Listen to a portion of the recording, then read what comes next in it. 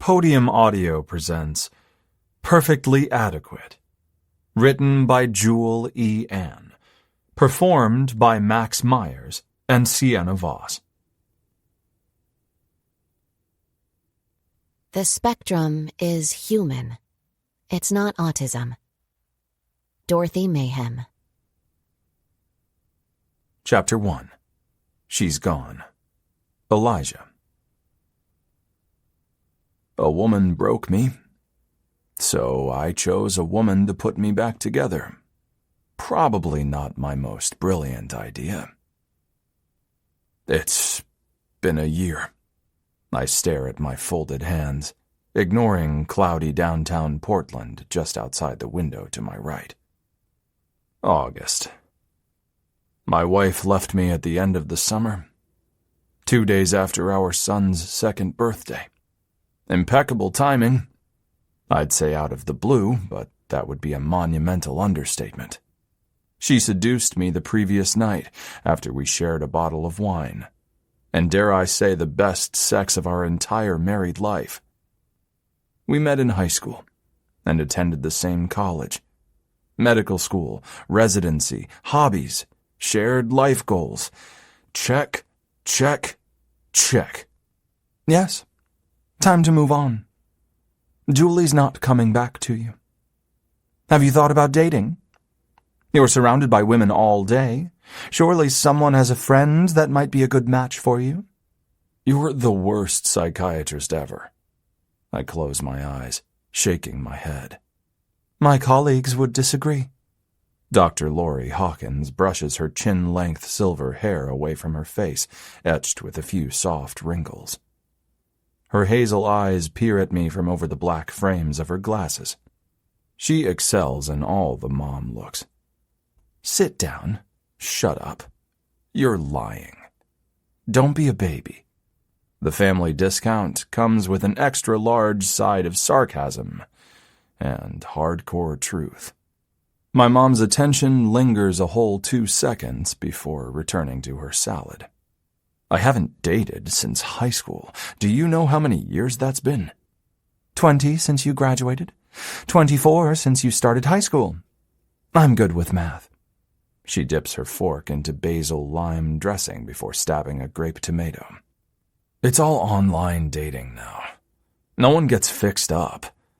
I don't think. I'm not really sure. I rub the tension from the back of my neck. You're a millennial, you'll figure it out. She blots her red lips with a napkin. I'm a millennial by 14 days. Leaning forward, I rest my elbows on her desk, framing my face with my hands. A deep sigh escapes me. I have lots of deep sigh moments. The previous year has felt like one big deep sigh.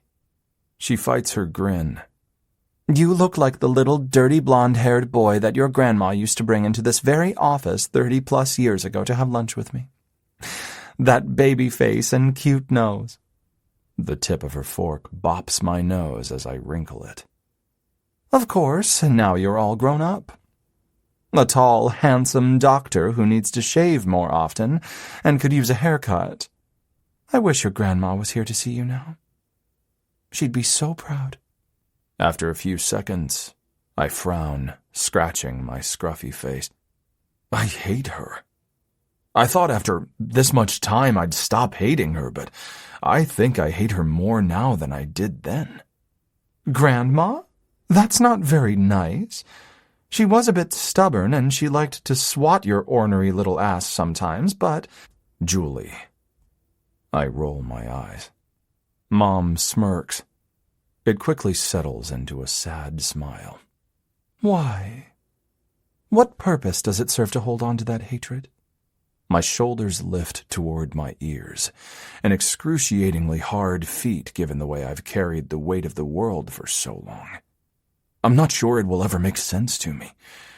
We waited until our mid-30s to start a family. Roman wasn't an accident. We planned for him. We planned every part of our lives to fit around him. Julie scaled back her surgeries because she wanted to be home more with him. I turned down a promotion because the added hours would have taken away from time with my family. Then one day she's just done? I go from seeing my son every day to being a part-time parent? What is that? Who does that? Who just walks away because they're... I shake my head. What were her words? Not that woman anymore. Mom bites her lips together, returning the lid to her salad. I saw Julie with Roman the other day at Szymanski Park, buying flowers for her mom's birthday. Julie has a tattoo on her ankle, a lotus. When I complimented her on it, she showed me Roman's name tattooed at the nape of her neck with a heart next to it. Did you know about the tattoos? Or that she's a redhead now instead of a blonde? Yes, I know. My sophisticated wife, ex-wife, who obsessively ironed our clothes and wore her hair in the same long, straight style since we were in high school, has wavy red hair, tattoos, and the wardrobe of a teenager. And boobs. I don't say it aloud, and neither does my mom, but Julie got breast implants 6 months ago, and she likes to show them to the world. Turtlenecks. She wore turtlenecks with me. Rhonda's daughter recently turned 24. She's an architect who just got out of a lesbian relationship because she's questioning her sexuality again. She had some health issues that have played havoc on her hormones. Poor thing. But she's doing better, and Rhonda thinks she's ready to try dating men again. Loves adventure. The nicest girl you could ever meet. Mom takes out a compact, checks her teeth for lettuce, pops a mint into her mouth, and applies a soft pink shade of lipstick. Your secretary's maybe possibly not sure if she's a lesbian daughter? I feel like you're disregarding my emotions. I stand, angling my arm to see my watch. But we'll save that for next time. I have to get back to work. She pushes back her hair, making her way around the desk to give me a hug. I love you, Eli. And not just because you bring me lunch every Friday. I drop a quick kiss onto her cheek. But that makes me the favorite, right? Mom chuckles. You're my favorite boy. I grin, being the youngest of 3 and the only boy. Releasing me, her glossed lips turn downward. You met Julie when you were 16. That's pretty young to expect forever. I nod. She's been my other half. My better half. My morning cup of coffee and my favorite goodnight kiss for so long I stopped counting. We were supposed to be forever. That unreachable number. Yet here I am, starting again at 0. 1. I have Roman. He is my one, and 1 is enough. It's officially everything. She wasn't everything, Eli. How did she read my mind? Julie is the mother of your child. That makes her something, but not everything. I grab a coffee and make my way toward my lab. Rounds went well this morning. Some good research results this afternoon is all I need to make Friday officially the best day of this week. A shiny pair of red sneakers with red soles and red laces snag my attention when the doors open on the 2nd floor. The sneakers move toward me, and my gaze slides up the blue scrubs to the young woman with shoulder-length sable hair and a friendly smile. She makes eye contact for 2 seconds before turning toward the doors and pressing the button to the 5th floor. Nice shoes, I say. Thanks, Dr. Hawkins. Her blue eyes make a return to me with her surprisingly enthusiastic reply to my compliment. My lips curl into an unavoidable smile. Have we met? She tucks her dark hair behind her ears. Yes. No. Well, I hear a lot about you. And I've delivered mail to your office and test results to your lab. We've passed in the hall, but clearly you don't recognize me, maybe because I'm usually pushing a patient or a piece of medical equipment. So, we have not officially met. I see. I glance at her badge. Dorothy? She doesn't look like a Dorothy. Maybe a Lauren or an Elizabeth. Maybe even a trendy name like Poppy. Her hand goes straight to her badge. Yes, I'm a patient transporter and a nursing student. Blue eyes roll toward the ceiling as she bites her lips together. Dorothy's cute. Young. Petite. My mom and sisters would say something like simply adorable, cute as a button, or something crazy like that. My grin swells by 20%. She has a forced confidence. I think it's forced. Maybe just nerves. I can't tell for sure. What do you hear about me? My head cants to the side just as the elevator stops on the 4th floor. My floor. She points her finger upward. I'm the next stop. You're not off the hook. I'll catch you later. You will? She blurts as I step off the elevator. Yep. I don't turn back. Dr. Warren, my intern, glances up from his tablet, peering over my shoulder as the elevator doors close behind me. Dorothy Mayhem. Now there's an odd duck. Mayhem? I keep my amusement to myself. Dorothy seems like an oxymoron to mayhem. Odd how? I brush past him toward my lab, and he follows right on my heels. She has like a million pairs of tennis shoes, and they always match her undershirt. I saw her in the cafeteria last Sunday eating lunch. She had a red metal lunchbox, all prim and proper looking on one side, but the other side was covered in stickers, decals, like Nike and Taylor Swift. I tried to say something to her, but she had earbuds in and was reading some textbook. Willow said she's on the spectrum. I can totally see that. I once dated an Aspie. It lasted all of 2 weeks. Damn eager to please in bed, so it wasn't completely awful. You're a dick. Did you know that? I swiped my badge to open the lab door. I'm just saying, it's a tough personality. Grating and annoying. It's ASD, not Aspie, and you're annoying me. Does that mean you're on the spectrum? He chuckles. Point made. I was just making conversation. Don't get me wrong. She's cute. Kinda has that innocent sex appeal. Plain, but forbidden in some ways.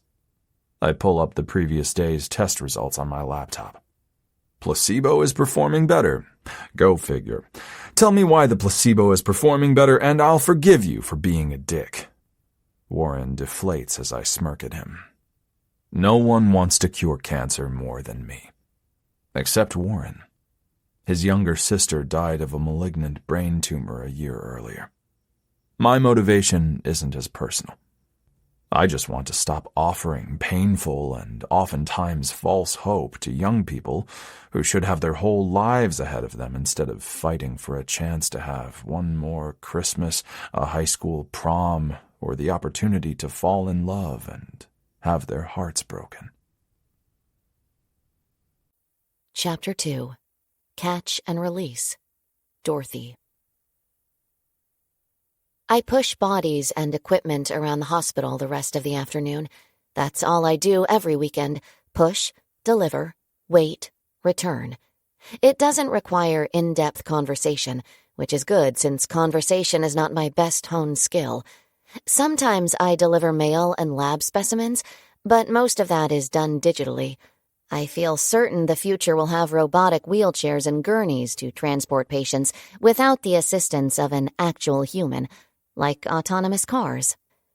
With 1 year left of nursing school, I want to work in plastics. But after talking with Dr. Hawkins, I'm reconsidering my goals. Dr. Elijah Hawkins, pediatric oncologist, complimented my shoes. And what was that promise of later? Later when? Today?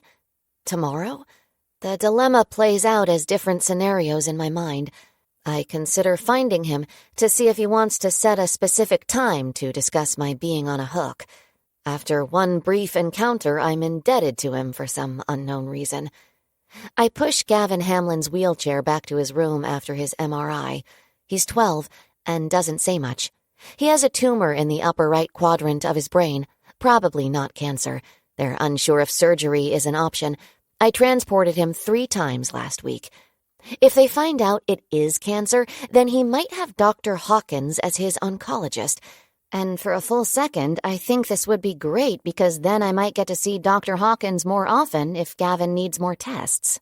But right after that second passes, I think, what the fuck just went through my mind? The upside to this young kid having cancer. Not a finer moment for me. See, my parents think I need to put myself out there and be more available. But after one interaction with the hottest doctor in the hospital, I've let my thoughts seep into the darkness, wishing death sentences upon young kids. What's next? Running through the halls, telling all of the kids the Easter Bunny isn't real and that most of them with rare cancers will not live another 5 years? Do you think I'm going to die? I mean, it's a tumor in my brain. It's going to kill me, right? I'm not your doctor. It's not my job to discuss medical information with patients. It's not really my job to discuss anything with them. But kids don't know one set of scrubs from another, so sometimes I field these life and death questions. Yeah, but you work here. I'm sure you see this a lot. Sick kids? Yeah, I see a lot of sick kids, but not all of them die. Most live. That's all you need to think about. I make conscious efforts to censor every word I say to kids at the hospital. My mind abandons all emotion when asked questions that have factual answers. Neat and tidy, black and white. Only kids don't do well with the truth. Scratch that. Parents don't do well with the truth. Lie to my child. I don't want to scare them. Code for I'm not ready to face reality. I can't imagine having children. Keeping track of my own shit, my own issues, and my own anxiety gobbles up all 24 hours. Why do you think I have this tumor? Because you have cells in your body that are dividing at an excessively rapid rate. Duh. But why? Before I can entertain him with my theories, based on solid research by some of the world's leading doctors and medical researchers, his parents greet him just outside of his room. I give them a smile and make sure he gets safely back into his bed. Several hours later, I take a quick break to get a coffee from the cafeteria. And talk about timing. Dr. Hawkins is in front of me in line. He doesn't see me because of that unfortunate evolutionary flaw in humans. No eyes in the back of our heads. My mouth falls open to say something, but then I clamp my jaw shut and replay the dialogue in my head one more time to make sure it's not stupid. Hey, Dr. Hawkins, I have 10 minutes if you want to catch me now. Catch me now. I'm not sure that's what I mean or he meant, but since I don't really know what he meant... Whoa, dear Lord, he smells good. Like herbaceous good. Not woodsy, vomit-worthy cologne stench. More like he rolled around in a patch of my dad's herbs. That kind of herbaceous good. Maybe rosemary? I lean in and take a generous whiff. Fuck! I yell, as his elbow lands in my nose when he turns to reach for a wood stirring stick. Shit! He jumps forward, arching his back after I spill my hot coffee down his backside, but only because he elbowed me in the nose. My eyes see stars and burn with those unavoidable tears that always spring out the instant someone rams you in the nose. I look at my hand. No blood. I touch my nose again. No blood. Damn, that hurt like a motherfucker. How is there no blood? I actually wish blood would gush from my nose, so my reaction that silenced the area around us might feel a bit more justified. Dr. Hawkins grimaces, pulling the wet material away from his skin while he inspects my non-bleeding nose. I grab several napkins, as does the lady behind the coffee counter, and we hand them to him to blot the coffee. Then I grab some more napkins and blow my nose really hard. No blood.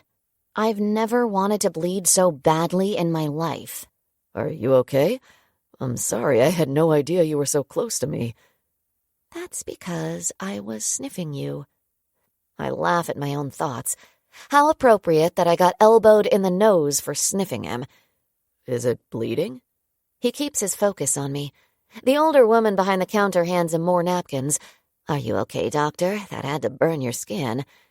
He gives her a polite nod, taking the extra napkins. I shake off his question while removing the wad of napkins from my nose and showing him the clear mucus on it. There's no blood. See? The barista grimaces. I take her cue and dispose of the napkins. Maybe showing my snot is not the right approach. But yeah, no, I mean good. I'm good. Your ass is probably scorched from that coffee. Hope you have on thick briefs.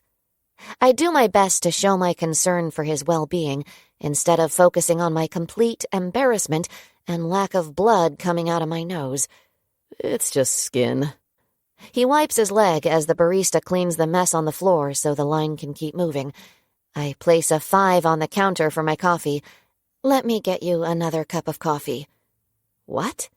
I shake my head so hard it hurts my brain.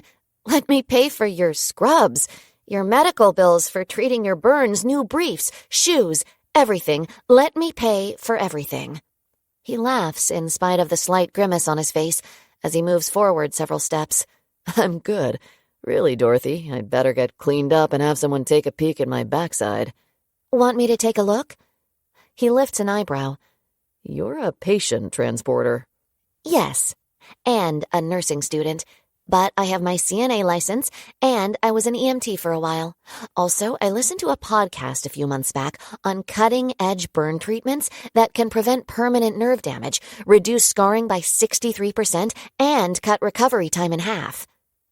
Dr. Hawkins blinks for several seconds, eyes narrowed a bit. Dr. Hathaway is head of the burn unit. I think I'll have her take a quick look. Your ex-wife? I'm certain the whole cafeteria hears me, but his suggestion strikes me as odd.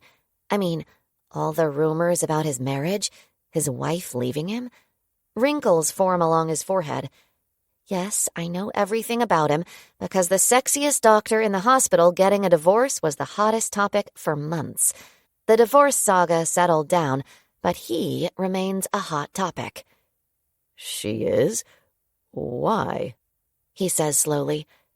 I realize she's a doctor, but it has to be weird letting your ex-wife see your naked ass, buttocks, gluteus. I smile, my go-to when things get really awkward, which happens way too often. His thick eyebrows dip. She's seen it a few times before. An odd grin plays along his lips. I'm not sure if I amuse him, or if it excites him to think about his ex being forced to look at his ass again, a reminder of what she gave up. Sucking my top lip between my teeth, I nod several times. Okay, but make sure she listened to that podcast. I can send her the link if she hasn't heard it yet, but I'm sure she knows all about it. She's brilliant and my favorite boss bitch in the whole hospital. Dorothy? He scratches his chin, lips corkscrewed to the side. I mean bitch in a really good way. Take charge. No nonsense. Get shit done. Dr. Julie Hathaway is my idol in so many ways, but I stop short of making that confession. Real progress on my part. Yes? I whisper. He hands me his cup of coffee. Pressing his finger to the bottom of my chin, he lifts it, guiding my head to one side and then the other side, gaze focused on my nose. Then he gently pinches my nose while pressing the surrounding area with his other hand. It's a bit sore, but not broken, or bleeding, or scorched from hot coffee. Ugh. It's not that I'm not concerned about my nose. I am. This isn't my first nose injury. By now, I could have irreversible damage to structures and tissues in my nose. I can't even think about the long-term problems I might experience, like stuffiness and breathing issues or sinus, bone, and other nose infections. This could be really bad for me. Sorry about your nose. He releases my chin and smiles before heading toward the elevators. Your coffee! I hold it up. Keep it. He presses the up button. Elijah. Julie knew she wanted to be a plastic surgeon from the moment her younger brother had surgery on his cleft lip. She knew she wanted a successful career as a doctor. She knew she wanted to change lives by giving kids confidence again. I, on the other hand, floundered around, unsure of a specialty, unsure of where I wanted to live and work, unsure about if and when we should start a family. Julie was my compass. I need a favor. I tuck an extra pair of scrubs under my arm. She glances up from her phone just outside of her office on the second floor. I'm not switching weeks with you. Roman has been looking forward to... A large cup of really hot coffee was just spilled down my backside. Her eyebrows shoot up. Oh, you want me to take a look? No, I just wanted you to know in case I die from sepsis. She rolls her greenish-brown eyes and smirks. Follow me. We find an empty room down the hall, and she closes the door with her back to me. Let me know when you're ready. Wow, 15 years of marriage and you want me to undress while your back is to me? Put on a gown only so you can pull it back and inspect my bare ass? We've had sex so many times in this hospital I stopped counting, yet here we are, cordial and professional. Eli, she whispers on a sigh. I'm ready, Dr. Hathaway. Dr. Hathaway. There was no question that she wasn't going to take my name when we got married. I didn't need her name to be the same as mine. I just needed her. On my stomach, I glance at her over my shoulder. She focuses on my burns, always professional. I focus on her new red hair color and her crisp purple button-down under her lab coat, revealing her larger cleavage. I'm sure some eager plastics guy jumped at that opportunity for professional reciprocity with the world-renowned Dr. Hathaway. Hope you can learn to sleep on your right side, or your stomach. She cleans the burns as I clench my teeth. I'm a back sleeper, you know this. Julie frowns, dressing my wounds. That's why I said it. But we've been apart for over a year. She shrugs. I thought maybe having the bed to yourself might have changed that. Or do you have company in bed? Yes. Roman finds his way into my room, heating my bed by about 10 degrees. For the first time since she started tending to my bared backside, she shoots me a quick glance with a nervous smile. Yeah, I'm an idiot. I turn my head, staring at the wall with my arms folded under my chin. That was your way of asking if I've had another woman in my bed? Smooth, Jules. So smooth I didn't catch it. You're a wonderful man, Eli. Any woman would be lucky to be in your bed. Except my wife. I'm not your wife anymore. I grunt. Maybe I should have let Dorothy deal with my burns. God, you're so clinical, Jules. I'm professional. Cold. Thorough. Focused. What is your deal? Did you think I was going to treat your burns with a hand job? If I thought you were going to address my burns with the same fumbling ineffectiveness as your hand jobs, I would have let the patient transporter treat me. Her gloves snap as she peels them from her hands and tosses them into the trash can. Have your mommy change your dressings. The door opens. The door closes. I remain on my stomach, eyes shut as I blow out a slow breath. Had I not loved her right down to my soul, I wouldn't hate her so much. After easing on a pair of clean scrubs, I slip out of the room and find Julie in her office. She glances up from her computer as the door clicks behind me. Guilt wars in her eyes, weathering her face and weighting her posture. It's always the same look. Even when I provoke her like I did a few minutes ago, she bleeds more pain than anger. Will the day ever come that I fully understand? I stroll around her tiny office, inspecting the diplomas, professional licenses, and achievement awards that I've seen a million times before, the photos on her desk of Roman, and the Zen garden my mom gave her. Probably not. Keeping my back to her, I stare blankly at the bookcase filled with medical journals. Are you happy, Jules? Is this new life everything you hoped it would be? I don't know how to answer that. It's hard to feel happy being the villain.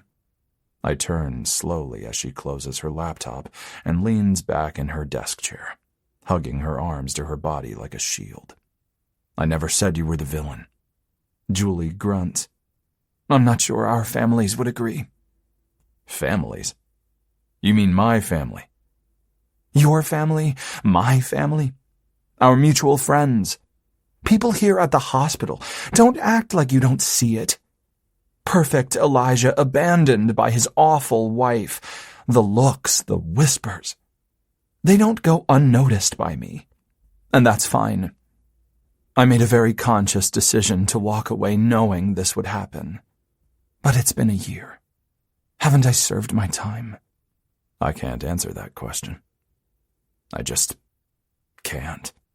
One night we were making love with so much intensity I felt like a damn virgin, falling in love with this woman all over again. It felt pivotal. Something so out of our ordinary that I knew things would be different between us. But my different was not even on the same planet as her different.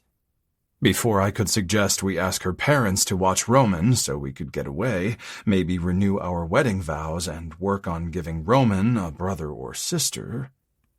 Boom! I need out, Eli. Need. Not want. Need. Julie needed out of our marriage, and when she broke down crying, I actually felt sorry for her. She sounded like a victim pinned beneath an overturned car, begging me to help her. What do you want me to do, Jules? Anything. I wanted to do whatever she needed. All I could focus on was helping her out of her pain, lifting that proverbial car from her so she could breathe, so she'd stop crying. It was always instinctual to take away her pain. I need you to let me go. She wanted me to let go of 15 years of marriage, just like that. Live with joint custody for the next 16 years. Untangle my life from hers. Julie wanted me to stop breathing. She'd been so adamant about my lack of understanding her motives, her feelings, but I just couldn't understand why you'd work so hard to have everything you ever wanted and then just let it go. Because that's what I believe. The life we had was everything. How do you let go of everything? Taking 2 slow steps, I pick up the framed photo from her desk. Same frame, different picture. It used to be a photo of our family at Disney World. It's been replaced with a photo of Roman at the zoo with Julie. You know the patients who survive the unimaginable? The ones who, by all rights, should be dead? And yet, they hang on. As doctors, we have no explanation for the heart that's still beating in a body that's broken beyond repair. We remove our hero cape and toss it aside because we're not worthy of taking credit for something that's clearly greater than our most honed skill. It's the fight. The patient fights for something they refuse to lose, even when to everyone else it's over. I return the photo to her desk and continue. I never saw you fight. You just let go. And the only explanation you've ever given me is, I just can't explain it. You won't understand, and it won't change anything. Eli. She bows her head, closing her eyes. If you could give me something, the tiniest of clues, it would profoundly change my life. Emotion hits me in the form of desperation. I refuse to blink and let her see me cry again, but fuck, it still hurts. Julie opens her eyes, but keeps her chin tipped to her chest. She won't even look at me. I fell out of love. With me? I whisper. She slowly shakes her head while lifting her own teary gaze to meet mine. With myself. I fell out of love with the woman I was with you. And to this day, I still can't explain it because the words sound so selfish and utterly ridiculous in my own head. I just wanted to be someone different, and I couldn't do it when I felt anchored to you. And as much as I wanted to just forge ahead, I felt this ticking clock counting down the hours of my life, and every day felt like a missed opportunity to honor myself by living the life I wanted to live. The hair, the tattoos, the new clothes, I glance at her chest. The implants. I shake my head. Did you think I wouldn't be okay with them? Don't do this, she whispers. Do what? I don't understand why you can't tell me. Because it's embarrassing. She presses the heels of her hands to her head before running her fingers through her red hair. I wanted a new start, a rebirth. I felt like a butterfly dying to emerge from my cocoon, and you were the cocoon. I didn't want to become something in your eyes. I wanted to simply be someone in the eyes of a man who didn't watch me stumble through my awkward teen years, who didn't have a first-hand account of how much I hated sex for months after I lost my virginity because I didn't have the confidence to be sexy and adventurous. I want a man who didn't see me break down 1,000,000 times during medical school. It's like you were the contractor who built me. But I don't want to be with someone who knows every single part of me. I want to be exciting and new. I want to have a man look at me with curiosity and wonder. I want to keep a part of me for myself. An unsolvable mystery, not a foregone conclusion. Her words hang heavily in the air as my mind struggles to process them. They would make sense to me if we were 15 again. But we are grown-ass adults with jobs and a child. Still, I just want my life back. My wife, my family. Fine, let's meet at a bar. Let's date like we're meeting for the first time. I'll act like you've looked this way forever. You can tell me as little or as much as you want to about yourself, and I won't bring up our past. After several unblinking seconds, a tiny smile works its way up her face. I love you, Eli. I will always love you. But you just said it yourself. It would be an act. We both deserve something better than that. We could go through the motions, but they would mean nothing because we both would know they were an act. She looks at me like a dog she plans to leave at a shelter. It's the way she looked at me when she said she needed out. A terrible look. I'm good with that being the last time she gives it to me. I'll have Roman's bag packed Sunday night. I turn and exit her office without looking back. I'm done looking back at the wreckage of my marriage. Dorothy. The following morning, after a 12-hour shift, I wait inside the parking garage entrance. I have it on good authority that Dr. Hawkins will be here at 7 a.m. It's not his weekend to work, but also on good authority, he has a patient in a special chemotherapy trial, and he needs to check in on her. Dr. Hawkins! His head snaps up as he walks through the automatic glass doors, holding his son's hand. The little boy looks about 4 from his height. Tall, probably his dad's genes. Dr. Hawkins has to be at least 6'4", a full foot taller than my 5'4" stature. But I know, in spite of his height, little Roman is only 3.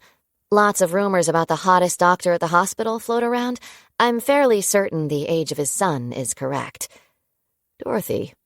He says my name slowly, like the smile that grows on his face. For you. I hold out a large reusable shopping bag, but it hasn't been used before. I bought it for his stuff. He can reuse it. He can think of me when he reuses it, unless it brings back memories of me spilling coffee on his ass and down the back of his legs. Then maybe I prefer he not think of me when reusing the bag. He releases the little boy's hand and takes the bag. What's this? What's in the bag? Roman says in choppy increments. He's a spitting image of his dad. They both have the same dirty blonde hair, a little longer on the top and shorter on the sides. They have the same rich brown eyes, too. His shirt reads, Trouble. Dorothy? Dr. Hawkins shakes his head, lifting his gaze from the contents of the bag to me. Why did you do this? I ruined your scrubs, so I bought you new ones. Underwear, just took a guess on the size. Hope you're good with boxer briefs in black, and the shoes are in 2 sizes. I guessed either a 10.5 or an 11. Am I right? Dr. Hawkins nods slowly, wearing a distorted mask of confusion. 11, but... Donate the other pair. I shrug. You? He shakes his head again, brows knitted together. You should return them and get your money back. You should return all of this and get your money back, and what is... He pulls out the superhero cape. Oh! I laugh. That's not for you. I heard you usually arrive with this little guy because he goes to the hospital daycare. Apparently a lot of the nurses' ovaries explode when this happens. I roll my eyes. Seems a bit far-fetched. Anyway, I had an uncle who used to include me whenever someone in the family had a special occasion like a birthday. He'd get them a gift, and he'd get me some sort of dress-up gift. My mom said he was spoiling me, but he said fostering a child's imagination is an investment into the future, not the spoiling of a generation. Dr. Hawkins opens his mouth, but nothing comes out for several seconds. I glance at my watch. I have to get upstairs. Hope everything fits, especially the cape. I grin at Roman. He's adorable, hugging his dad's leg and watching me with big brown eyes. Thank you, Dorothy. Really, I don't know what to say. Daddy, go. Roman tugs on his leg. Yeah, buddy, we'll go. He shares a big smile, not the confused and guilty expression from just seconds earlier. Dr. Hawkins has a great smile. I can tell he's a flosser. Tall, and he flosses. Journal-worthy. I'll give him the cape later. If I show it to him now, he'll want to take it to daycare, and there will be a meltdown when I don't let him. That's cool. So, later. I turn and push open the doors to the stairs. You're taking the stairs? I glance over my shoulder. Yep, I like to close my movement and exercise rings before noon. Lifting my wrist, I show him my watch. He holds up his watch. I already closed my exercise ring this morning. He winks. Tall, flosser, fit. Yeah, totally journal-worthy. Chapter 3. Accidental Babysitter. Elijah. Cute cape? Mom smiles at Super Roman as he flies around my parents' backyard, chasing Elmo, their golden retriever. I nod, sipping my Sunday brunch mimosa, finding it impossible to hide my grin while looking at that cape and thinking about the woman who gave it to him. The burn incident. I glance at Mom, leaning to my right since the burns on my left butt cheek and the back of my left leg prevent me from sitting with my weight evenly distributed. The culprit is a patient transporter at the hospital. She replaced my items of clothing, including new underwear. Mom's eyebrows inch up her forehead. Yeah, I chuckle. She also bought Roman that cape, having never met him. I already love her. When are you bringing her to Sunday brunch? I laugh some more. In another life where I'm not emotionally stunted from my wife leaving me and only spending half the year with my son? Or when I'm not buried in my lab or attending funerals of deceased patients? Well, she taps my leg with her toe as she bounces one leg crossed over the other. In that pathetic spiel you call an excuse, you failed to mention that you're not interested or attracted to this woman. That's progress, Eli. I scratch my jaw, focusing my gaze on Roman. She's young. How young? I shrug. Maybe late 20s? I'm not sure. Married? I don't know. I grin. Our interactions have been limited. Wedding band? No, but she might just not wear it to work. Ha! Mom throws her arms in the air like someone scored a touchdown. You looked! Eli, you actually looked to see if she was wearing a wedding ring. That means something, my dear boy. Great. Yes, I looked to see if she had a ring on her finger after she went on about the podcast on burn research. For the tiniest, fleeting moment, I wondered if she went home to some guy who got to listen to her sexy, nerdy girl chattering about medical research. Jesus. Did I really just think sexy? You should ask her out on a date. I work with her. Not a good idea. Mom pulls her glasses down to the tip of her nose to look at me over the frames. She's a patient transporter. I'd hardly call that working with her. I'm not ready to date. Mom drains her drink and sets it on the mosaic tile table between us. Roman sure does like that cape. On a sigh, I bite back my grin. Yeah. It was the perfect gift. I'll write her a thank you. You do that. Mom nods slowly. Make sure you leave your cell number on that thank you. And I'm out of here. Where's Dad? She juts her chin toward the detached garage. Playing with grease, as always. You know, you'll never get over Julie if you don't crack open the door to other possibilities. Yep, I think I'll go help Dad. I make my escape to the garage to help my dad. He doesn't ask questions beyond, "What's up?" A man of few words, always under a car covered in grease. My parents are opposites in every way possible, the mechanic and the psychiatrist.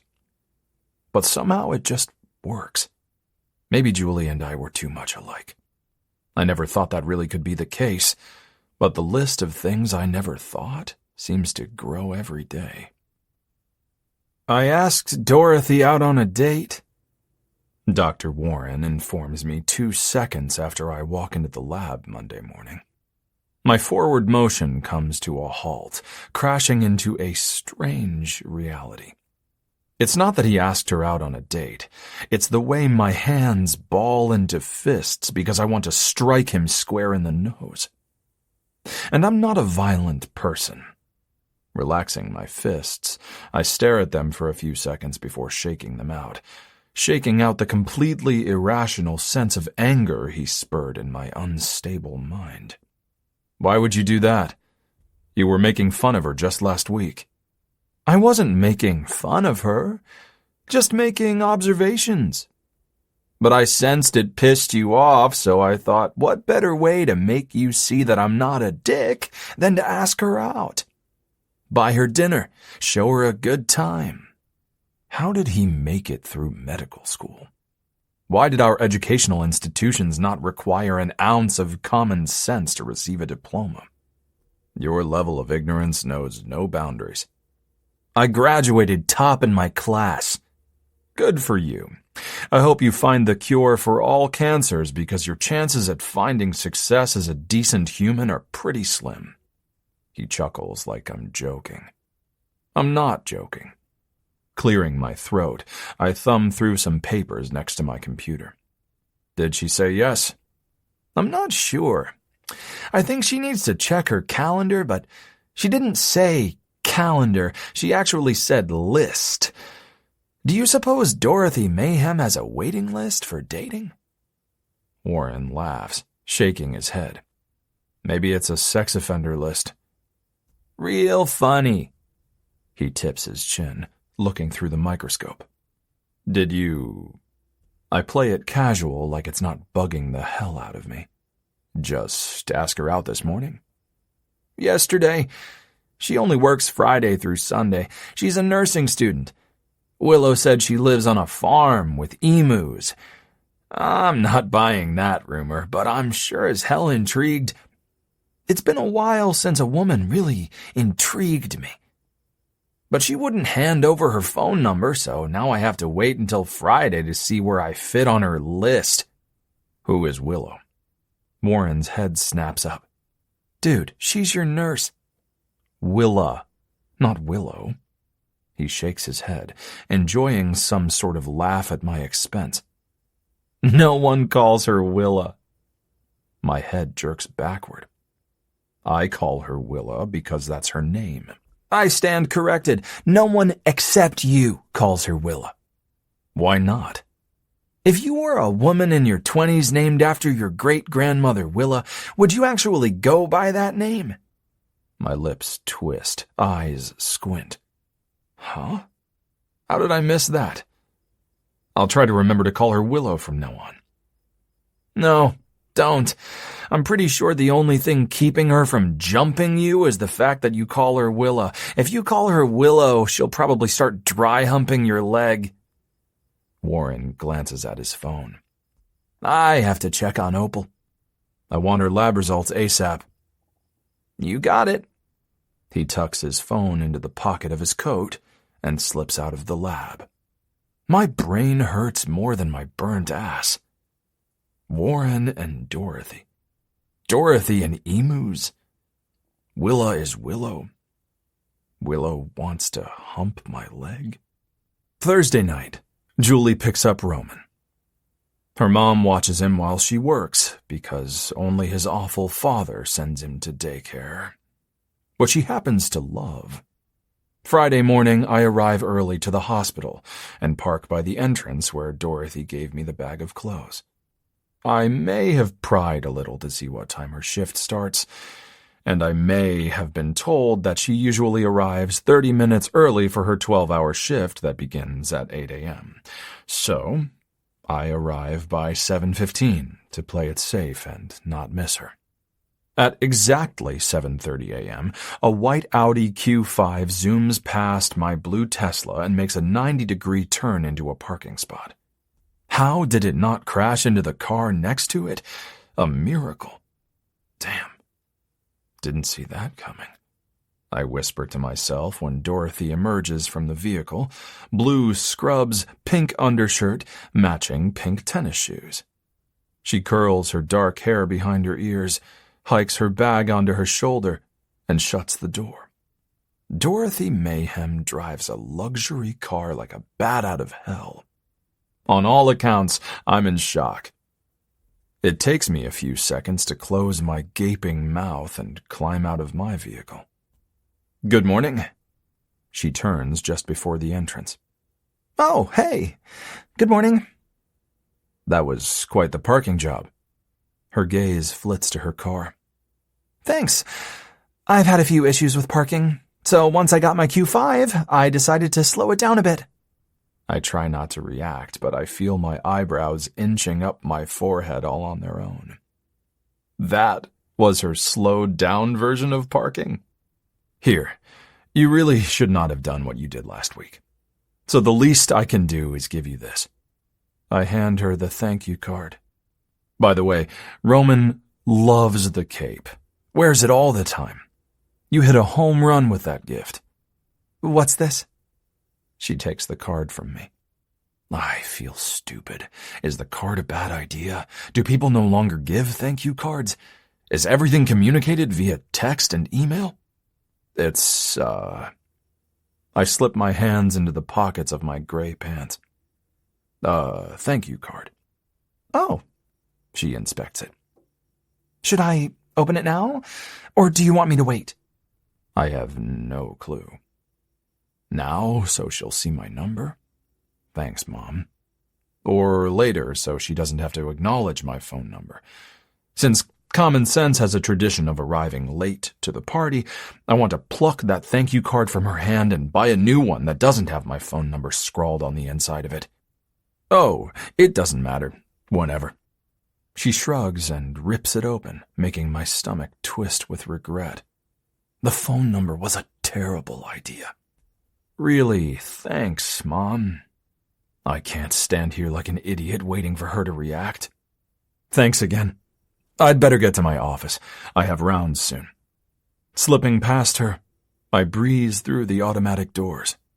Is this your phone number? I stop. Closing my eyes, I curse my mom and her terrible idea. That I didn't have to take, but she's smart and usually right, so... Yeah.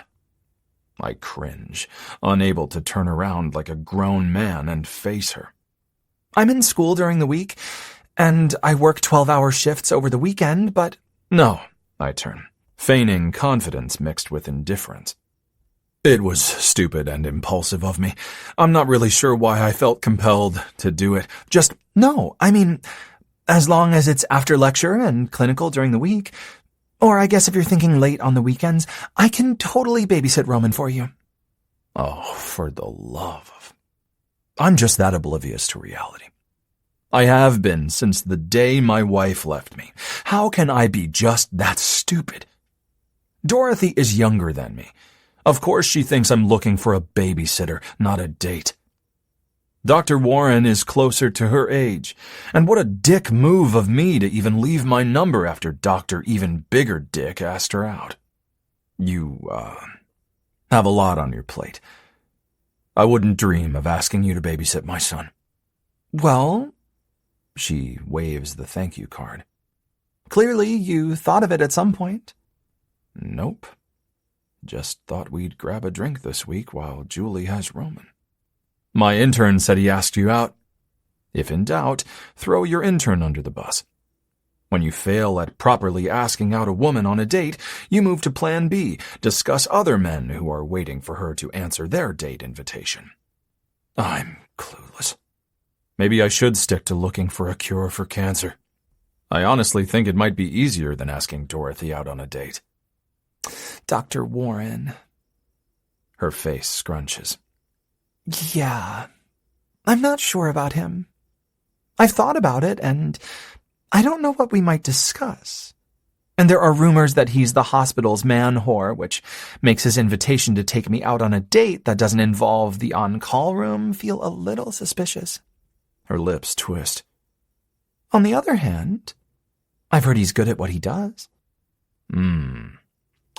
Yes, Dr. Warren is an excellent doctor. Oh, She grins, I meant what he does in the on-call room. rubbing the back of my neck. My gaze drops to my feet. Well, I can't vouch for that. You'll have to get other references for that. Did the underwear fit? I need to get out of here. The conversation has taken way too many sharp turns. My brain hurts from the whiplash. Why didn't I stick with a simple verbal thank you? Babysitting. Dr. Warren's inappropriate behavior in the on-call rooms. The gifted underwear from a stranger I've known for all of 2 seconds. Really. No words. Yet, I gave her my phone number. And at the time, my only explanation was impulse and my mom. I'm not ready to date, but I need to date. The commiserative looks from everyone around me chips away at my sense of self-worth. Yes, my wife left me, but those looks stopped months after it happened and have evolved into poor thing can't get over her looks. No, thank you. Yes, they fit just fine. Good. She nods, a pleasant smile stealing her face for several seconds before it simmers into corkscrewed lips. You need my phone number. I mean, if you want me to babysit, you need my phone number. It's not like I'm going to call you and tell you when you need a babysitter, right? Why? Why the phone number? Do I really expect her to call me and ask me out? I would have paid top dollar for a shot of clarity and common sense while writing that damn thank you. She slips her phone out of her pocket and moves her thumbs along the screen. A second later, my phone vibrates. I glance at the text. Hi, Dr. Hawkins. It's me, Dorothy Mayhem. Now you have my number. My grin grows exponentially. It feels good. Better than good. It feels pretty damn amazing as I glance up at her. Thanks. I'll add you to my contacts. Cool. I'll see you around. Oh, Dorothy. She turns. Yeah? Is Dorothy your grandmother's name? She wets her lips and rubs them together a few times while her brows pull toward her nose. Then her face relaxes, welcoming back that contagious smile. No, silly, it's my name. And just like that, she heads up the stairs as I replay the train wreck in my head. Cool. Julie never says cool, and she never calls me silly. She speaks to me on a need-to basis, scowling at me like a tumor protruding from her neck, giving her a perpetual frown. Chapter 4.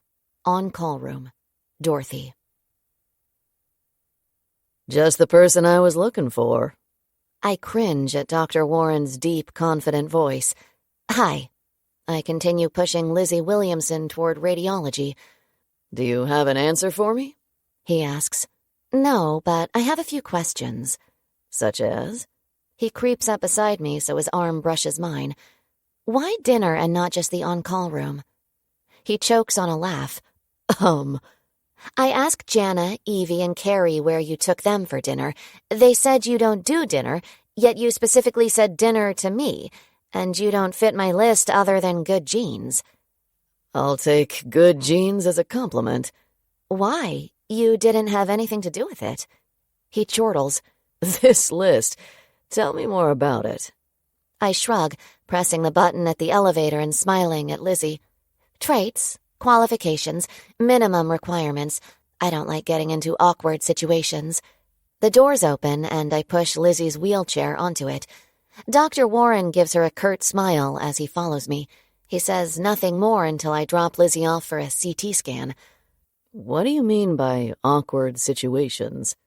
He corners me, literally in a corner outside of radiology. He smells kinda good, kinda bad. Coffee good, strong hair product bad. In the on-call room, you don't have to say much, I imagine. Heat rushes up my neck as I stare at his green scrub-clad chest. But dinner requires conversation, which is not my specialty. So if you don't have a lot of material planned in terms of conversation, then dinner could be awkward. I don't have to look up to know he's grinning. Dr. Warren bleeds confidence, and it drips all over me like sticky honey that I need to wash off. Wavy black hair, dimples. It's almost too much. Would dinner be less awkward if our first date were in the on-call room? That makes no sense. I look to my right at the nurse headed our way. That would give us one topic to discuss, sex. And if you don't live up to the expectations, I'm not going to be able to pretend that you did, and I don't want to hurt your feelings, but I'm not great at lying. Warren barks a laugh. Dorothy, I can guarantee that won't be an issue on my part. As for you, I have no idea, but I'm willing to give it a go. My head jerks up to meet his mischievous hazel eyes. I'm very well read on the subject, probably more so than you. Well read? Dr. Warren laughs more. He laughs at me. It seems highly unlikely that I will join him for dinner or meet him in the on-call room, although the latter stands a better chance because I'm pretty competitive. And at this point, I want to show him I'm nothing to laugh at in bed. He leans closer, sharing his coffee breath on a whisper. Dorothy, are you a virgin? A well-read virgin? I stumble backward, hitting the wall. No, I'm not a virgin. Warren's eyes widen as he looks around the hallway at the few bystanders silenced from my answer that may have been a bit louder than necessary. Does he really believe I'm a virgin at 30? An unsettling amusement ghosts across his face as one side of his mouth curls into a smile, showing off one dimple. When you take lunch, page me. We'll see who does it better. He pivots, strutting toward the elevator. I only have 30 minutes for lunch. Then find me quickly. He keeps strutting. But I have to eat my soup and carrots. Bring them with you. His shoulders shake, and I know he's laughing at me. Again. Over the next 5 hours, I pass by different on-call rooms, and my skin begins to itch. I have to be allergic to Warren, or he gave me something. He did breathe on me, and he's around sick kids all day long. It's disgusting how many doctors don't follow proper protocol to prevent cross-contamination. I bet those on-call rooms are breeding grounds for every infection known to man. Just what I need. Some fatal infection that causes bleeding from all of my orifices. I inspect my skin for bruising, indicative of internal bleeding. Since it's a sunny day, I take my lunch outside instead of paging Dr. Warren. I prefer clean bedrooms and half-deflated blow-up mattresses, but that's a story for another day. Planting my butt beneath a maple tree, I slip in my earbuds and re-listen to a podcast on flesh-eating infections, just in case. Canned, no chicken soup? Plucking my earbuds from my ears, I glance up at Dr. Hawkins and his godlike aura as he squats in front of me, sipping something from a Yeti mug. He's hot.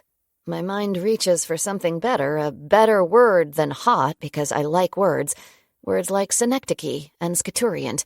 But I have to call it like I see it, and the more I see it/him, it's hard to not fixate on his hotness.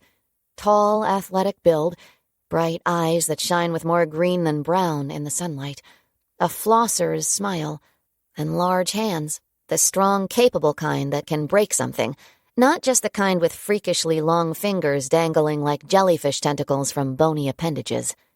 Dr. Hawkins has hands that don't just hold shit, they command everything they touch. Or so I imagine. Yes.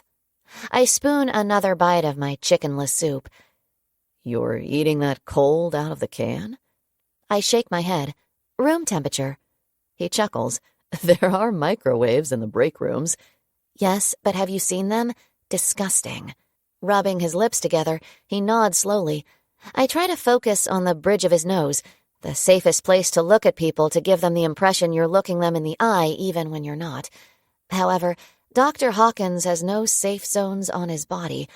I can't look at him anywhere without physically reacting with a flushed face and racing heart because if my intuition is right, 50-50 chance, I think he enjoys looking at me too. So I keep my focus on my soup, tonguing my teeth to make sure I don't have parsley stuck between them. My luck involves miscommunication catastrophes. I think he likes looking at me, but really I just have shit between my teeth, these kinds of miscues. Did you eat lunch already? I ask between sips of soup. Yes, I have lunch with my mom on Fridays. He nods across the street. She works in that building. I get her favorite salad and take it to her. I squint at the building, another medical building. What does she do? She's a psychiatrist. I nod and swallow. Talk, doctor. He grins before bringing his red mug to his lips, still balancing in his squatted position. Yes, she's a talk doctor. Dr. Hawkins clears his throat. Listen, I just wanted to set something straight. The phone number in the card wasn't for a babysitter. He shakes his head, glancing down at the grass between us. It was because I thought it might be a good idea if I bought you dinner, and I should have just came out and asked if I could buy you dinner, but instead I put the number in the card and found myself fumbling for the right words, like I am now. He rubs a hand down his face and whispers to himself, Geez, Eli.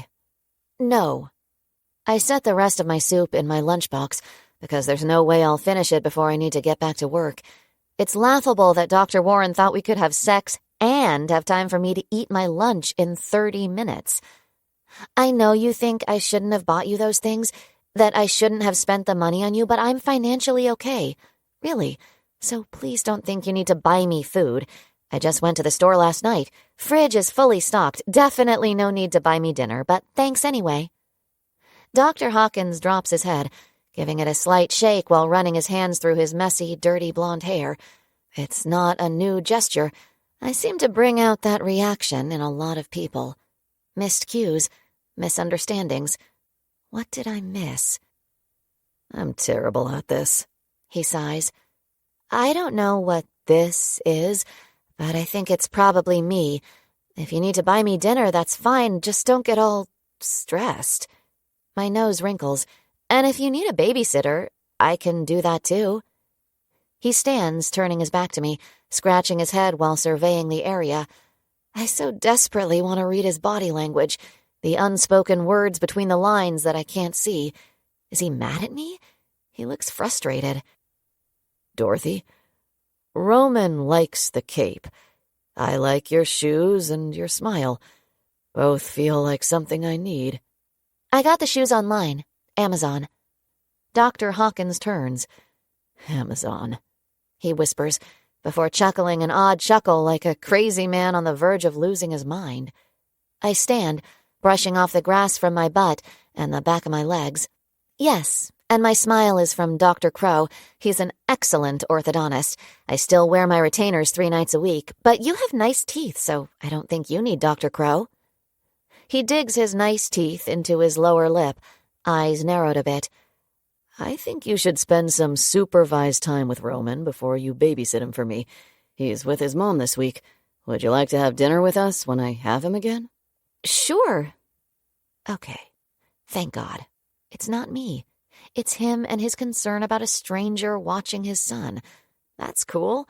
Too many parents blindly leave their kids with complete strangers from babysitting services. I respect his approach. If I planned on having kids, it would be my approach as well. Sure. He grins. I like sure. So I'll call you after I check my schedule. Or text me. We don't have to talk. No one calls me except my dad. He doesn't like to text. What if I want to talk to you? I can't imagine why that would be. Maybe he doesn't know how to text, like my dad. Then you better call after I get home from school during the week. So after 3, except on days I have clinical, then it's after 4. Or you could call me after I get home from work on the weekends, so after 8:30. I shake my head. That's not true. I walk for an hour and a half, so tack on 90 minutes to both of those times. He smiles like my parents smile at me, and maybe a few friends I used to have, like Nicole. It feels comfortable, like acceptance. Noted. I have to get back to work. I'll call you. Okay. I start walking toward the hospital entrance. He walks beside me. Did Dr. Hathaway listen to those burn podcasts? I bet she did. She's so brilliant. I didn't ask, though I'm sure she did. Because yes, she's brilliant. She's always on top of cutting-edge treatments in her field. He exhales, like his ex-wife, boss bitch, amazing doctor isn't a great thing. But she is. Julie Hathaway is the pinnacle of achievement for any woman in the medical field. I'd give my right nipple and even my clitoris on most days to feel that successful, confident, and generous. Was it weird, asking her to look at your burns? I heard she left the exam room a bit aggravated. He pushes the elevator button and turns to face me, arms folded over his chest. Just how much gossip about me do you hear on a daily basis? The doors open, and I step onto the elevator first. I'm not here that often, but if you divide the gossip into a daily amount and multiply it by 7, then I'd say it's a lot. He follows me onto the elevator and leans against the opposite wall. I stare at his shoes. They're older blue Nikes, not great, but far from awful, and not on my no way in hell list. His sinewy arms and his genetically sculpted face make up for the worn Nikes. People feel sorry for me? I don't know. Maybe. They just talk about you and your... I stop before saying hotness. My... His eyebrows lift. They're good brows. Not a unibrow, and not like some of the older doctors who get one long-ass brow that's like an inch long and standing straight out ready to stab someone. Whenever I see that, I just want to pluck the damn thing from their face. Do they not have a mirror or close friends to tell them about it? I don't know, really. And I don't know for sure. I know a lot of the nurses whisper inappropriate comments about him. Inappropriate because of sexual misconduct rules at the hospital, and inappropriate because they're married with kids and attending church on Sundays. My opinion of his hotness stays in my head. No one can fire me for my thoughts, except when I let them slip out to patients like, yeah, you might die. A rare occurrence that happened only once just after I started, and at the end of a very long day when my brain felt ready to explode. In my defense, the boy was 15 and knew he was dying. He just wanted one person to give it to him straight, and that just so happens to be my specialty. But I never join in the break room chatter about Dr. Hotness Hawkins, not my label, and the speculation of his penis size in relation to his hand size and finger length ratio. There's nothing scientific to back that up. That I did mention in the break room once, but it wasn't well received by my coworkers. I think they used the word killjoy to describe me. Finish what you started to say. Oh, shoot. I grin as the doors open to my floor. No time. Bye, Dr. Hawkins. Chapter 5. Meatballs. Elijah. 5 days after our chat outside of the hospital and in the elevator, more alluding to my gossip popularity, I decide to call Dorothy. No solid reasoning backs my decision. I just know that my incessant need for things in my life to make sense has gotten me nowhere. No clarity, no family unit, no wife, no hope that it's all just a bad dream. So I changed directions and let instinct guide me. My instinct says Julie would shed several tears if I died. But short of that, she wants nothing to do with me. My love rubs her like a splintery piece of wood someone impaled into her chest. Every move I make only intensifies her pain and angers her. Hi, Dr. Hawkins. Dorothy answers on the first ring, probably because I've followed her guidelines for the best time to reach her. I have a feeling she has a lot of guidelines. Fine by me. I'll take all the cues and guidance I can get.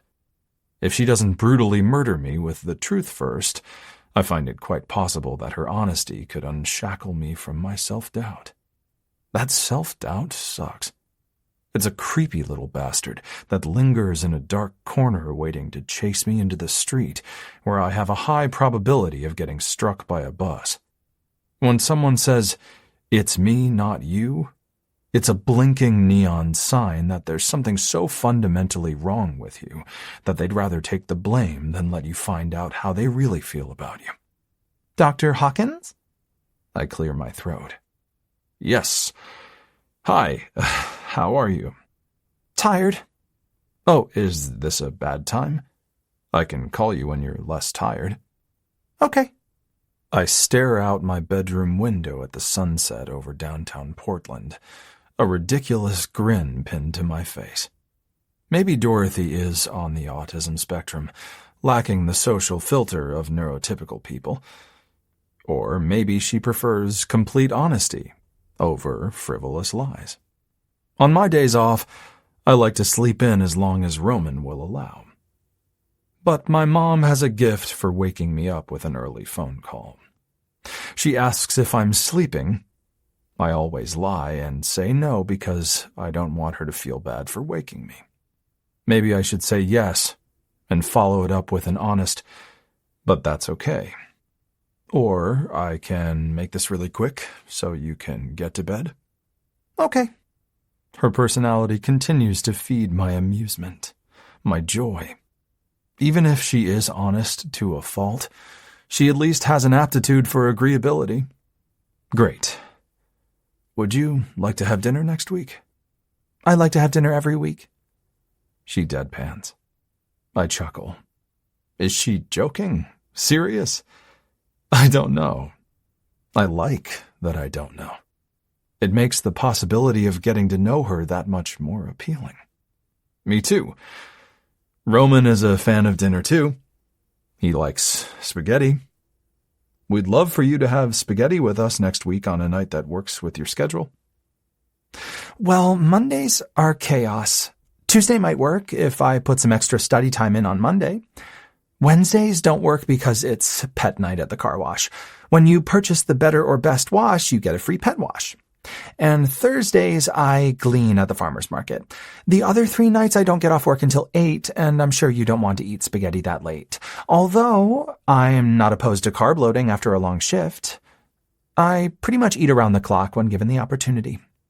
My mom wondered if my insatiable hunger was a parasite issue, so I did some extensive research on it and had myself tested. Turns out I have no parasite issues. I'm just hungry a lot. Pet washes. Gleaning. Parasites. While so many questions race in my head, I promised one quick question before letting her get to bed. The other questions will have to wait until spaghetti night. Tuesday sounds like the perfect night. Yeah, maybe. Indecision seeps into her words. I'll see if my dad will feed Wilbur, Orville, and Gemma. Okay. Even with the time restraint, I have to ask. Wilbur, Orville, and Gemma? Yes, my emus and my dog. So much for rumors. I have no idea where Dr. Warren and Dorothy stand. It never feels like the right time to ask him, especially since I've been planning my own date, dinner, invitation. And he doesn't bring it up, so I assume, secretly hope, she rejects his invitation. But he is right about one thing. Dorothy mayhem evokes an unavoidable curiosity. I close my blinds and head downstairs to the kitchen. All the food talk makes me hungry. Tuesday at 6 work for you? I'll check with my dad. Fine. I open the fridge and grab a bowl of grapes. Tuesday at 6. Unless your dad can't feed your pets. Then you feed them, and we'll have dinner at 7 instead. But what time does Roman go to bed? 8. So I'm coming over for an hour? 2 if my dad feeds Wilbur, Orville, and Gemma? You can stay later than his bedtime. Why? I chuckle. I don't know. To talk to me. About what? Maybe you can tell me about your emus. I can tell you about them while we're eating dinner. True. I have no great response. She makes nothing easy for me. I guess if we have nothing to talk about after Roman goes to bed, then you'll go home. Okay. Okay.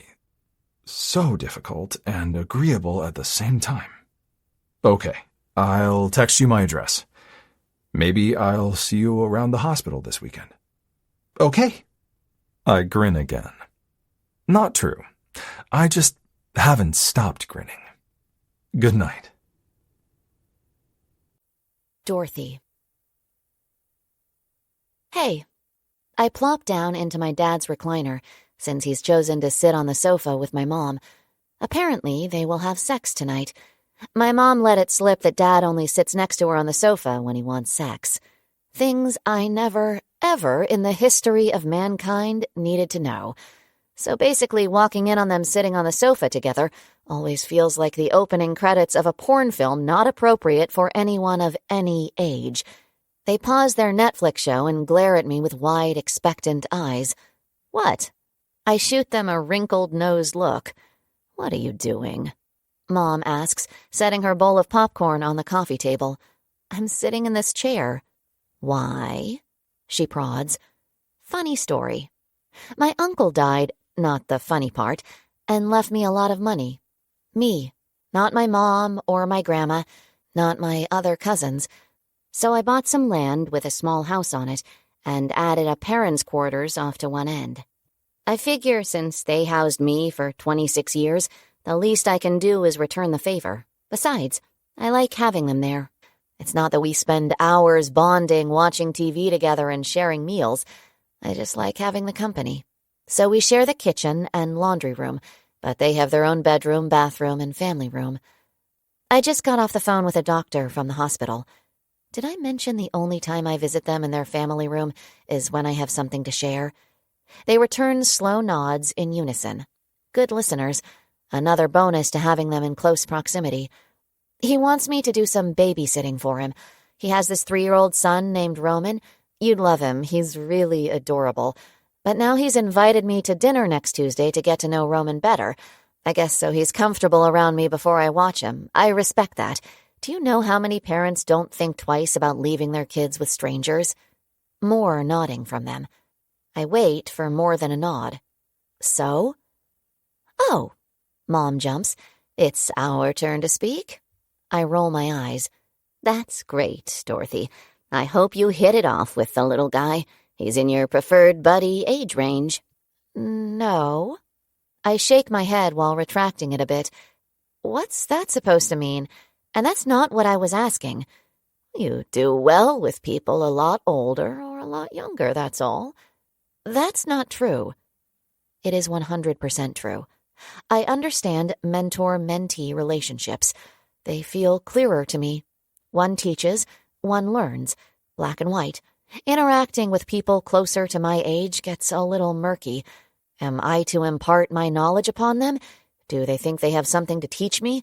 Who is the mentor? Who is the mentee? It just seems like an awkward power struggle and competition for knowledge. Okay, whatever. Dad clears his throat. He hates conflict even more than I do. Mom will bicker with me longer until I get frustrated and stomp out of the room. My dad is a get-to-the-point kind of guy. What was the question? I think we missed it. I sigh. It's like they don't even know me. The question is perfectly clear. Dinner at his house. No restaurant. No menu to study online before Tuesday. He said it's spaghetti, but does that mean with meat? Meatballs I can handle, those can be slid to the side. Unless they're greasy and they leave a pooling of oil on the pasta. But if it's ground meat, like what if it's a meat sauce? Or what if the sauce is too spicy or too chunky? Ugh. I gag on my tongue. Chunky tomato sauce. Gross. It sucks being a 30-year-old woman on the autism spectrum. I obsessed over my diagnosis for years, my obsession being another confirming factor. Autism, OCD, ADHD, depression. I'm a clusterfuck of issues. My parents sighed with relief when I received an official diagnosis of Asperger's syndrome. For them, it's a label to explain everything that isn't quite right with me. A catch-all. She's too messy, too organized, too energetic, too lazy, too picky, too indifferent. Basically, every time I'm too anything to them, it gets filed into the she's an Aspie catch-all category. Of course, as with all labels, Aspie's political correctness became extinct years after my diagnosis. Everything got dumped into ASD, autism spectrum disorder. But to my parents and even myself, I will always be an Aspie. And let's be honest, aside from the word ass phonetically present in the word Aspie, it at least has the possibility of being something extraordinary, like savant or genius. ASD? Not cool at all. Even if the average person can look past the autism spectrum part, the second anyone hears the word disorder, game over. Something is clearly wrong with an ASD person. A fault, a defect, not normal, just wrong. So while I've spent many hours studying autism, to the point of feeling like an expert, I still can't always hide the fact that I am, in fact, on that fucking spectrum. I mean, you don't have to tell someone you're a diabetic. You can keep that a secret until you pass out from low blood sugar. Then it's like, oh, yeah, sorry I passed out on you. Did I forget to mention I'm diabetic? My disorder doesn't cause me to pass out. It just contributes to really poor social etiquette choices and occasional meltdowns over things like spaghetti dinner invitations. But unlike the diabetic, I never say, oh, did I forget to mention that I'm autistic? Just tell him you're a vegetarian. Mom smiles her, see, I just solved your problem smile. So, I'm supposed to call him just to tell him I'm a vegetarian? What about the spice level and the chunkiness?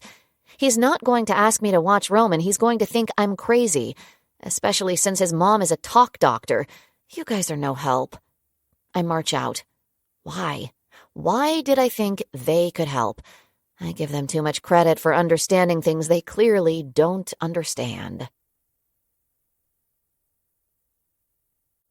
Chapter 6. Dr. Hawkins doesn't work every weekend, and the one weekend I need him to work, he isn't scheduled. That means I have one day, one chance to talk to him about the spaghetti dinner. Friday is my day, my only day. I type out texts, but delete every single one. It isn't something that can easily be discussed with a text, no matter how many emojis I use to convey my feelings. And my feelings are strong. I want him to invite me to dinner. Thanks for the dinner invitation. High five emoji. I don't eat meat. Cheese is my drug of choice.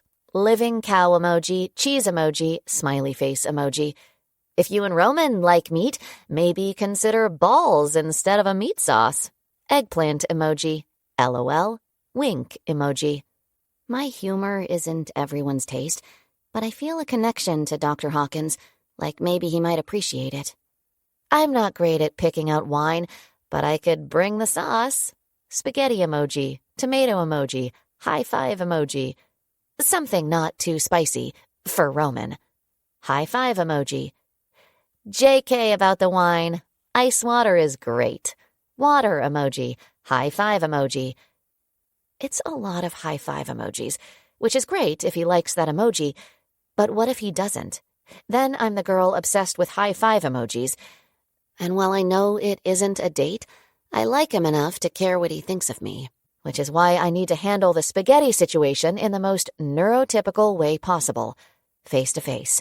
Forcing eye contact. Reciting my words just as I've practiced them. I want to help him out with Roman. I just don't want to seem ungrateful for his efforts if the meal involves a meaty, chunky, spicy sauce. Dr. Hawkins! I chase him out the door just before 7 p.m. He gets off an hour before me. Lucky. He turns, a grin immediately finding his lips. It plunges into a flat line as he looks over my shoulder. Is she your patient? I know who has his attention. Lane Gibson and her possible concussion from a gymnastics accident. We were on our way back to her room when I saw Dr. Hawkins leaving for the day. No, I don't have patients. She's Dr. Freeman's patient. Waiting in the atrium for you. Did you abandon her? I think that's a big rule. Don't ever leave a patient unattended in a wheelchair. Gary's watching her. If she looks like she's about to puke, he'll give me a heads up. Who's Gary? Dr. Hawkins cocks his head to the side. Security guard.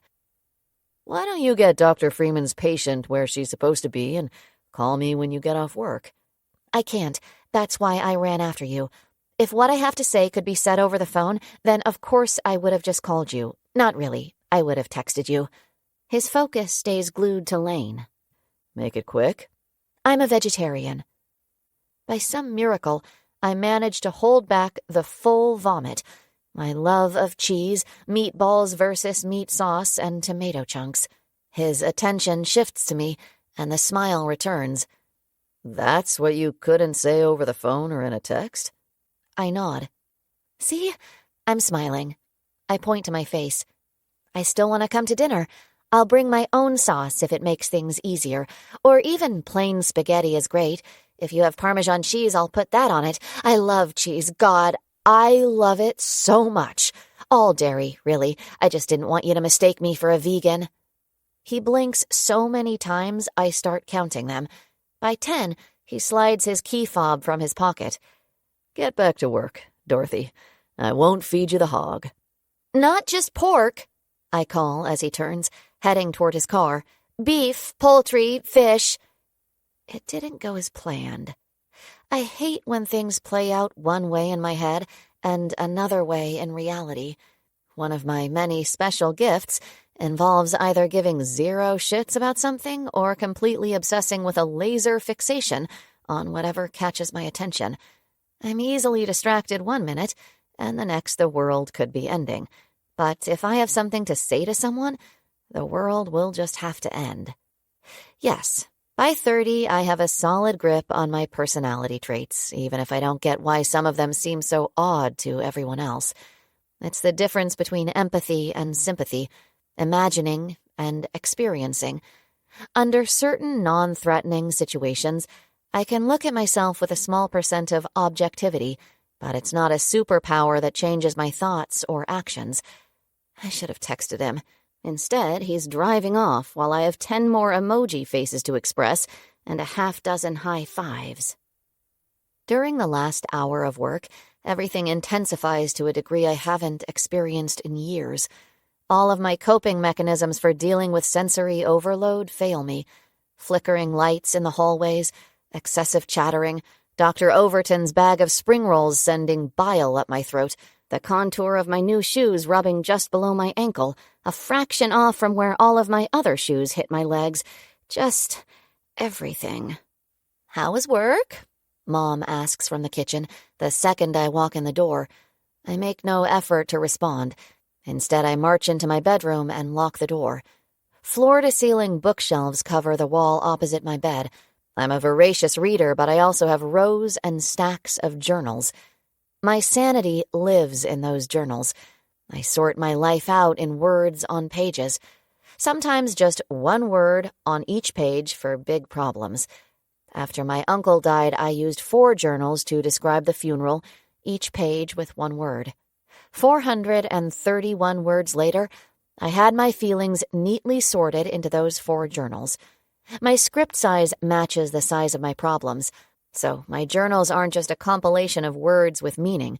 The way they are arranged on a page says as much as the actual words themselves. I grab a brand new journal. I purchase them in bulk and in various colors to match my mood, and deal with everything swimming in my mind, rescuing each thought one at a time until the waters calm into a manageable ebb and flow. Spring rolls should be banned from the hospital. LED lights on dimmers should be used in every workplace. Shoe designers don't need to redesign a shoe if the original design works. Humans talk too much. Lane Gibson didn't have a concussion, therefore Dr. Hawkins didn't need to worry about me leaving her with Gary the security guard.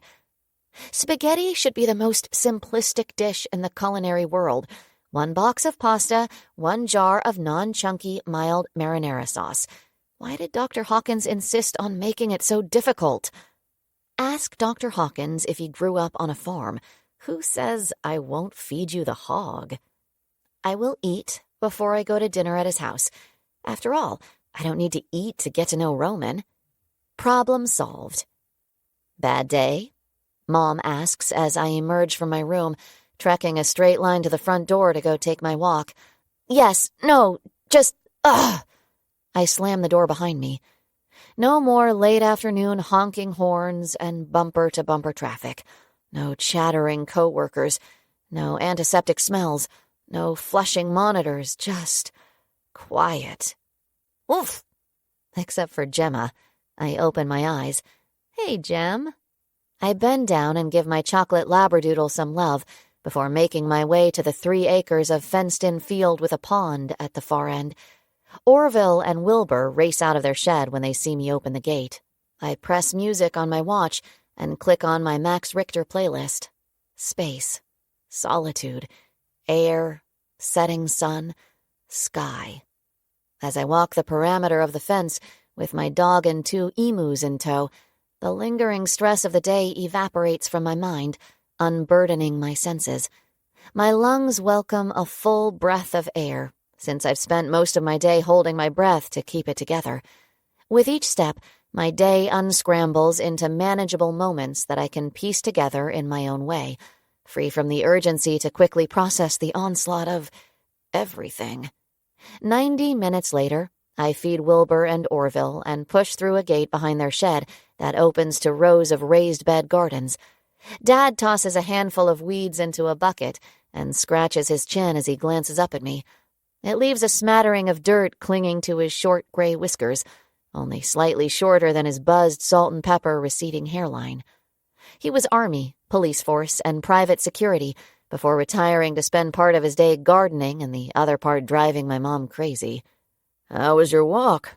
He sits on the edge of one of the garden beds and wipes his hand on his dark gray cargo shorts. I shrug.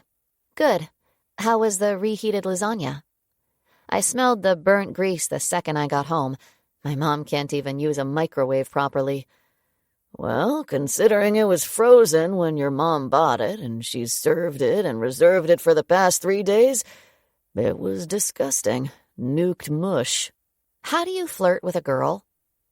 He blinks several times before his lips curl into his usual smile. My dad has one smile. Nothing that beams, nothing tiny like a smirk, just a cheesy, one-size-fits-all smile. "Are we going to have the lesbian talk? I feel like this conversation is better suited for your mom." What is the lesbian talk? He scratches his head, leaving more dirt in places it doesn't belong. "Rewind. since I'm not really sure what that is. How do I flirt with girls? Well, very carefully if I want to keep my nuts intact. Your mom acts like a confident woman, but she has a lethal jealous bone. How did you flirt with Mom? I sit on the edge of the opposing garden bed. Are you asking me how to flirt? Again, this might be a subject that you should discuss with your mom. No, I don't need to flirt.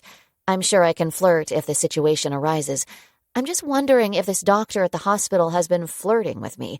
I'm sure he hasn't been flirting with me because he's older and really successful, and his ex-wife is my idol, but while I was walking, the thought came to mind. But I shake my head. Just forget I asked. What did he do? Nothing. I don't know. He just smiles at me a lot. Maybe excessively. I'm not sure. Dad chuckles. Remind me again why you're having this conversation with me? Because you're a guy. Who better to know how guys flirt? Okay, sweetheart. If I'm going to be honest with you, then I have to confess that I'm no longer an expert on flirting. Your mother beat that out of me years ago. I walk straight lines with a straight face looking straight ahead at her, the only woman for me. Bullshit. What about your favorite waitress at the city grill? I've watched Mom elbow you in the ribs at least 100 times. I just always miss what you do to make her react like that. The latch to the back screen door clicks. Mom has 2 bottles of beer and a fruity wine cooler. He looks at her boobs when she's taking our order and watches her ass when she leaves the table. She hands a beer to Dad and the wine cooler to me before frowning at the brown basket of harvested goods. 4 small tomatoes, a tiny head of cabbage, and a gumball-sized onion. Lies, all lies. Dad shakes his head just before wrapping his mouth around the amber bottle's neck. How did you get on this topic? Mom asks, squinting against the setting sun while swatting at a fly. A doctor has eyes for our Dorothy. Dad winks. If he hurts my baby, he'll get his ass handed to him. I spit out my drink, earning me 2 unappreciative scowls from my parents wiping at the splattered wine cooler and saliva on them. Oh my God, you have to rock 3 times to get enough momentum to get out of the recliner. I don't see you handing Dr. Hawkins his ass. He's at least 6'4" and much younger, and I heard someone say he's done the Iron Man competition. Whoa, wait. Mom peels her index finger from her bottle and points it toward me. This wouldn't happen to be the same doctor who invited you to dinner, would it? A young, athletic, and tall doctor? Tell me more, Dorothy. My mom taps her mouth with the beer bottle to hide her smirk. There's nothing to tell. Is he cute? Did you tell him you're a vegetarian? She nudges my dad's elbow. Why? I don't know. Is she asking him to answer her question? His wife, ex-wife, is Dr. Julie Hathaway. My parents look at each other with wide eyes before sharing knowing expressions with me. Boss bitch? Mom asks. I nod with a grin. Dr. Julie Hathaway isn't a new name in our house. She's a familiar fixation of mine. I try to emulate her confidence every single day, with little success. Dr. Hathaway knows her stuff, owns her job like a badass, speaks with intelligence and authority, yet focuses her goals around surgeries that give children a sense of confidence and belonging. She heals them in ways that go way beyond surgery. Yes, I sigh. So, Roman is her son? For a high-functioning person, it shouldn't take me so long to really think about that. Dr. Hawkins asking me to babysit his son is, on a mind-numbing scale, the equivalent of asking me to look after a piece of my idol. Quite possibly the most important piece of her life. I'm nauseous. So nauseous I have to sprint to my room, take out another new journal, and list all of my fears. My predictions never come to fruition, so I list every possible fear to prevent anything bad from happening. Roman gets kidnapped. On my watch. Roman chokes and dies on a grape. On my watch. Roman gets attacked by a mountain lion. On my watch. Chapter 7. Mixed Signals and Matching Bibs. Elijah. Blue or green? I hold up 2 shirts as Roman jumps on my bed. Boo! Blue it is. I slip on the short-sleeved shirt and button it while my mini-me giggles with each jump. The spaghetti is done, resting in a strainer while the sauce simmers on the stove. Salad in the fridge, Roman's favorite homemade cherry popsicles in the freezer for dessert. Why am I so nervous I can barely button my shirt? Oh, that's right. I haven't been on a date with anyone but Julie. Does 6 kids in the 8th grade going to a movie together count as a date? As long as I held Candace's hand? God, I hope so. Otherwise, my dating track record is pathetic. It's not a date, I mumble to myself in the full-length mirror. It's dinner with Roman and a woman that might babysit for me. I laugh at myself while ruffling my damp hair into something resembling a stylish look. When did I start talking to myself? And why are my hands sweaty? Listen, Daddy, listen! Roman jumps off the bed and runs toward the stairs. The doorbell rings again. Slow down, Chief. I follow him down the stairs. Dorothy is 30 minutes early. Rules, Roman. You don't answer the door, remember? He fights with the deadbolt, yanking on the lever handle. She's here! Babysitter's here! Open the door! I had to explain the reason for our dinner guest, so I told Roman we were thanking Dorothy for the superhero cape, and that if things went well, she might babysit him sometime. I don't need a babysitter. I have joint custody of Roman, parents to help out, and 2 older sisters in Portland who jump at any chance to watch Roman. Oh, hey guys. I smile at the 2 young kids at the door selling something. Someone is always selling something. I have a credenza by the door with cash in a drawer for all the kids in the neighborhood who come around raising money for activities like Little League and band trips. We make our usual exchange of money and a handshake promise that they'll eventually return with 10 tubs of popcorn or whatever I just purchased for $30. Just as I start to close the door, a familiar white Audi Q5 parked across the street catches my attention. I think that's Dorothy's car. Think we should go see? Yes! Come on, Daddy, let's go! He runs into the yard. No shoes. I quickly catch up to him, scooping him into my arms. Let me down! Down, Daddy! He giggles as I vibrate my lips onto the tiny areas of exposed belly. Stop! I shift him upright onto my hip and knock on Dorothy's window. She jumps, closing the visor mirror and meeting my gaze with her wide eyes. Dorothy's freshly glossed lips pull into a tiny smile as she rolls down her window. Hi. I'm early. I just wanted to make sure I knew where I was going. Hi. I have more to say, but I just want to stand here and let her obvious excitement to see me soak into my skin, all the way to my bones. I've nearly forgotten what that look of adoration from someone who isn't my mom feels like. It's pretty damn good. Hi, Dorothy. Roman greets her while pressing in on my cheeks, making my lips into fish lips. Hi, little Romeo. The corners of her mouth continue to climb up her face. He giggles. My name is Roman. My cheeks take the brunt of his excitement as he relaxes the pressure on my lips, but only to play a tough game of patty cake with my face. Let's ask Dorothy if she wants to come inside. Dorothy, you come inside. Popsicle, Daddy? I step back and open her door, unearthing a bit of ingrained manners. Pasta before popsicles, little man. Thank you. Dorothy climbs out, wearing a pink skirt that flows just below her knees, a pink and yellow floral sleeveless blouse, and white flats. I clear my throat. Have something on your cheek. I point to my own cheek in the same spot as the brown smudge on her face.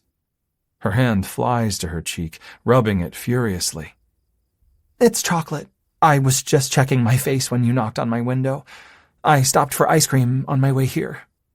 I chuckle. You're making this tough on me. I won't let Roman have a popsicle before dinner, but you stopped for ice cream.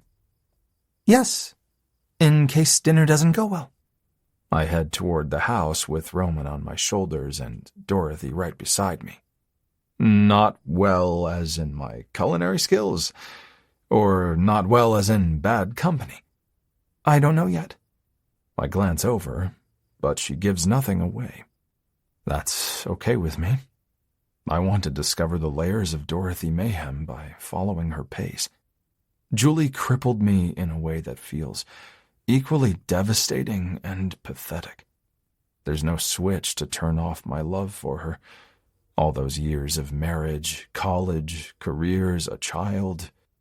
I wonder if I'll ever find a switch, or if I'll simply have to find a brighter light. At the moment, Dorothy shines. And it thrills me because I can't pinpoint what it is about her that brightens my day. It doesn't smell bad in here. Dorothy closes her eyes, taking a slow inhale after I shut the front door behind us and set Roman down to go play with his toys. I wait for her to open her eyes. 1, because I like looking at them. 2, because I like how they look at me. When she grins, I can't help but wonder if she tastes like chocolate, if she closes her eyes when she kisses, or if her mind goes to the same questionably inappropriate places mine does. I'm trying really hard to think the best of your comments. Can I take the not bad as meaning good, or is that too presumptuous? Does your not bad mean not awesome, but it could be worse? Slipping off her flats, she wiggles her toes, painted in white toenail polish, and stares at them while she delivers her answer. Definitely good. Not meaty or spicy. I'm already regretting the tacos. Her nose wrinkles. Tacos? She nods. I got home early, and my dad fed Orville and Wilbur, so I had way more time than originally anticipated. My parents were going out for an early dinner because they're old. I've discovered that's what old people do. So I followed them to their favorite Mexican restaurant. But I only had 3 tacos and a basket of chips and guacamole, so I can probably take down some pasta. God, my cheek muscles ache. I can't stop grinning. I have 2 older sisters. I was married for years, and I see plenty of young female patients, but I'm not sure I've ever been around a grown woman as petite as you, making references to taking down pasta. I've mastered the art of burning calories. Oh? Then you should sell that secret. People make a lot of money off weight loss breakthroughs. I jerk my head toward the kitchen for her to follow me. Not mine, she laughs. I just walk, hike, and bike the trails, bounce on my trampoline, and chase Gemma, Orville, and Wilbur. People don't like those weight loss tips.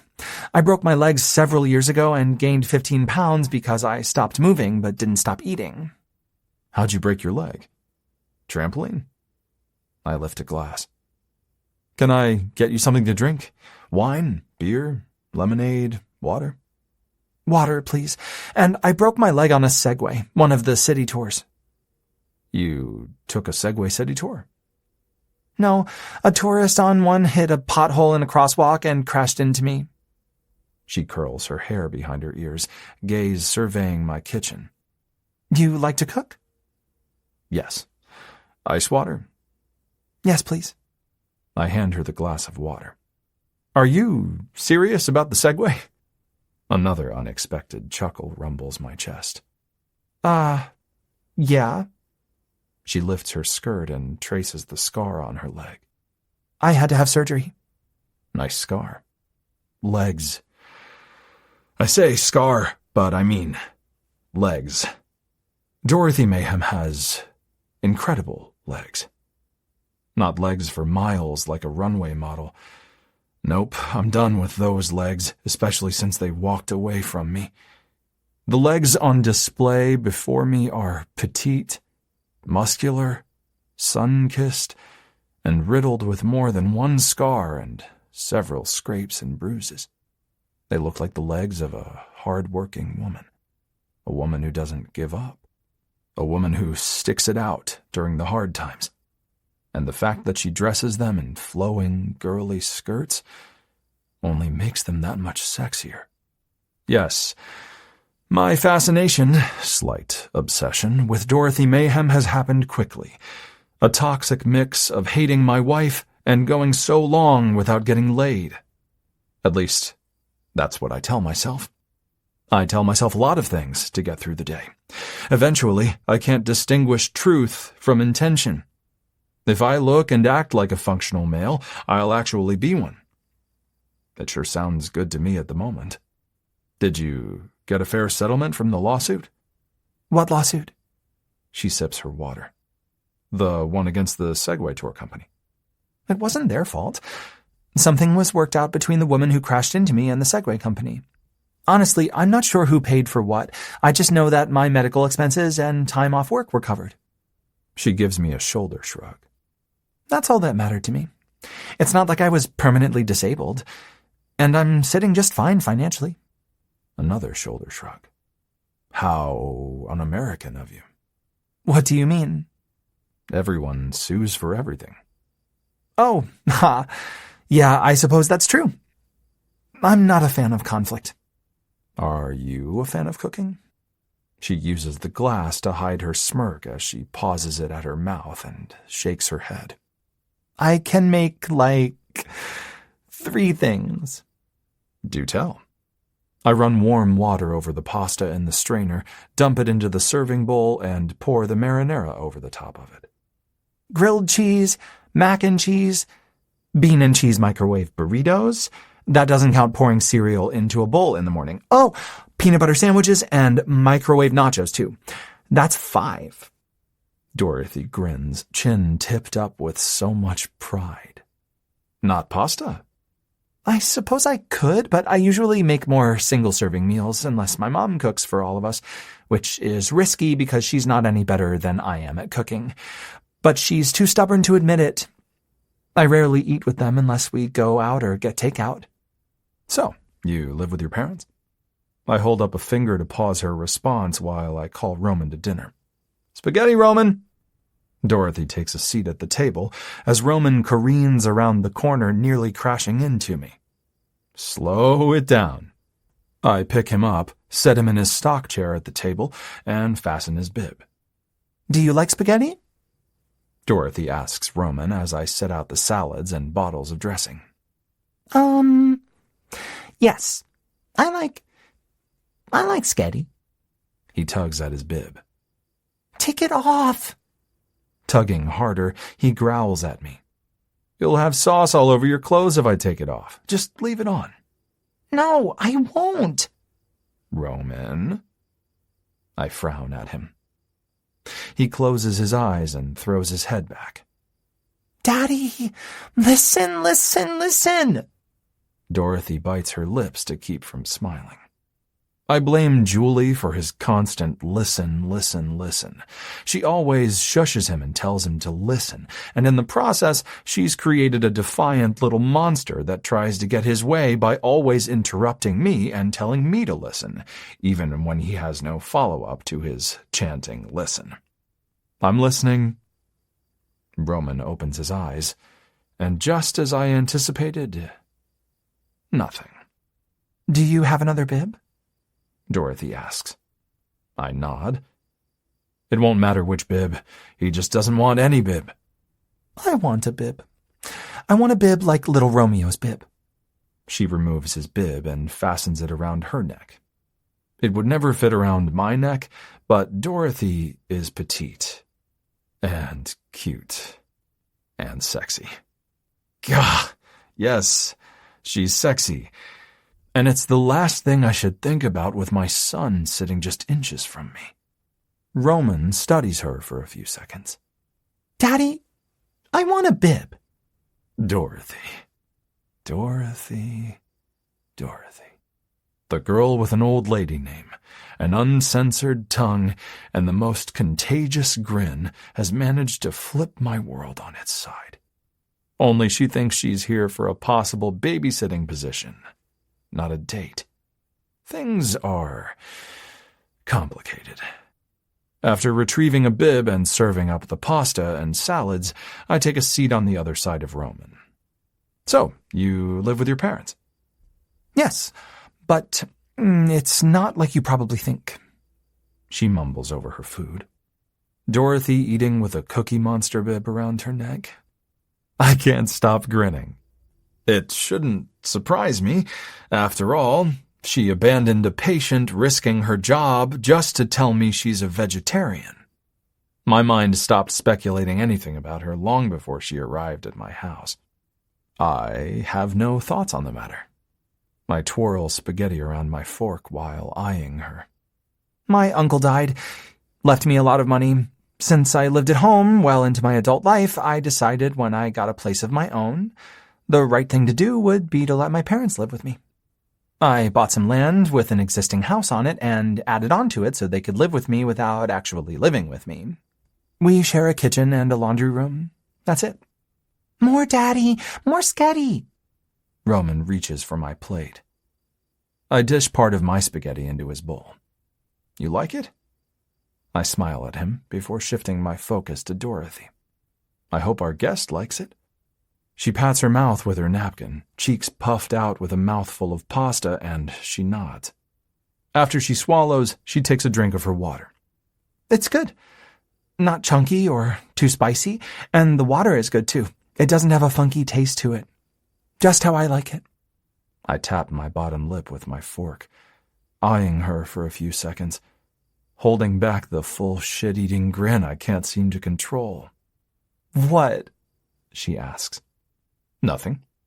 I shake my head, forcing myself to return my focus to my food. It's hard to do because I love staring at her, waiting for her next look, her next smile, her next word. We finish dinner and popsicles with Roman interrupting all attempts at conversation. Dorothy entertains his every murmur with enthusiasm. I expect nothing less from the woman who wears a bib for dinner. Little man, you can watch one show while I clean up the kitchen and talk with Dorothy. Kratz! Dorothy, want to watch Kratz? Roman squirms as I wipe his face. Sure. She grins while removing her bib. You don't have to watch. I love the Kratz brothers. Show me the way, little Romeo. She follows Roman as he runs to the living room. The remote is complicated. I'll be in to turn it on and Before I finish, the Kratz are already playing. I know my way around a remote, Dr. Hawkins. I nod, stealing a few more seconds to just look at her. Dorothy Mayhem. I whisper on a content sigh as I collect the dirty dishes from the table. 30 minutes and one Kratz Brothers episode later, the kitchen is clean and Roman is ready for bed. Good night, Dorothy. Roman yawns as I scoop him up and carry him up the stairs. Night, Romeo. Dorothy has superpowers. Roman's smile beams, much like mine. Superpowers? Really? I tuck him under his covers. Yes, she can see my bones. X-ray vision? Roman nods. That's pretty cool. I kiss all over his face until he giggles. Night, buddy. I love you to the moon. Night, Daddy. He yawns again. Bye, Dr. Hawkins. Thanks for dinner. Dorothy calls before I even get out of Roman's bedroom. Bye? I run down the stairs, catching her just as she slips on her white shoes. Whoa, wait, leaving already? Yeah, did you need something else? Yes.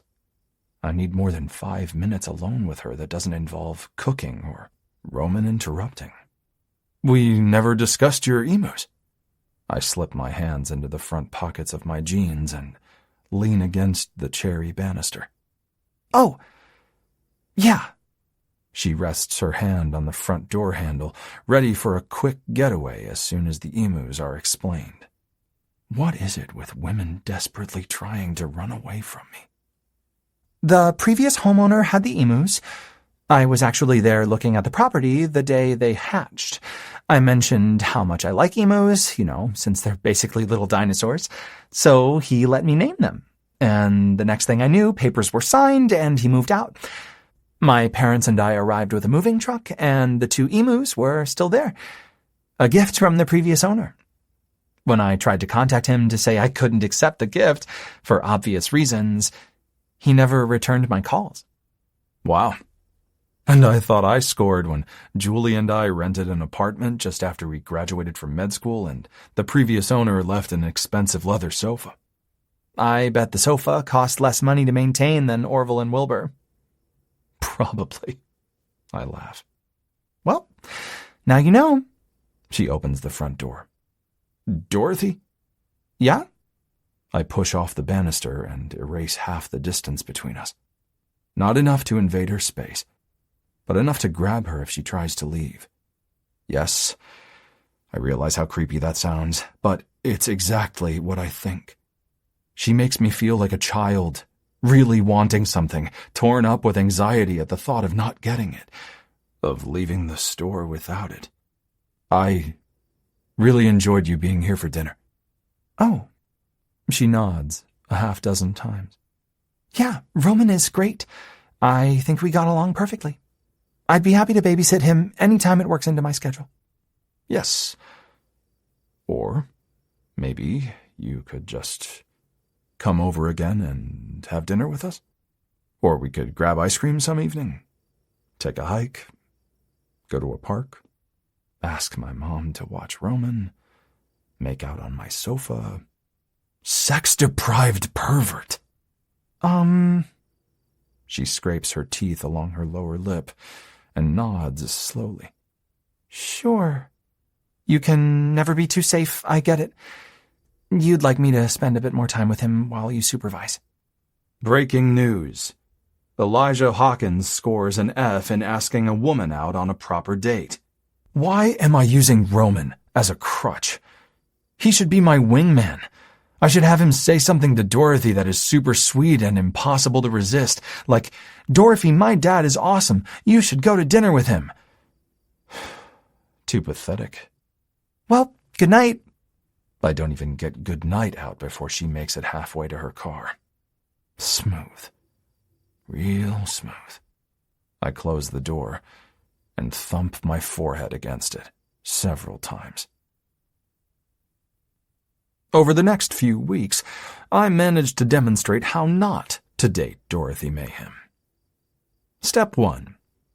Lie to her and say you need a babysitter when you don't need one. Step 2.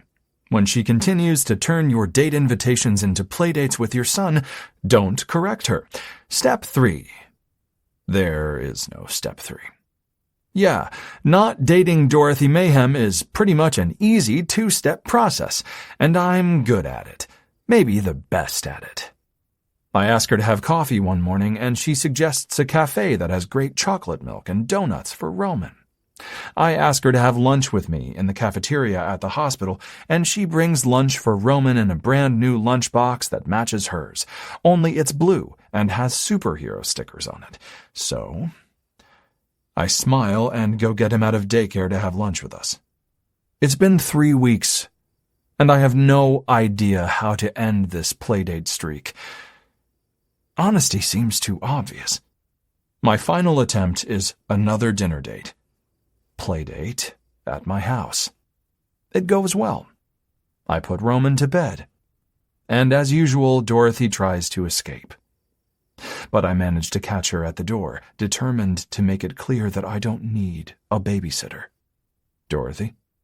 I lower my voice and take a step closer, breaching the safe zone, the one I'd normally keep with a potential babysitter for my son. But she's not my son's babysitter. She's the young woman I've obsessed over for weeks. She's the smile I catch on occasion in the hallway. She's the "Hey, Dr. Hawkins" that makes my dick stir when she says it while applying lip balm in the elevator. Dorothy stares at my chest. Looking at me would require her to tilt her head up. Her eyes doubled their blinking rate, and her cheeks turn red.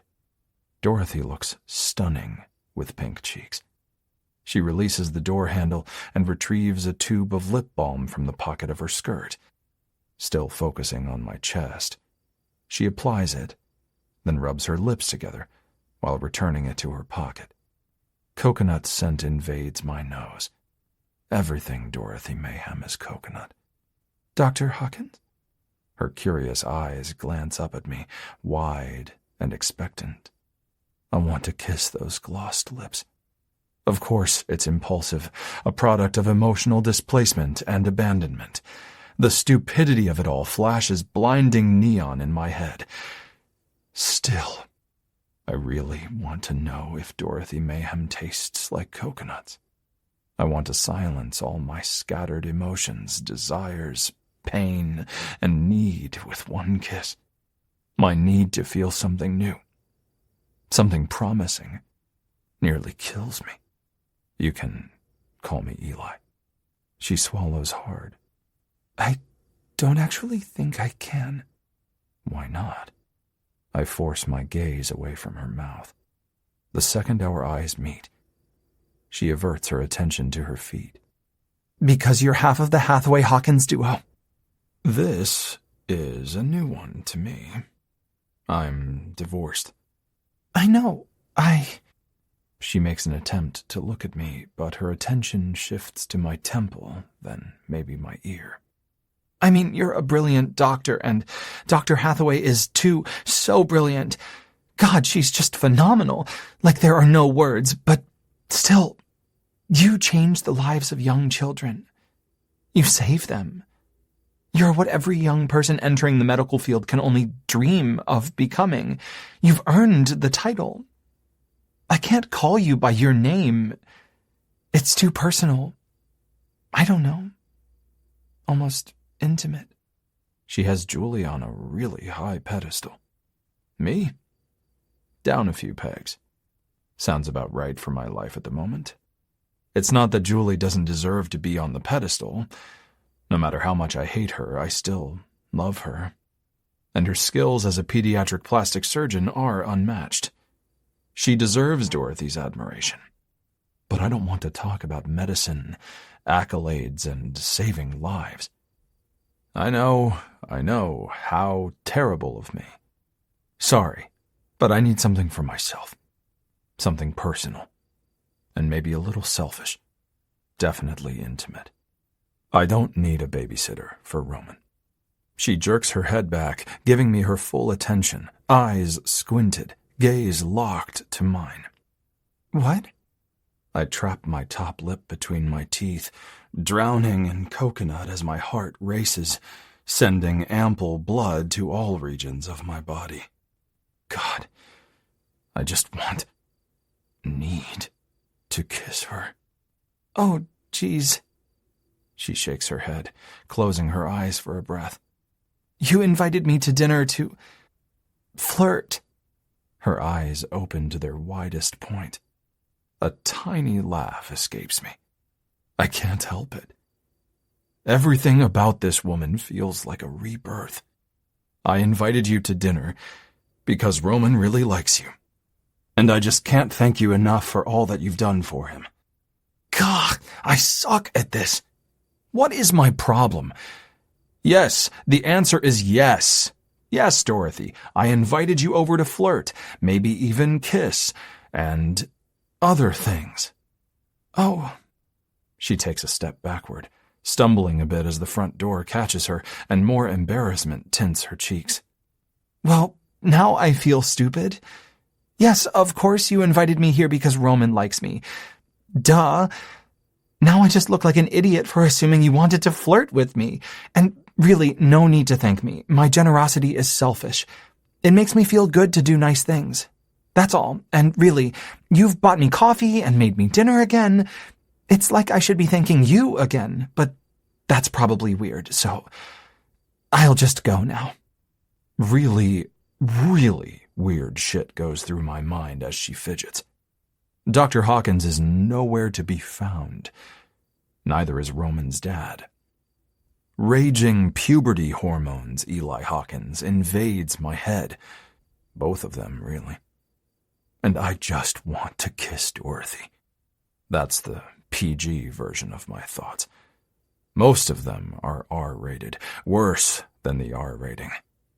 All I can think about are the ways Dorothy and I can be generous with each other, leading to never-ending thank yous that don't involve stationary replacement scrubs, superhero capes, pasta dinners, lunch boxes, or clothing. Should we call it even? No more thank yous? I suggest. Okay. She lifts her gaze, eyes going a little cross-eyed like her focus is centered on the bridge of my nose. Okay. I release a slow breath, but it does very little to relax all of my body. Can I ask your age? I'm not sure why I've been so chicken about asking her age. I think it worries me that she's too young, and I'll feel like a dirty old man having really inappropriate thoughts about her. I'm 30. Why? You just look young. I wear massive amounts of sunscreen. I nod slowly. Just kiss her, you big chicken.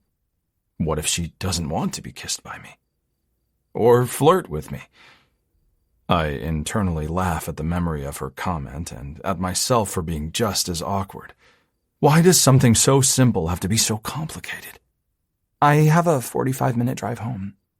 And school the next day. Where is my head? Oh, that's right. Of course, I'm sorry. I lost track of time. Okay. She smiles. I love her okays. They feel like more than the average okay. I'll walk you out. Have you not closed all of your rings? She holds up her wrist, signaling to her watch. I chuckle. All rings were closed hours ago. We could track each other. Share our rings, did you know that? Rings? Kisses? Trips to the on-call room for sex? For the love of God, get your shit together, Elijah. Never mind, that's weird. She shakes her head, rolling her eyes at herself just before opening the door and scurrying 10 steps ahead of me. Her pace gains momentum with the hill of my driveway. My long strides catch up to her at the bottom of it. She looks both ways and bolts across the street to her car, clicks the locks, and opens her door. Good night.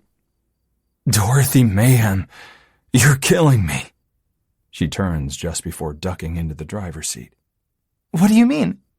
Resting my hands on my hips, I drop my chin in defeat and stare at my untied gray canvas shoes. What if I did ask you to dinner tonight? To flirt? I glance up, digging my teeth into my bottom lip on a slight cringe. Her body remains stoic as her eyes shift from side to side like she's been caught on a hidden camera. Well, then I wore the wrong outfit. She refuses to look me in the eye. I think you look amazing. Yes, but this is a playdate outfit. Maybe even one I'd wear to apply for a babysitter position. It's fun, but wholesome, practical, and safe. I just want to spend one day in her head. Everything about her fascinates the hell out of me. The curiosity gives me such a high. Tell me about your flirting outfit. Well, she clears her throat, keeping her focus on the big hill leading out of my development. And, of course, her cheeks are perfectly flushed as she talks to the wind. Since Romeo was involved, I would have chosen my red dress with white stripes. It hits just below my knees, but it's strapless, and I would have worn my blue cardigan with it, and matching blue wedge sandals with straps that tie around my ankles. Flirty, but appropriate for young eyes. And if Roman wouldn't have been here tonight? I stare at the side of her head, wondering if she'll look at me again before driving home. She narrows her eyes. I would have taken off the cardigan after you invited me into your house. The picture she paints in my head does all kinds of wicked things to me. Why imagining her in a striped, strapless dress has such a physical effect on me is a mystery. It's not like she suggested showing up wearing nothing but high heels and a trench coat. Dorothy Mayhem possesses her own brand of seduction, and I'm completely entangled in every part of it. And in this scenario, would you have kissed me after I walked you to your car? She turns completely red. I feel certain even her toes hidden in those blue shoes have to be red. You're making fun of me. Her comment knocks me back a good 10 steps, even if my body remains right next to her. Why would she say that?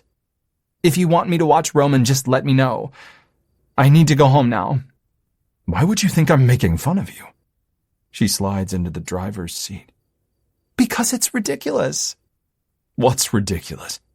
You, me, this, the doctor and the transporter, Dr. Elijah Hawkins and me, my idol's ex-husband, Dr. Hottie Hawkins. This is just a joke, and I don't think it's funny.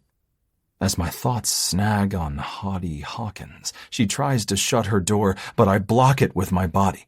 Whoa, whoa, whoa. No, just no. I duck my head into her vehicle.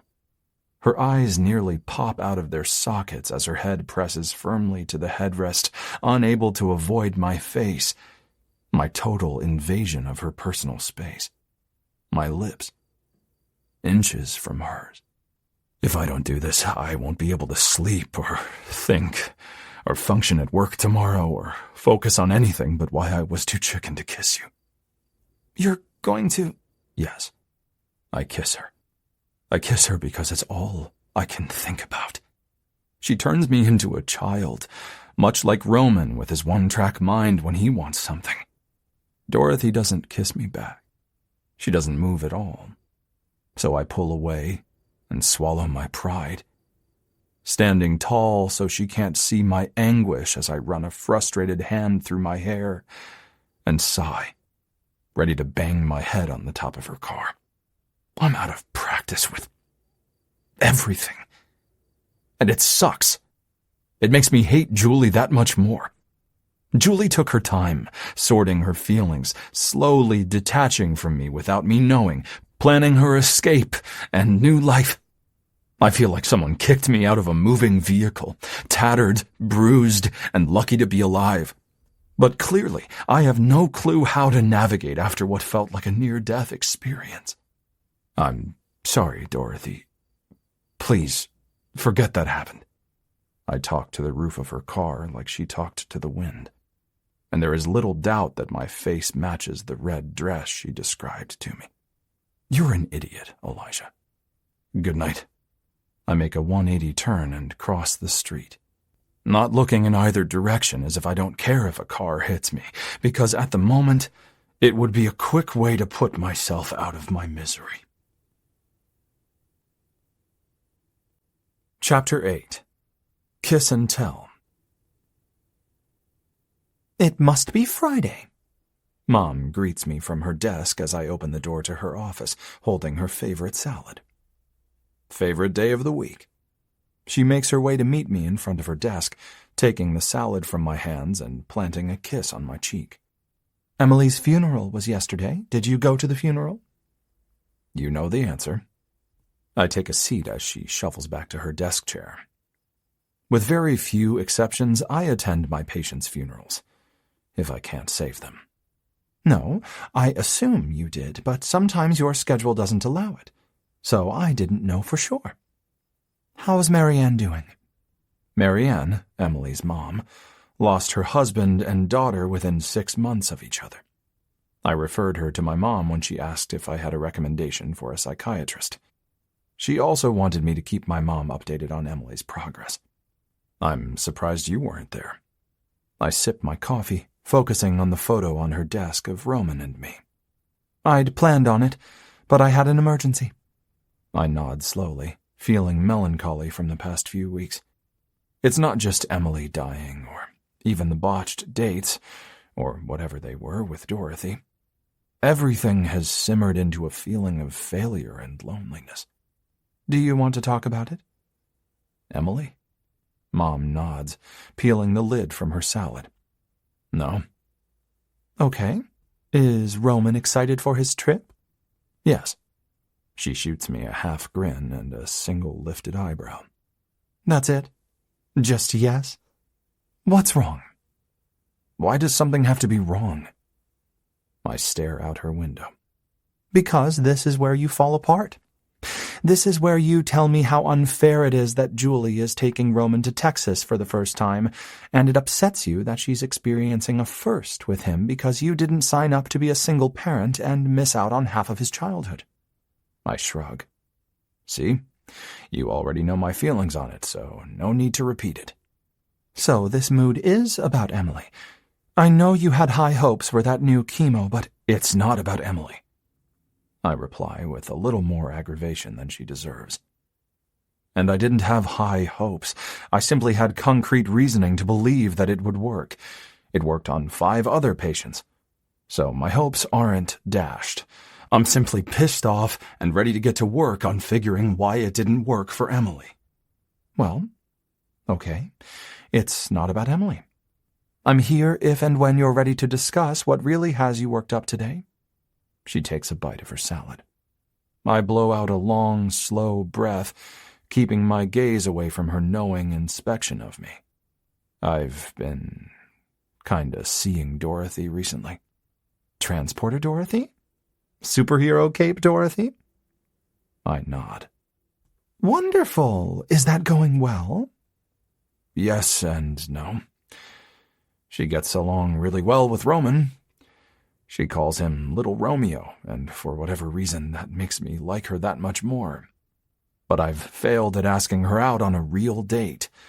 I mean, I've tried.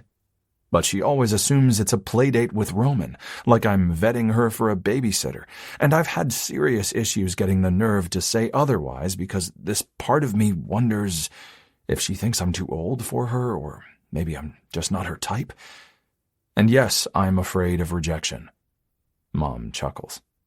She doesn't extend me the same level of professionalism as she does to her patients. Another downside to the family discount. So did you hire her to babysit Roman? No. My frustration even surprises myself. I rub my temples. I kissed her. And by kissed her, I mean I think I scared her to death or completely offended her. Hell, she'll probably file a sexual harassment complaint against me. I shake my head. I'm out of practice, for reasons you know. So I won't rehash all of it, but this single life doesn't fit me. Or maybe it does. Maybe the point is I'm supposed to stay single. Clearly something about me drives women away. Okay, time out. I draw the line when you start picking on my baby, my handsome, talented, caring beyond words baby boy. There is nothing wrong with you. There is nothing wrong with Julie or Dorothy. We've been over this. Relationships are fluid and ever-changing. People are fluid and ever-changing. Honor who you are, not who you aren't. Let people come and go from your life without feeling the need to catch them and keep them. Stop looking at the wrong reflections. Your happiness is a reflection of you and only you. I'm sure you've broken many hearts without even knowing it.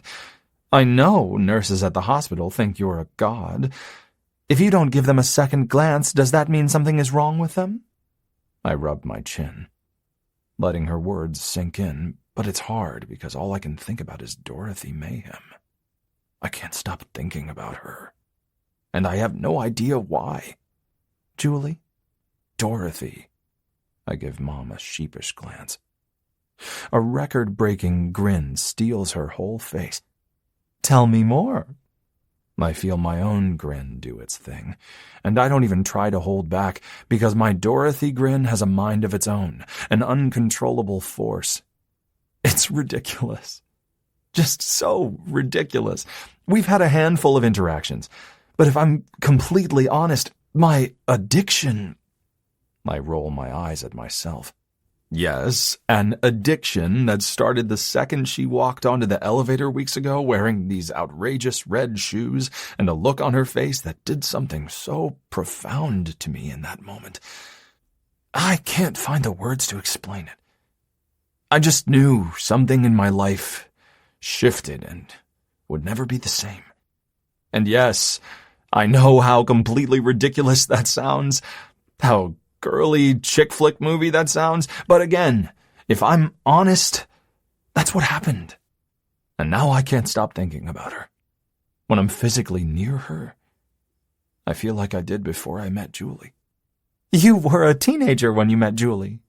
Exactly. Dorothy makes me feel like a stupid, word-fumbling teenager. But she also makes me feel like I have a new chance at life. One where I see things through her eyes. Mom chews her salad, head cocked a bit. Then she points her fork at me. And how do things look through her eyes? It's hard to articulate. My gaze returns to the window as I look for even a few inadequate words to describe the indescribable. Life is more vibrant through her eyes. Simple things like matching undershirts and tennis shoes bring about unfathomable joy. In her world, everyone is equal, and words are poor expressions of feelings. I could just stand in a room with her, not saying a single word, and feel deliriously happy. Her eyes. She has the bluest eyes, and the way she rolls them when she talks animatedly just makes me search for absolutely any excuse to make her talk. And the tiny smirk that seems to be her resting face is like being on the receiving end of the best secret ever. Mom's eyebrows slide up her forehead. I know! I shake my head, laughing at myself. It's insane. Just commit me now. I've known her all of 2 seconds, and most of our time together has been with Roman. I'm delusional. Just say it. This is a side effect from my breakup with Julie. Maybe my own midlife crisis. Before long, I'm going to be one of those people claiming to see the Virgin Mary in my cereal bowl, or aliens taking me to their planet at night and implanting chips into my brain. Tomorrow, I'll probably turn into a werewolf on my morning jog through the forest. Or... She wipes her mouth and leans back in her chair, working her tongue over her teeth a few times. You have an undeniable chemistry with this young woman. It can be that simple, Eli. I didn't need 3 years to fall for your dad. It happened in a single moment. He came out of his shop, covered in grease and sweat, to tell me my brakes were shot. I didn't care that I was a poor college student who didn't have the money to replace them. All that mattered was the world tipping on its side, doing all kinds of weird things to me when he smiled at me. A smile, Eli. I knew my life would never be the same from a smile. I love that story. So do my sisters. Probably because 50 years later, our dad still smiles at our mom the same way. And she still blushes every time he does it. I thought that would be Julie and me. He could cheat on me tomorrow. I blink several times before squinting my eyes. What? Your dad. He could cheat on me tomorrow. You know how people say they could die tomorrow. They do it to give today better perspective, to lessen their worry over an unpredictable future. Break apart lifetime into 2 words. Life, time. You spent a time in your life with Julie. Let it be a lifetime. Then move on and give someone else a chance to be part of your time in this life. I've spent a lifetime with your father, but that doesn't mean I won't spend a lifetime with someone else. If something is meaningful, impactful, then it can be a lifetime. Think about phobias.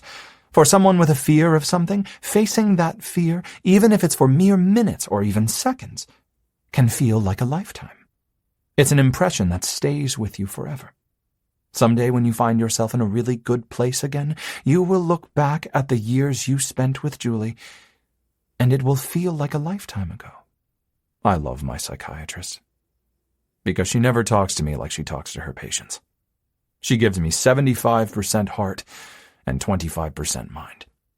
As much as she wants to give me her professional side, it's a conflict of interest. Her mom's side always wins over. She didn't kiss me back. Mom grins.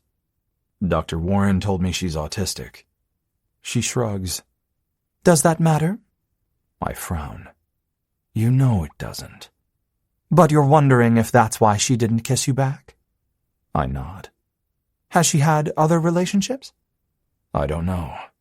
I'm too busy being infatuated with her to really know her. I need to slow down. Don't slow down. Then you'll overthink. And trust me, if she has ASD, then she's overthinking enough for both of you. Chapter 9. Never Enough Journals. Dorothy. The kiss disaster took up 2 entire journals, blue and hot pink, starting with bold, all caps, 1 word per page of, I wasn't ready. He wasn't making fun of me. He wanted to kiss me. Legit. No sick jokes. Dr. Hottie Hawkins hot for Dorothy. 100% wanted to kiss me. And I wasn't ready. I just sat there frozen, completely unmoving. I couldn't have been less responsive had I been dead. And that wasn't a bad idea.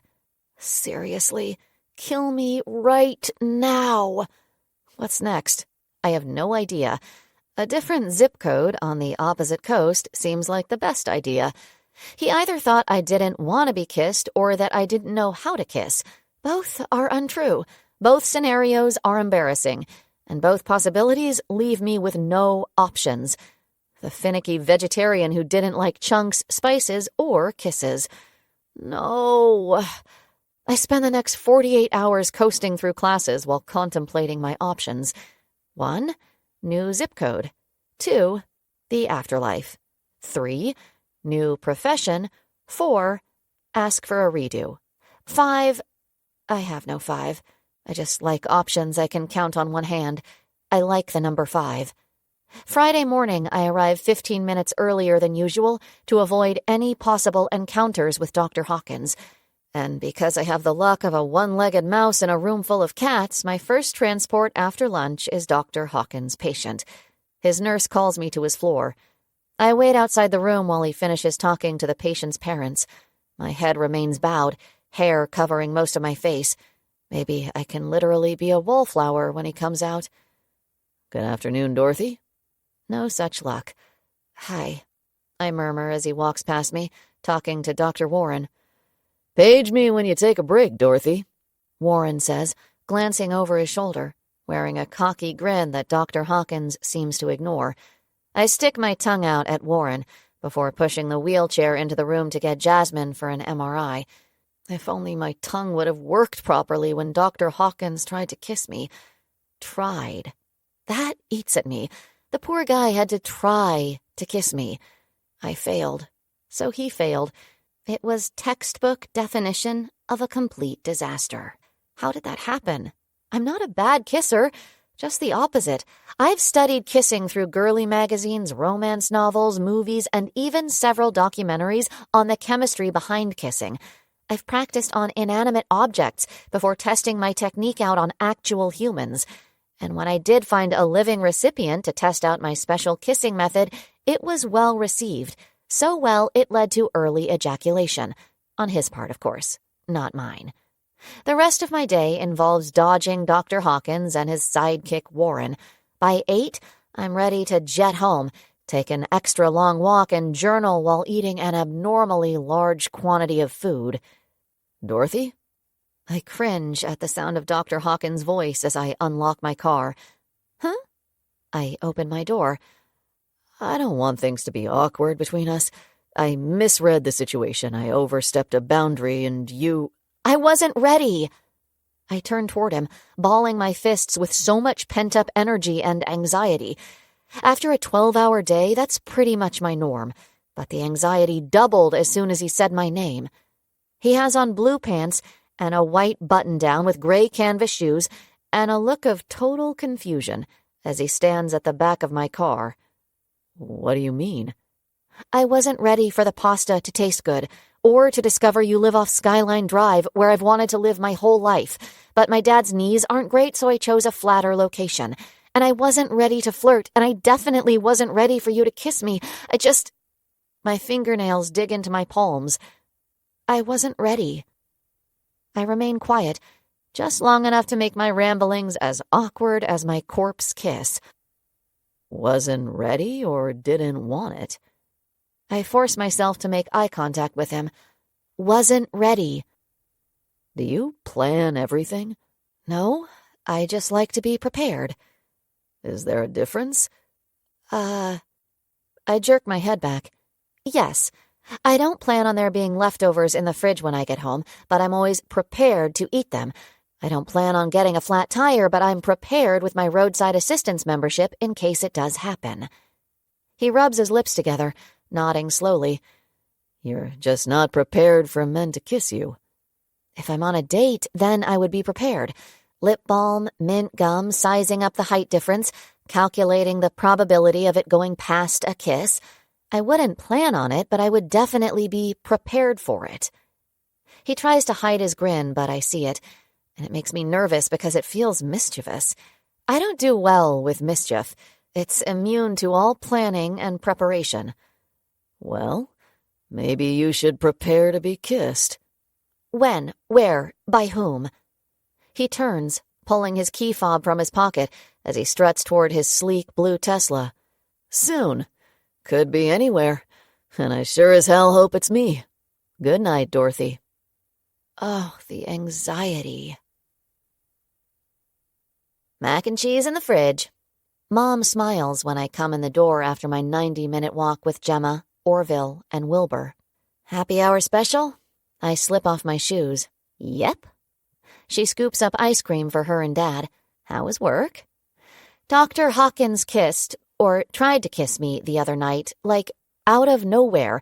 Not creepy rapist out of nowhere. He just planned a date and failed to mention it was a date and not a play date, and then boom! I get in my car, he ducks his head in and kisses me. Can you believe that? Mom halts mid-scoop, unblinking. But I wasn't ready, and I was so mad that he did it when I wasn't ready. It made me look like the world's worst kisser because I just froze, completely unmoving. The one doctor who is not only very hot, but wears normal shoes, tried to kiss me. So I told him. Tonight after work, I told him I wasn't ready. And you know what he said? Mom blinks once. No nod, just a single blink. He told me to prepare to be kissed. How am I supposed to do that if he doesn't tell me when and where?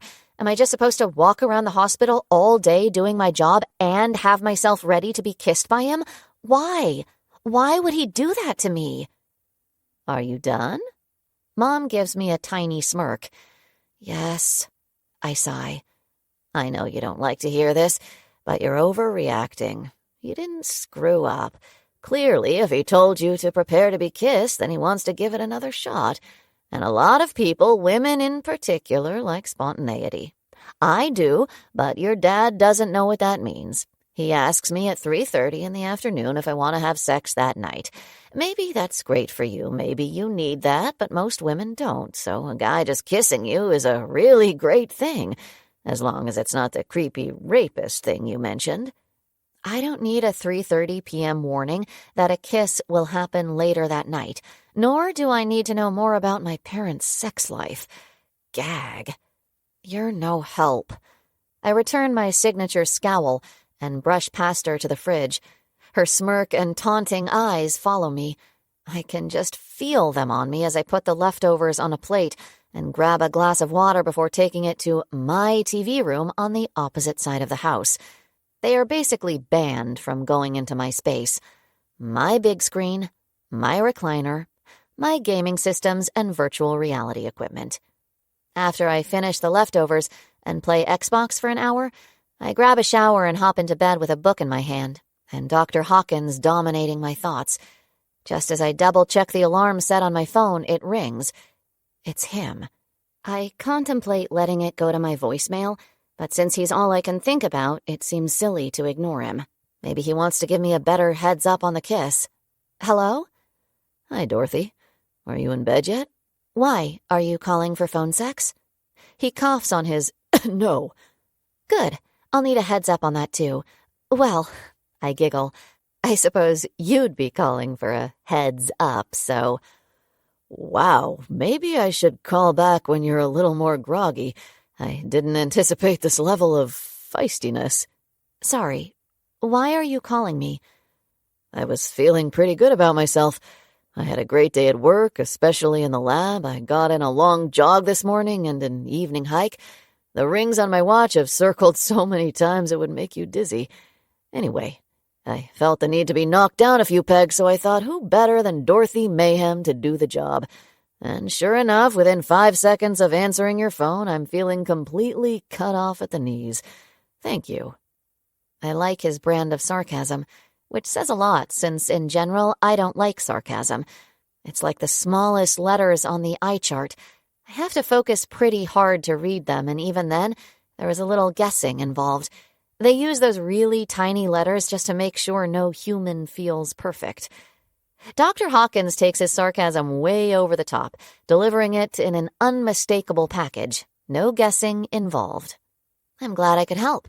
Is there anything else you need from me? I fold over my pillow and prop my head up on it with my phone glued to my ear and a smile pinned on my face. Part of me finds it odd that he called. I mean, no one talks except on a need-to basis and usually only in person. But I like his voice, and for that, I'm willing to forgo my favorite form of communication, emojis. Julie has Roman this week, and I'd really like to see your striped flirting dress and those wedge shoes that tie around your ankles. What are the chances you could make that happen for your favorite doctor? Ha! I'm not sure Dr. Hathaway wants to see me in my dress and wedges, but if you'd like to see me, then I could check my schedule. No promises. And there I go, slipping down another peg. Thank you. I laugh, beaming with pride because I'm joking with him and it's actually easy. You're welcome. Bring the dress to work tomorrow and the shoes. We're going out when your shift is over. It's not over until 8. I know. I pinch my lower lip and tug on it, wrinkling my nose. After work, I walk. Then I eat and journal. Then I game while eating more food. Shower. Bed. I'm not sure how going out will fit into my schedule. Maybe. Great. I'll be waiting by your car. I said maybe. And let's meet at the restaurant. If we meet. When we meet. And just text me your favorite restaurant. Good night, Dorothy. He ends the call before I can get in another protest. Another maybe. Another reason to cancel on him. Great. I mumble, setting my phone on my nightstand. Just what I need. Something to obsess over at work tomorrow. Chapter 10. Going Down. I close my exercise and activity rings before 7 Saturday morning. Nervous energy alone would do it, but I take a long bike ride just to be on the safe side. Sleep? It evaded me at all turns. I'm a night owl and a terrible sleeper anyway, but Dr. Hawkins calling me sent me over the edge. Sleep didn't have a chance against my brain working through all the possible scenarios to our Saturday night date. Are we going to eat? I need to know this so I can study the menu. A bar? If he expects me to drink, I will have to get a ride home. Total lightweight. But then I won't have my car for tomorrow, so drinking isn't a viable option. Conversation? Without Romeo there is a buffer. What will we discuss? We already covered the topics of my inheritance, my animals, and nursing school. I hope he likes discussing recent medical journal articles because that's what I have teed up for our main conversation topics. I also have a small list of things to ask him so I don't dominate the conversation with my interests. Are you originally from Portland? What is your favorite color and why? If you weren't a doctor, what would you be? All solid choices from a conversation starter article I found online. I managed to not see him all day, but I heard he was working in his lab earlier this morning. At 8, I change into my red and white striped dress and wedge closed-toed shoes. By 10 after 8, my stomach starts to feel uneasy. Is he at the restaurant? Does he think I'm late? Haley, a nurse in the ICU, went home midday because she had a bad stomachache. Fever, vomiting, diarrhea. I probably have what she had. I know that's it. Dr. Hawkins doesn't want to get what Haley and I have. I shoot off a text to him. Me. I'm sick. You don't want what I have. Maybe we try this another time. My phone rings. It's him. Why does he insist on calling me? A simple, okay, feel better text is the appropriate response. Not calling me. For all he knows, I could be in the middle of vomiting or on the toilet with the squirts. Yes, I answer with a bit of annoyance. What are your symptoms? I sigh. Fever, vomiting, diarrhea. What's your temperature? I don't know. I haven't taken it yet. Then how do you know you have a fever? Because I feel warm. When did you last vomit? I haven't vomited yet, but my stomach feels uneasy, so I know everything will come up soon. And the last time you had diarrhea?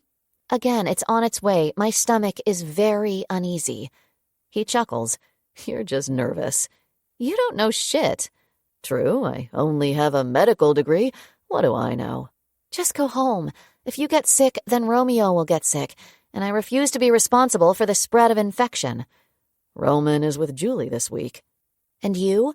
What happens when you get sick and can't see patients? Lives are at stake, Dr. Hawkins. Eli. What? I wrinkle my nose. When we're not working, you should call me Eli. Well, I'm still at work, so, Dr. Hawkins, I suggest you go home. Call me Eli, and I'm already at the restaurant you suggested. Jesus, fine, Eli, go home. That was better than I imagined. He chuckles. You're crazy. I slide my bag over my shoulder and grab a mask from the empty room by the exit. I'm on my way home. Come to the restaurant, he says like a command, like he's in charge. I like knowing who's in charge. I'm just not sure if I want it to be him at the moment. This is stupid. I'll stop by the restaurant just so you can get a quick glimpse of my deteriorating health. I'm not actually going to get out of my vehicle. Then I'm heading straight home before the vomiting and diarrhea start. I press end and slip on the mask. As expected, he's standing outside of his car in the parking lot of the pizza place, wearing a stupid grin. Go home, Dr. Hawkins. This could be something big. If the CDC gets notified tomorrow and I'm quarantined, you're going to regret this cocky stubbornness. I yell out my window that's cracked half an inch. Unlock the door, Dorothy. He tries to open it. It's bad. I could start bleeding from my eyes. I shake my head. I'll jump onto the hood of your car and wait for you to open the door. So why don't you save your paint from a few scratches and just open the door?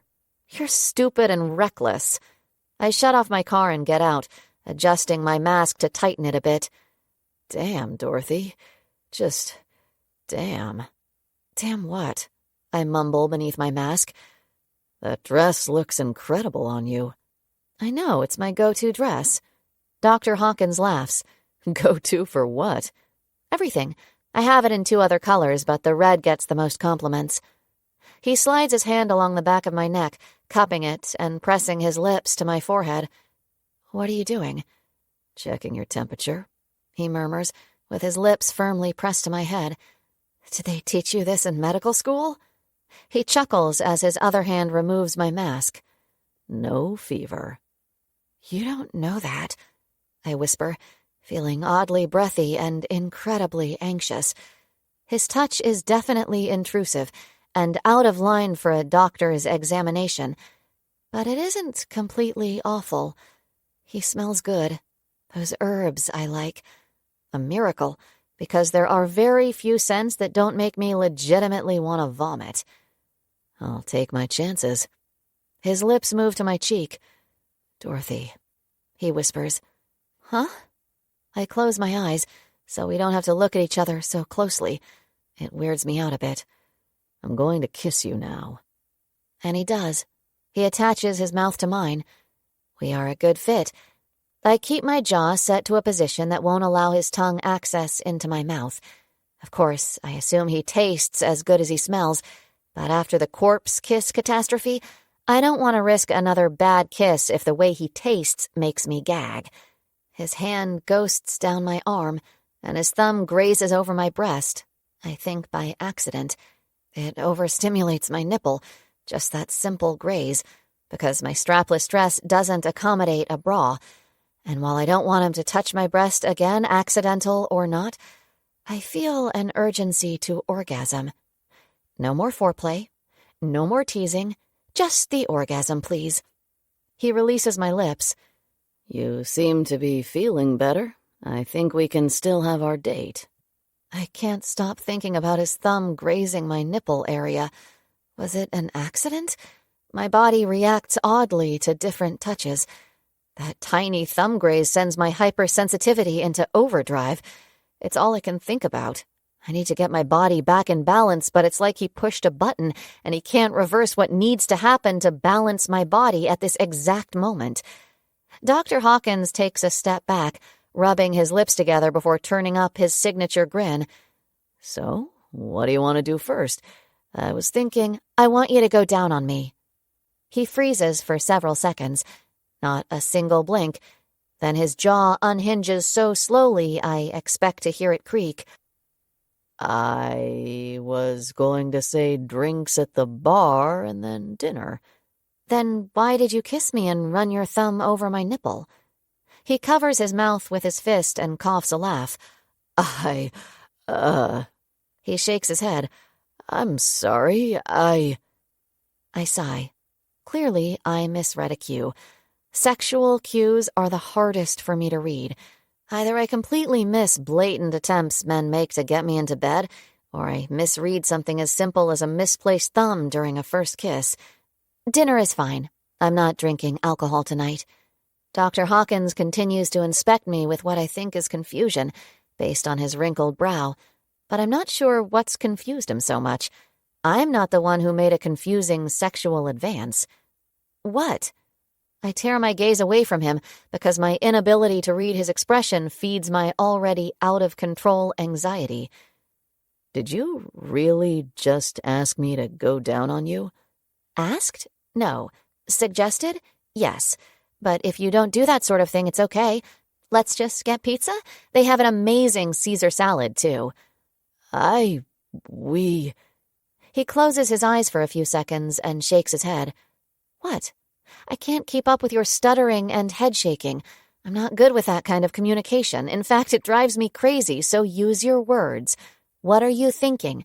Have I done something wrong? Offended you? What? You're unexpected. I'm weird. Refreshingly honest. He smiles. It's the good one again, not the grimace he had on his face just seconds ago. I'm trying to be a gentleman. Okay. He breathes the essence of a small laugh from his nose. Okay. So, pizza? I ask. Yeah. Option 2 is fine. Option 2? My head cocks to the side. He smirks. Oh! I laugh. The moment for option 1 passed. I'd rather have pizza now. Should I be offended? I narrow my eyes. Well, I don't think so. Why would you be offended? Someone walks out and climbs into the car next to mine. Dr. Hawkins gives them a nod and a polite smile. I mimic his reaction to them. Why would you be offended? Dorothy, I was joking. I'm not offended. Huh. I grunt. I missed the funny part of that joke. It was poorly delivered. Just forget it. Let's get pizza. I follow him into the restaurant, and we wait for someone to take our name before waiting at the bar. He doesn't try to fill the wait time with small talk, and I keep my conversation starters to myself, knowing I'll need them during dinner. No sense in wasting them on a 10-minute wait while they get our table ready. Can I get you something to drink? He asks. Water, and a Dr. Pepper. He relays my order to the bartender. They're out of Dr. Pepper, he says, glancing back at me. Figures. I frown. Just water, then. We take our 2 special order bar waters with us to our table. What do you want to eat? He opens his menu. I don't have to open my menu. In fact, menus drive me crazy. Too many choices and too much pressure. That's why I like frequenting the same places or scoping out online menus in advance for new restaurants. Pineapple with extra cheese. Great. And a Caesar salad? Yes, I reply slowly.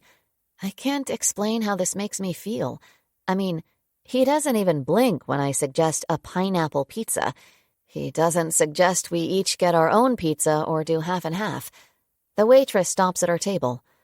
A large pineapple pizza with extra cheese and 2 Caesar salads, he says, handing her our menus. He ordered a large. Nothing chaps me more than people who want to split small and medium pizzas. Leftovers are life. Not that I can't easily take down half a large pizza. My affection for Dr. Hawkins triples in that moment. He makes a huge leap toward catching up with Boss Bitch. So, are you originally from Portland? He asks, crossing his arms on the edge of the table. That's my question. He stole my question, leaving me with 2 original questions. Yes. I try to grin past my slight irritation. Me too. Gah, he doesn't give me a chance to ask it. My dad owns his own auto repair shop. He's had it for over 50 years. We keep thinking he should retire, but he loves it. He'll go to his grave covered in grease. All of my family live in the area. I have 2 older sisters, 3 nephews, and 2 nieces. My oldest niece is getting married in a few months. Roman is the ring bearer. He has an electric blue suit he's wearing, about the same color as my car, my favorite color. If you weren't a doctor, what would you be? I cut him off before he finishes the word color. He pulls his head back as his eyebrows lift into peaks. I may have blurted out the question in a rush, but I knew his next words would be, before I decided to be a doctor, I wanted to be... Sorry, I laugh, but you're stealing my questions. I planned 3 questions to ask you tonight, and you've already taken 2. I don't want to sound uninterested in you, but you already ruined 2 of my questions. I wanted a chance to ask at least 1. Is that code for I'm talking too much? He chuckles. No, it's not code for anything. Talk all you want, just don't tell me everything I was going to ask you before I get a chance to ask it. Dorothy? He scratches his chin. You are unexpected. Like balloons, flowers, and winning lottery tickets. I have no response to that. It seems like a weird compliment, and I majored in weird, but it's a different kind of weird. If I weren't a doctor, I would have been a kayaking or whitewater rafting tour guide. I love both equally. I grew up coasting down rivers, hiking trails, skiing the slopes. He holds up his watch. That's why I get my rings closed every day. Let's share our activity progress. I go into my activity app and invite Dr. Hawkins to share his activity with me. Several seconds later, he glances at his watch and grins. Tapping it once, he accepts my invite. I have an activity buddy. It's on, Mayhem. Watch out. I'm a fierce competitor. You mosey from one patient room to another all day, sit at your desk, or stand hunched over a microscope. I move all day long. You don't stand a chance of outdoing me. We fall into an easy conversation, something I only do with my parents because they know me better than anyone else. And even then, some days they wear a zombie look when I go off on things they don't understand. Just as our pizza arrives, Dr. Hawkins holds up his phone. Did you just take a picture of me? I ask, after the waitress delivers our salads and pizza. I did, for my contacts. I wanted you in that dress. I lift my phone and take a picture, too. He laughs. Did you just take a photo of the pizza? Are you one of those foodies who photographs your meals? Me? No, I just eat the food. The pizza photo is going to be your contact photo. When I think of you, I always want to remember that you ordered my kind of pizza, a large at that, without saying anything that made me feel guilty and weird. Dr. Hawkins nods in small increments, eyes slightly narrowed, lips turned into a tiny smile. He dishes up a slice for me and one for him. Then he folds it, just like me, and he eats it. I follow suit, easily shoving half of it into my mouth. We grin at each other over our full mouths. Pizza, salads, fun. Yes, I'm having fun with Dr. Hawkins. Not awkward date fake fun, not crowded party overstimulation fun. Legit, easy fun. I'd suggest ice cream if you didn't have to work in the morning, he says as we exit the restaurant. The crisp evening air captures my breath. Or maybe it's his hand on my back. Dr. Hawkins possesses a touch that I can't put into a particular category. It sparks anxiety, confusion, and maybe something else. The grazing my nipple kind of something else. Yeah, if I'm going to kick your activity ass in the morning, I need to get some sleep. Well, in that case, let's grab some ice cream, since you won't need a good night's sleep because you have no chance of kicking my activity ass in the morning. He beats me to my car, opening my door. Dinner was amazing. For someone who has issues sorting emotions, I feel that. The giddiness over good food with really good company. He continues, I can't believe I've lived here my whole life and never eaten here. I mean, I've driven by it hundreds of times. It makes me wonder what other hidden treasures around Portland that I'm probably missing. I really need to stop being such a creature of habit, get out more and try new things. If you can do that, then you probably should. I shrug. Not me. I need my habits, familiarity, predictability. And friendly exercise competition. He shoots me a sexy grin. Yeah. I nod, wearing my own grin as I start to slide past him to get into my car. He rests his hand on the top of my car to stop me. So, the pizza and salad were the best I've had, but... He leans in, reducing the distance between us to approximately 12 inches. So was the company, Roman excluded. He winks. Okay. Okay. He repeats on a whisper. Is okay good? I force myself to hold his gaze since he's so close to my face. It's perfectly adequate. His firm pink gums and nice teeth steal the show as he grins. Yep, total flosser. I'm going to kiss you goodnight. I figured. I wore the dress for it. And that's why I ate that mint after dinner and offered one to you. I rub my lips together. They're still lubed from my post-dinner lip balm application. He sure does smile a lot at me. It beats the usual snickering and eye rolls. When our mouths connect, he tastes like mint. I like mint. Peppermint, not spearmint. Cinnamon is okay in a pinch, but too much cinnamon irritates my tongue. Hot tamales at the movies leaves my taste buds fried for days, but totally worth it. Dr. Hawkins presses his hand to my neck and slides it up to cup my jaw, taking the kiss to the next level with a little tongue. French kissing isn't usually my thing, too much saliva. But he's not salivating like a dog or suffering from a painful case of dry mouth, so the kiss is acceptable. Such a Goldilocks moment. Dr. Elijah Hawkins is my just right. When the kiss ends, he lets me slide into the driver's seat. Then he ducks inside and kisses me again. A hungrier kiss. Instead of wondering how long the kiss will last or planning what I will say when the kiss ends, I cup his face and fully participate.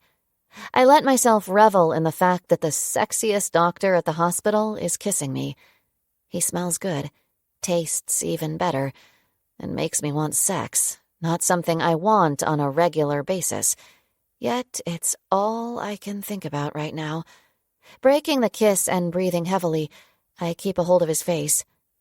I vacuum the crumbs from Gemma's dog treats out of the back seat. His eyebrows pull together, and she doesn't shed so we wouldn't get dog hair all over us. His gaze shifts over my shoulder for a few seconds. Are you suggesting we get in your back seat? I got the Q5 because it's roomier than the Q3, not for having sex for Gemma, but since the room is there, well... I shrug. Please say yes. I'm dying a little here, buddy. Sex? In the back seat of your car?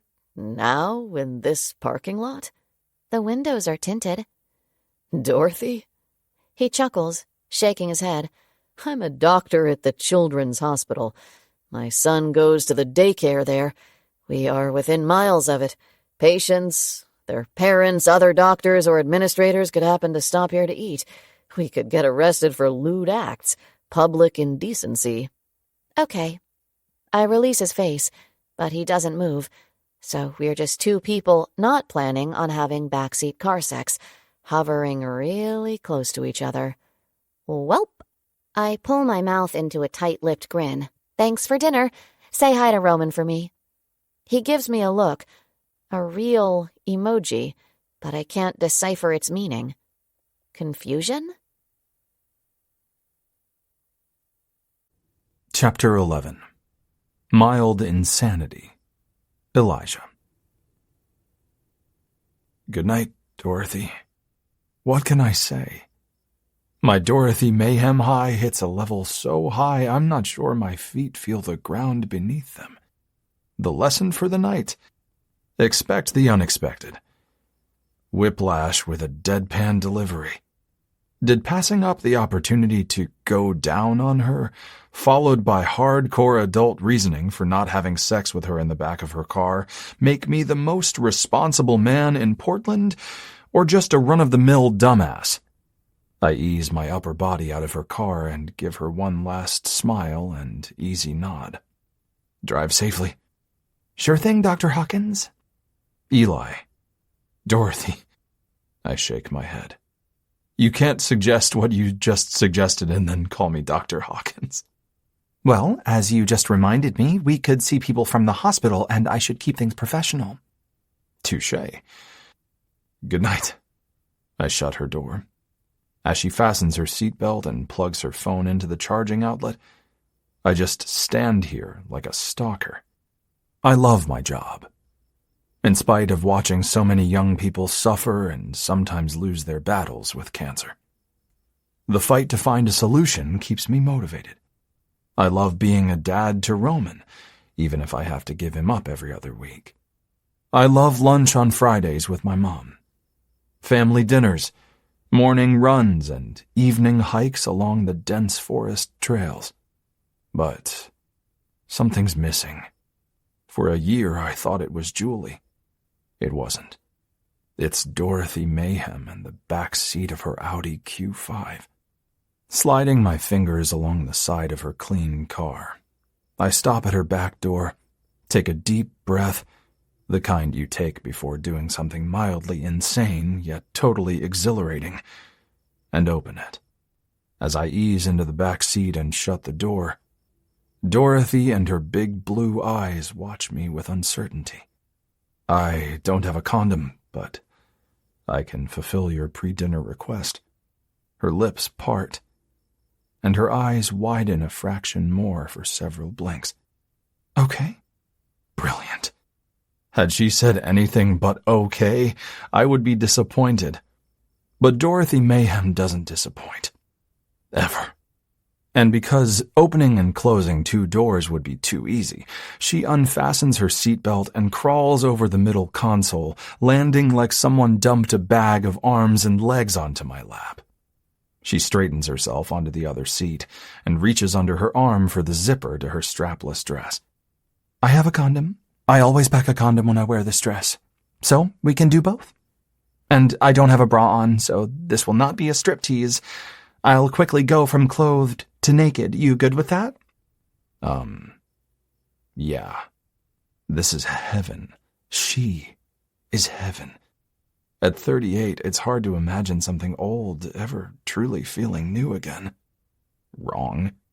Dorothy makes breathing feel new again.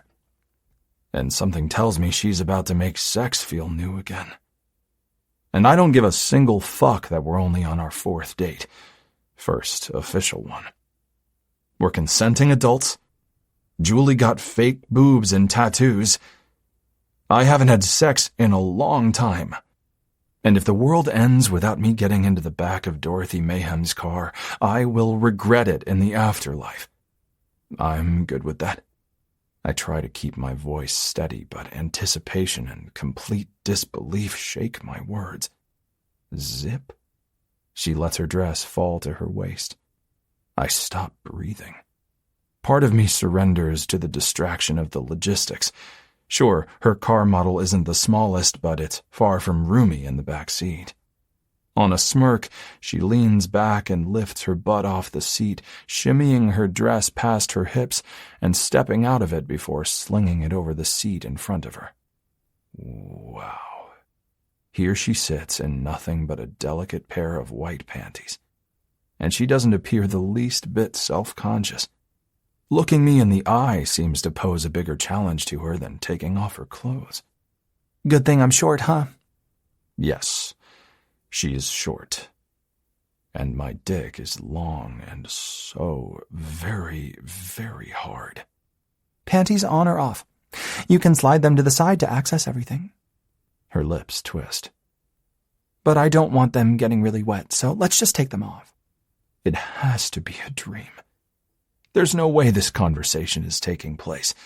She makes oral sex sound clinical. I anticipate her giving me a quick tour, pointing out specific things like her clitoris. Yet, I can't blink. And for whatever unexplainable reason, it's the most erotic moment of my life. Dorothy unties her shoes and removes her panties. She folds them and sets them on the center console.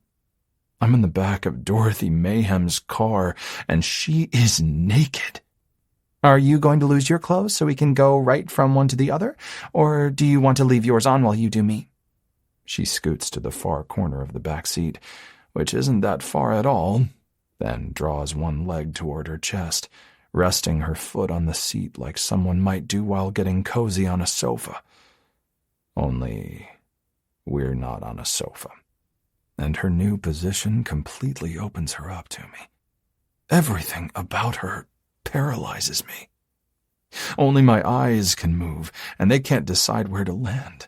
She is fucking beautiful. Dr. Hawkins? Her nose wrinkles. I don't want you to feel rushed to the point that you can't perform, but I do have to work in the morning, so... Let's go back to kissing. I lean in and kiss her. She cups my face again and kisses me back in a way that sends my hands into a frenzy of need, needing to explore her naked body, but the time crunch nags at my conscience. I cup her left breast while my other hand cups her between the legs. She moans into my mouth, and I nearly come in my damn pants. I slide my middle finger inside her and massage her clit with my thumb. But Dorothy knows exactly what she wants. She knew it before dinner. Her hands on my face guide my head down her body. Only my long torso doesn't allow me access. And she's pressed to the door. Maybe she needed to go with a bigger backseat to accommodate car sex with someone over 6 feet tall. I'll scoot onto the floor. You lie down and I'll straddle your head. I laugh a bit, in spite of my efforts to remain serious. After all, I have a naked woman offering me sex, all different kinds of sex. But there's just not enough room. And her words are sexy, but still very matter-of-fact. A how-to manual instead of raw and needy. My carpe diem begins to fade. Really, what if one of my colleagues gets a craving for pizza and walks by the car and happens to glance back through the windshield into the back seat? Dorothy. I let my head flop against the headrest, closing my eyes and rubbing my face. It's not that I'm not ready. The possibility of my cock breaking from the strain against my pants remains a serious threat. I thought I could. But if someone walks by your car...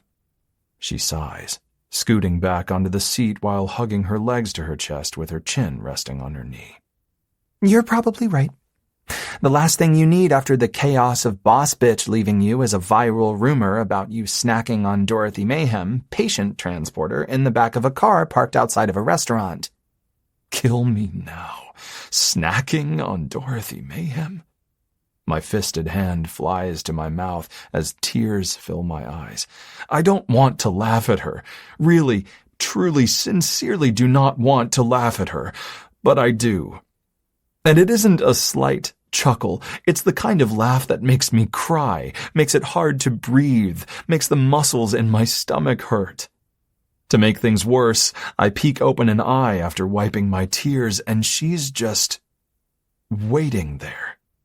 No big deal. Still naked, like sitting in her car naked happens all the time. Her nose scrunches, but she doesn't seem offended. Maybe a little amused by my reaction and equally confused. Do you always laugh so hard you cry? No. I shake my head and hold my stomach with one hand while my other hand wipes my face. I'm not... I breathe hard to keep from laughing more. I'm not sure I've ever laughed so hard in my life. Thank you. For what? She leans forward and grabs her folded panties, slipping them on slowly with a bit of lethargy or resignation in her movements. I regain my composure, wiping my eyes one last time as she puts her dress on and slides her feet into her shoes. For you. I grab her waist and pull her onto my lap, her legs straddling my legs, not my head. You are the very best of humanity. Then I kiss her, keeping my hands on her waist instead of snaking them up her dress like I want to do. The night got away from us in the most bizarre way imaginable. But it's turned into something so unforgettable I feel reborn. Someday, I will look back and remember this night.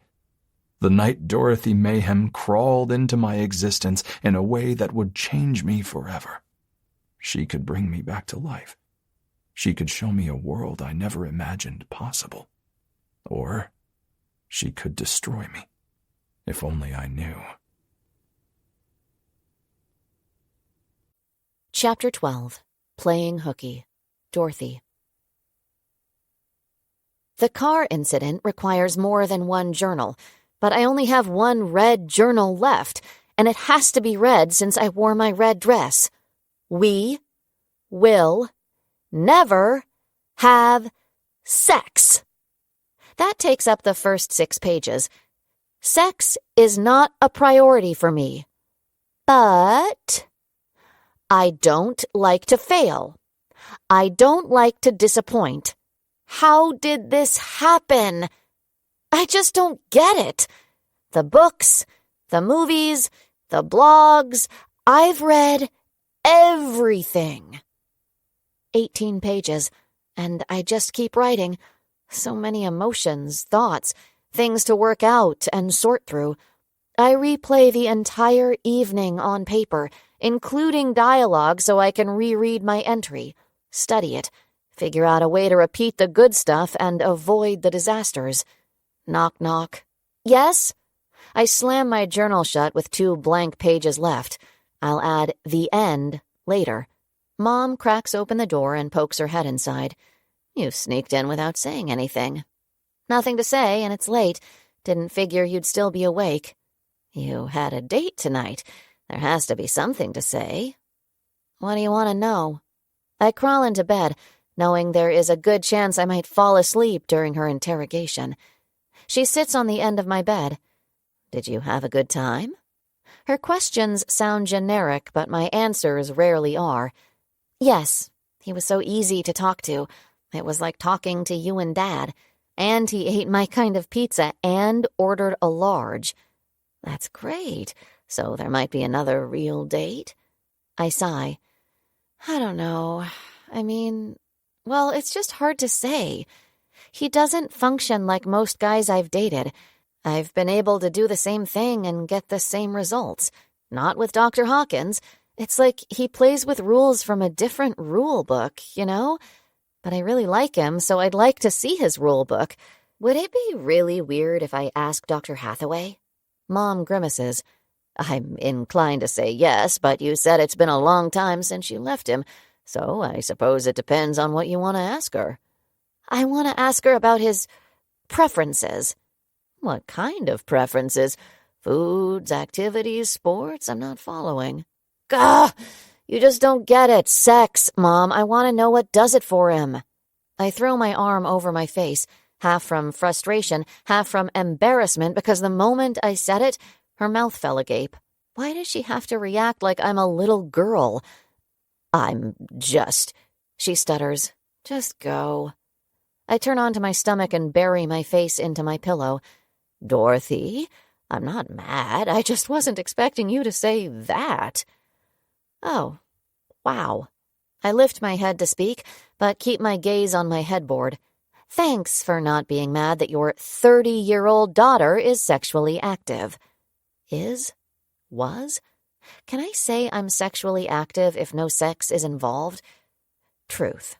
I'm actively seeking sex with Dr. Hawkins. That counts, right? I almost lost my virginity at 23 to a guy who was also a virgin. He thought he was inside of me. I thought he was in the vicinity. His cock slid between my folds quite vigorously, and I kept waiting for it to take a sharp turn into the first hole. It never did.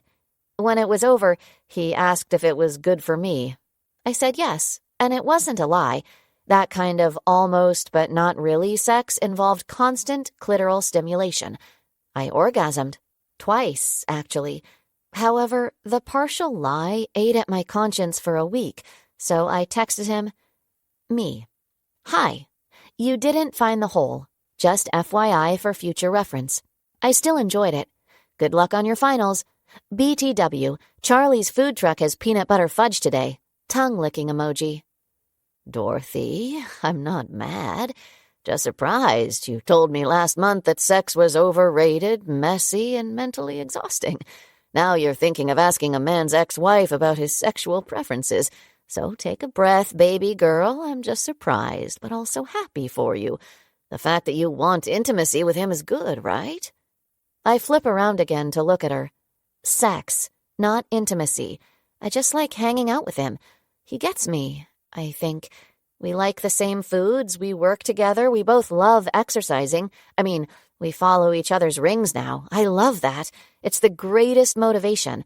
And he's competitive too, but the sex is just getting in the way. I know he wants it, I just don't know how he wants it. And yes, most of the time I don't think I want sex because it usually is overrated, messy, and exhausting. But when Dr. Hawkins kisses me, I feel like the messy exhaustion could be worth it. Mom grimaces again. I'm not sure what to say. Maybe you can ask him. That's what all the experts say, right? I mean, your dad and I don't la la la la. I pinch my eyes shut and plug my ears. I don't want to hear this. I open my eyes when she kisses my forehead. Understood. Truth be known, I don't like to talk about sex with your dad either. You'll figure things out with Dr. Hawkins. Stressing over the sex at this point might not be the best thing for a relationship in the early stages. She winks and leaves my bedroom. After trying and failing for hours to get to sleep, I text Dr. Hawkins. Me. I should have purchased the Q7, huh? It's not that I expect him to answer. After all, it's after 1 a.m. I just need to find a way to figure out the sex thing. And not because I want it all the time. I simply want to be good at it in his eyes. Dr. Hawkins. Hi. I jump when he responds so quickly. Me. Whoops, figured you were sleeping. Dr. Hawkins. I don't think you need a Q7. I think you need to call in sick tomorrow and come to brunch at my parents' house. What? I mumble, reading his text. Me. I'm just having issues sleeping. I'm not sick. Dr. Hawkins.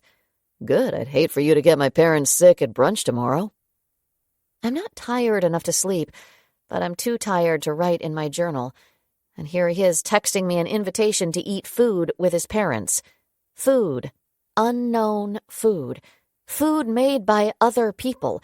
Food not at one of my regular restaurants. Me. You want me to lie? Dr. Hawkins. I want you to meet my parents tomorrow. Me. I have never called in sick. Dr. Hawkins. Do it for me. Me. I'm not good at lying. Dr. Hawkins. Pretend you're sick and it won't feel like a lie. That's what you did earlier when you tried to cancel our date. I'll write you a doctor's note. Me. Really, I'm a terrible liar. Dr. Hawkins. Text your boss. Then you don't have to say the lie aloud. It will be easier. Me. Do you lie about being sick? Dr. Hawkins. No, I'm a doctor. I have to work from my deathbed. Me. I'm a patient transporter. If I don't show up to work, who will transport your patients? Dr. Hawkins. Please. Folded hands emoji. Me. Eye-rolling emoji. Dr. Hawkins. I'll make sure everything is vegetarian. I'll even order you a pizza or a dozen tacos from your favorite restaurant so you don't have to eat my mom's cooking, which would be a shame because she's an excellent cook. 3 folded hands emojis. Dr. Hawkins is an emoji man. That makes him exponentially more attractive to me. Still, I'm not a good liar. But since it will be Sunday, maybe having 4 days at school before seeing my coworkers again will make it easier to deal with the guilt and not spew my confessions the second someone at work asks me if I'm feeling better. Me. Send me the address and time. Will Romeo be there? Dr. Hawkins. Sending. And yes, Julie will drop him off. The next text is his parents' address and the time, 11 a.m. Drop him off. That means Dr. Hathaway will be there, right? At least long enough to let him out of the car. Or will she walk him to the door? Come inside? Meet me? Hi, I'm Dorothy. Does your ex-husband require anything out of the ordinary to have sex? I tried a sexy dress, stripping for him, offering both oral and vaginal sex. Not sure where I went wrong. Would you mind giving me a few tips? Oh, and I think you're brilliant. I want to be you when I grow up. Me? Yeah, I'm 30, but in the Aspie world that's like 20, so barely a grown-up. I imagine her feeling flattered by my compliments, suggesting we be friends who share knowledge of their favorite scientific studies and tips on pleasing men. My friend list is pretty short. Accommodating Dr. Hathaway seems doable. Dr. Hawkins. Did you fall asleep? His text brings me out of my role-playing. Me. No, going to try again now. See you tomorrow. Dr. Hawkins. Night, Dorothy. Can't wait to see you again. I don't mind being me. No one else can do it better. Dorothy Mayhem. Chapter 13. Frittata Fingers. Sleep isn't on my side, so I make the most of my Sunday morning by texting my boss, lying to her. Then I load up my bike and drive to the trailhead. 2 hours later, I return to my car and check the activity app on my watch, fully intending to message Dr. Hawkins to brag about my early start to meeting my activity and exercise goals. What the hell? When I look at my watch, there are notifications that Eli has already completed an 8-mile run and a weightlifting workout, exceeding all of his daily goals. Before I can figure out a response, my watch chimes with a message from him. Dr. Hawkins. Good job. Keep up the hard work. That's his response to the notification he got about the workout I just completed. Oh, I'm keeping it up. I breathe a determined sigh, securing my bike to its carrier. On the way home, I stop by the gym to make sure I exceed his weightlifting workout. Then I hustle home to get a shower since the drive to his parents' house is 45 minutes and I don't want to be late. Hey, what are you... I hold up my hand to my mom as she pours coffee for herself and my dad. No time to talk. I have to get showered. Why aren't you at work? I'll explain later. I jump into the shower, trying my best to multitask, suds and shave while planning out the appropriate outfit. Settling on a dark eggplant skirt and a pale pink button-down blouse with matching flats, I blow out my hair and then apply my lip balm while pulling out of the driveway. The traffic isn't too bad late Sunday morning, things I wouldn't know because I've always been at work by now. The guilt of not being at work continues to eat at me, but the idea of getting to spend time with Dr. Hawkins and Romeo numbs the agitation grinding against my nerves. I pull into their circle drive at 10:30. The blue Tesla is nowhere to be seen, so I wait. A red Lexus SUV pulls up behind me 10 minutes later. I know that car and the woman getting out, Dr. Hathaway. She unfastens Roman from his car seat and walks up beside my car, giving me a polite smile. I smile back and slowly open my door. If I stay inside, she might tell his parents. Then I'll be the weird woman sitting in their driveway. There is no disputing my slightly weird personality, but I try to avoid consciously putting it on display to the whole world. So, instead of being the weird stranger sitting in my car, I turn into the weird stranger staying 5 steps behind Dr. Hathaway and Roman as they walk up to the front door. Dorothy. He smiles, looking back at me. Dr. Hathaway glances back as well. Dorothy, why are you here? I'm here to have brunch with you, Romeo. Hi. Dr. Hathaway smiles. I'm Julie. When did you meet Roman? Dorothy is a superhero. He tugs on Julie's hand, jumping up and down with excitement. Shh. I hold a finger to my lips and wink at him. That's a secret, remember? Julie's smile morphs into something a little uneasy. Clearly, I don't look familiar to her, and I shared secrets with her son. Nothing creepy about that. Dorothy Mayhem.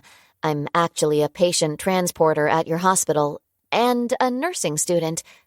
I stop. Someone needs to send me a high-five emoji for having such self-control. I really want, to talk about her work and studies, the million things she's done to help kids. Oh, then I've probably seen you there. The line along her forehead eases a bit. You have. She nods slowly, inspecting me, the woman who calls her son Romeo and is having brunch with her ex-in-laws. Sorry, I didn't recognize you. I see so many faces. You don't need to apologize. So, how is it that you know Roman? Wait. She narrows her eyes. Dorothy the superhero. X-ray vision. Roman did mention you. He said you ate spaghetti with him and wore a bib. I thought you were an imaginary friend. Oh, no, I'm real.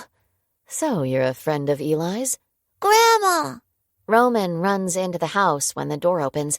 His grandma hugs him while her gaze ping-pongs between me and Julie. Hi, Julie. And you must be Dorothy. Hi, yes, nice to meet you. I brush past Julie and hold out my hand. Not that handshakes are my thing, but I want to blend in at brunch. I want his parents to like me. I'm Lori. It's a pleasure to meet you too, Dorothy. Bye, Roman. I love you, Julie calls, but he's already rushed into the house. Okay, so nice seeing you, Lori, and nice officially meeting you, Dorothy. I feel bad for Julie. She seems nervous, not at all like my boss bitch idol. You too. See you around at the hospital. She nods, sliding on her sunglasses as she walks back to her vehicle, dressed in fitted jeans, a gray sweater, and black ankle boots. Her red hair hangs long and wavy around her shoulders instead of in a ponytail or messy bun like it does at work. At least she looks like I imagined Boss Bitch would look like outside of the hospital. Casual, but still very classy. Come in, Dorothy. Did you get Eli's message? He had an emergency. He'll get here as soon as he can. We didn't know if you'd show up or not. He said he'd give you the option of coming another Sunday, but I'm so glad you decided to come today. I glance at my watch. Yep, there's a message from him. How did I miss that? Dr. Hawkins. Hi, I've been called in for an emergency. I'm hoping to still make it for brunch. You're welcome to go there and hang out with Roman and my parents, but I assume you'll choose a different day when I'm not running late. Call you later. Or I might see you at the hospital if you decide to go in now. Just great. I smile. Missed his message. I'll reschedule for another Sunday. I turn, taking steps toward my car. Oh my God. I didn't have to be here. Why am I here? What? No, you should stay, Dorothy. I would absolutely love for you to stay. My daughters couldn't make it today, so it's just Roman, Kent, and me. And, of course, Eli when he shows up. I don't want to stay. Nope. No way. 5 years earlier, I would have kept shaking my head, slid into my car, and skidded out of their driveway. But I no longer act on total impulse all the time.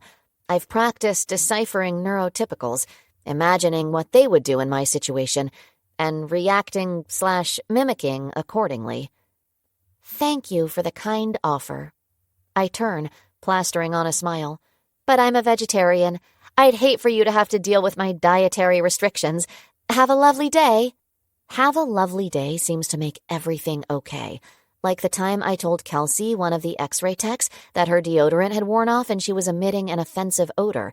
At first she gasped, which led me to believe I'd worded the FYI incorrectly, but then I followed it up with "have a lovely day," and she nodded slowly while hugging her arms to her chest.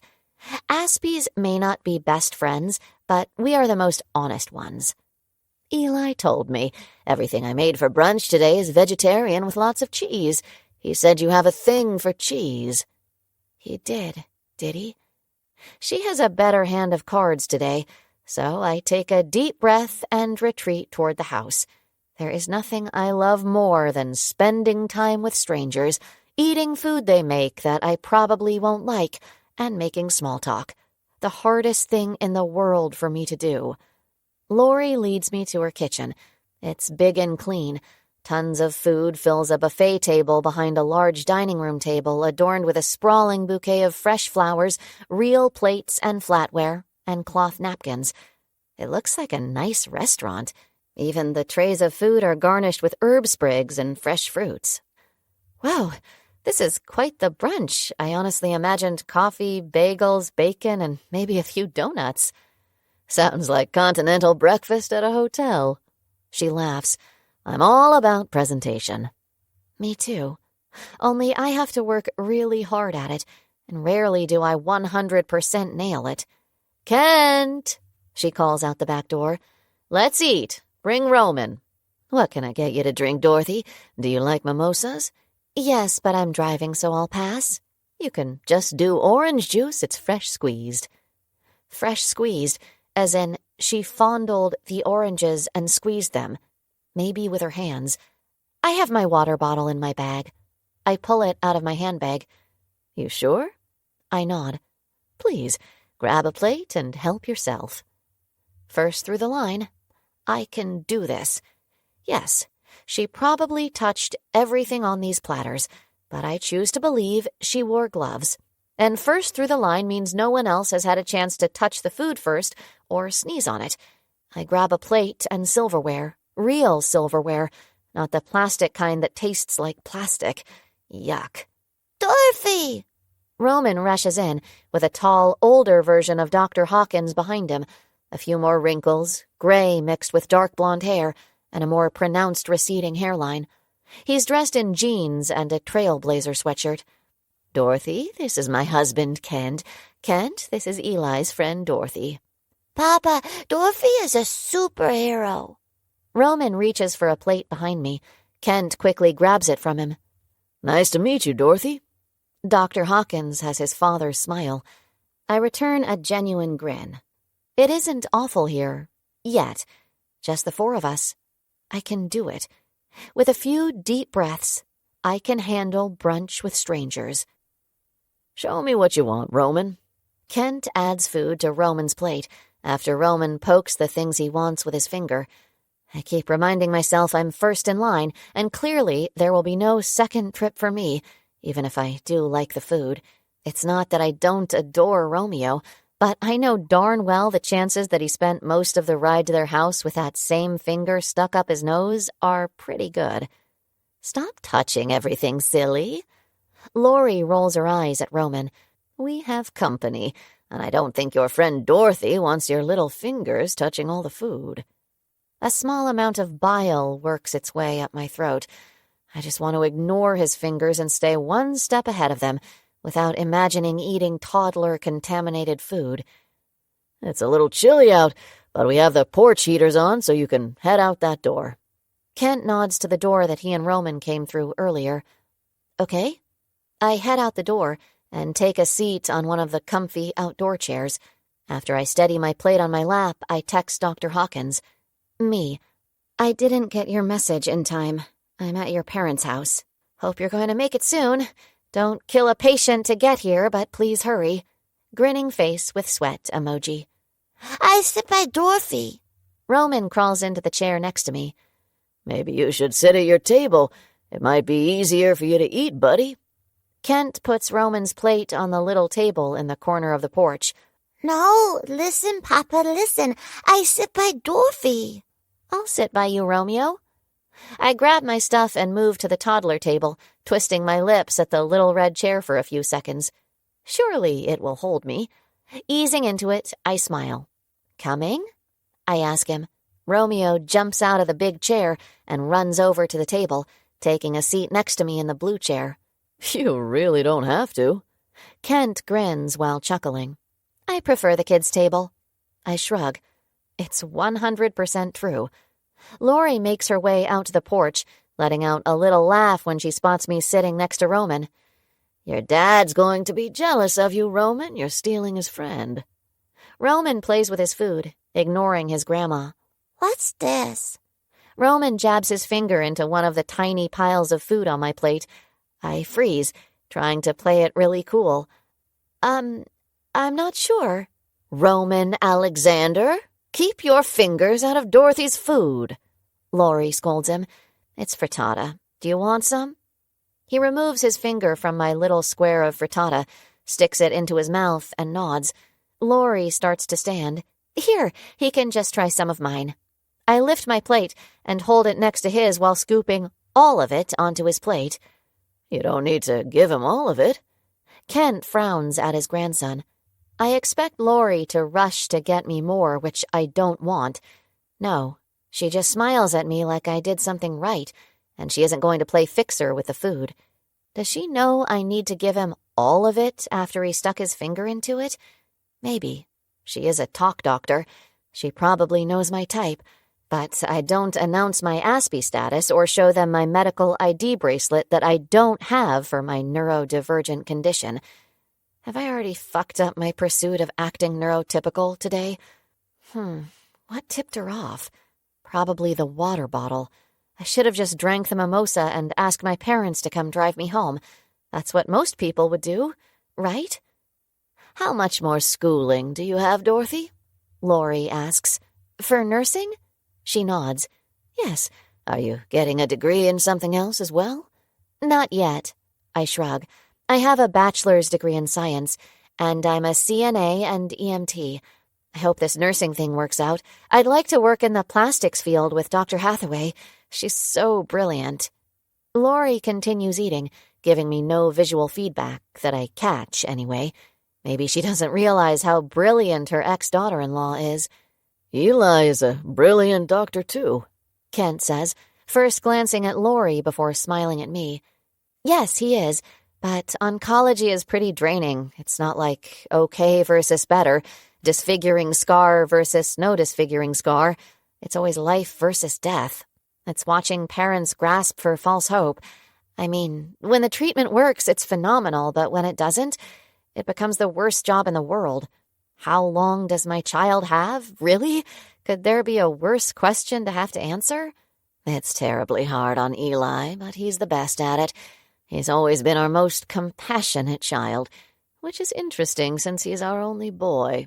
And I love that you have such respect for Julie. She is incredibly talented. You couldn't have a better professional role model. Lori sips her mimosa. Professional. Lori stressed that word. At least that's how it sounded to me. It's possible they don't think highly of Julie after she left their son. When I heard the news of their split, I journaled it because everyone wouldn't stop talking about it. So I worked it out in my mind and put it on paper. That's when I realized they were two alike. No alpha or beta, no teacher and student. That would be hard for me. Dr. Hawkins' physical stature alone gives him an air of dominance, let alone his professional accomplishments. But Boss Bitch could never be a student, a beta, or submissive. No way. Since she acknowledged the awesomeness of Dr. Hathaway and has a medical degree of her own, I feel it might be appropriate to list a few of the things I admire most about Boss Bitch. It seems like the perfect conversation, and much better than small talk. I actually heard Dr. Hathaway speak years ago at... Chapter 14. Doggy Style. Elijah. 2 hours late, I arrive at my parents' house. Dorothy's car is still parked in the driveway. That makes me happy. I want to see her. I want to see her around my family. Hey, I smile at my mom as I turn the corner into the kitchen. She looks up from her phone. Hi. Leftovers are in the fridge. Everything go okay? Yeah, fine now. Everyone else out back? Uh-huh. She slides her phone onto the counter. Sorry, I'm on call this weekend. And of course it's been non-stop. Yes, your dad is out back with Roman and Dorothy. Everything go okay? She laughs. It went well. Really well. We like her.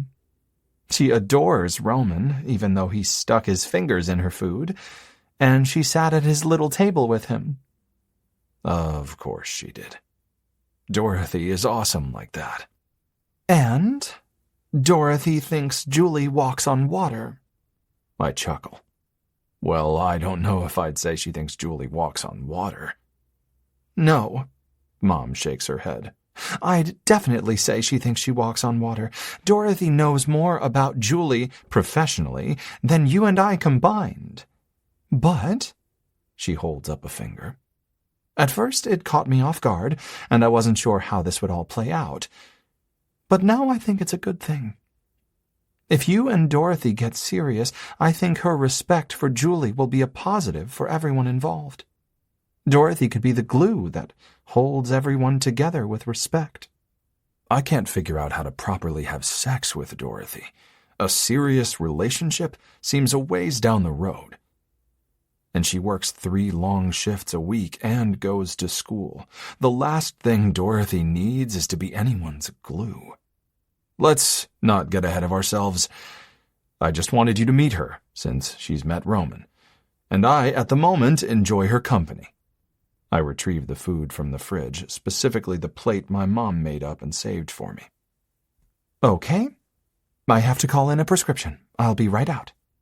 I nod, grabbing a glass of orange juice before shouldering my way out the screen door to the porch, where my dad's sitting with a satisfied grin as he watches Dorothy and Roman play ball with Elmo. I like her, Eli. My shit-eating grin doubles. How could anyone not like Dorothy Mayhem? Yeah, I do too. How have you been? I sit next to him instead of interrupting the yard play. Not bad. Your mom's bugging me to take time off for a vacation. She wants to go to Costa Rica after Christmas. Well, then take Mom to Costa Rica. I hate to travel. I chuckle. You hate anything that takes you away from your shop. I'm amazed you're sitting here right now. You know, she threatened to do something very brutal to my balls if I didn't stay. What were her words? Oh, yeah. Fully engaged during brunch with your friend. Dorothy will give you a pass if you want to change your clothes and get a wrench in your hands. I'm certain she wasn't thrilled about meeting you and Mom all alone. You wouldn't have known. She's quite chatty when you get her started about something she loves. Like your ex-wife.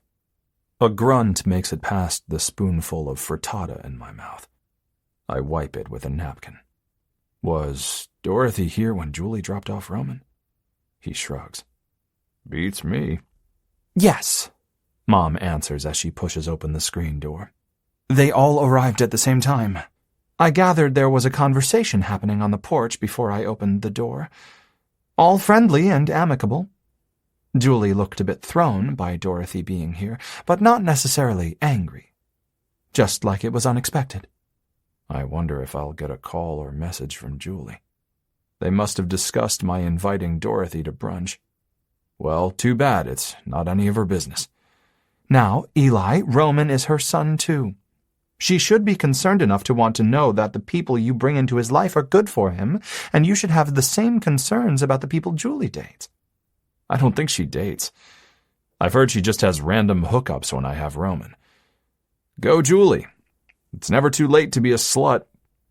Elijah Alexander Hawkins, Mom whisper yells. Too far? I smirk before taking a sip of my juice.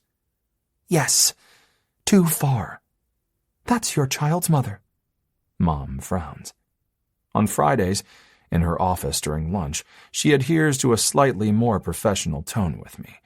But at her house, she isn't Dr. Lori Hawkins, she's just Mom.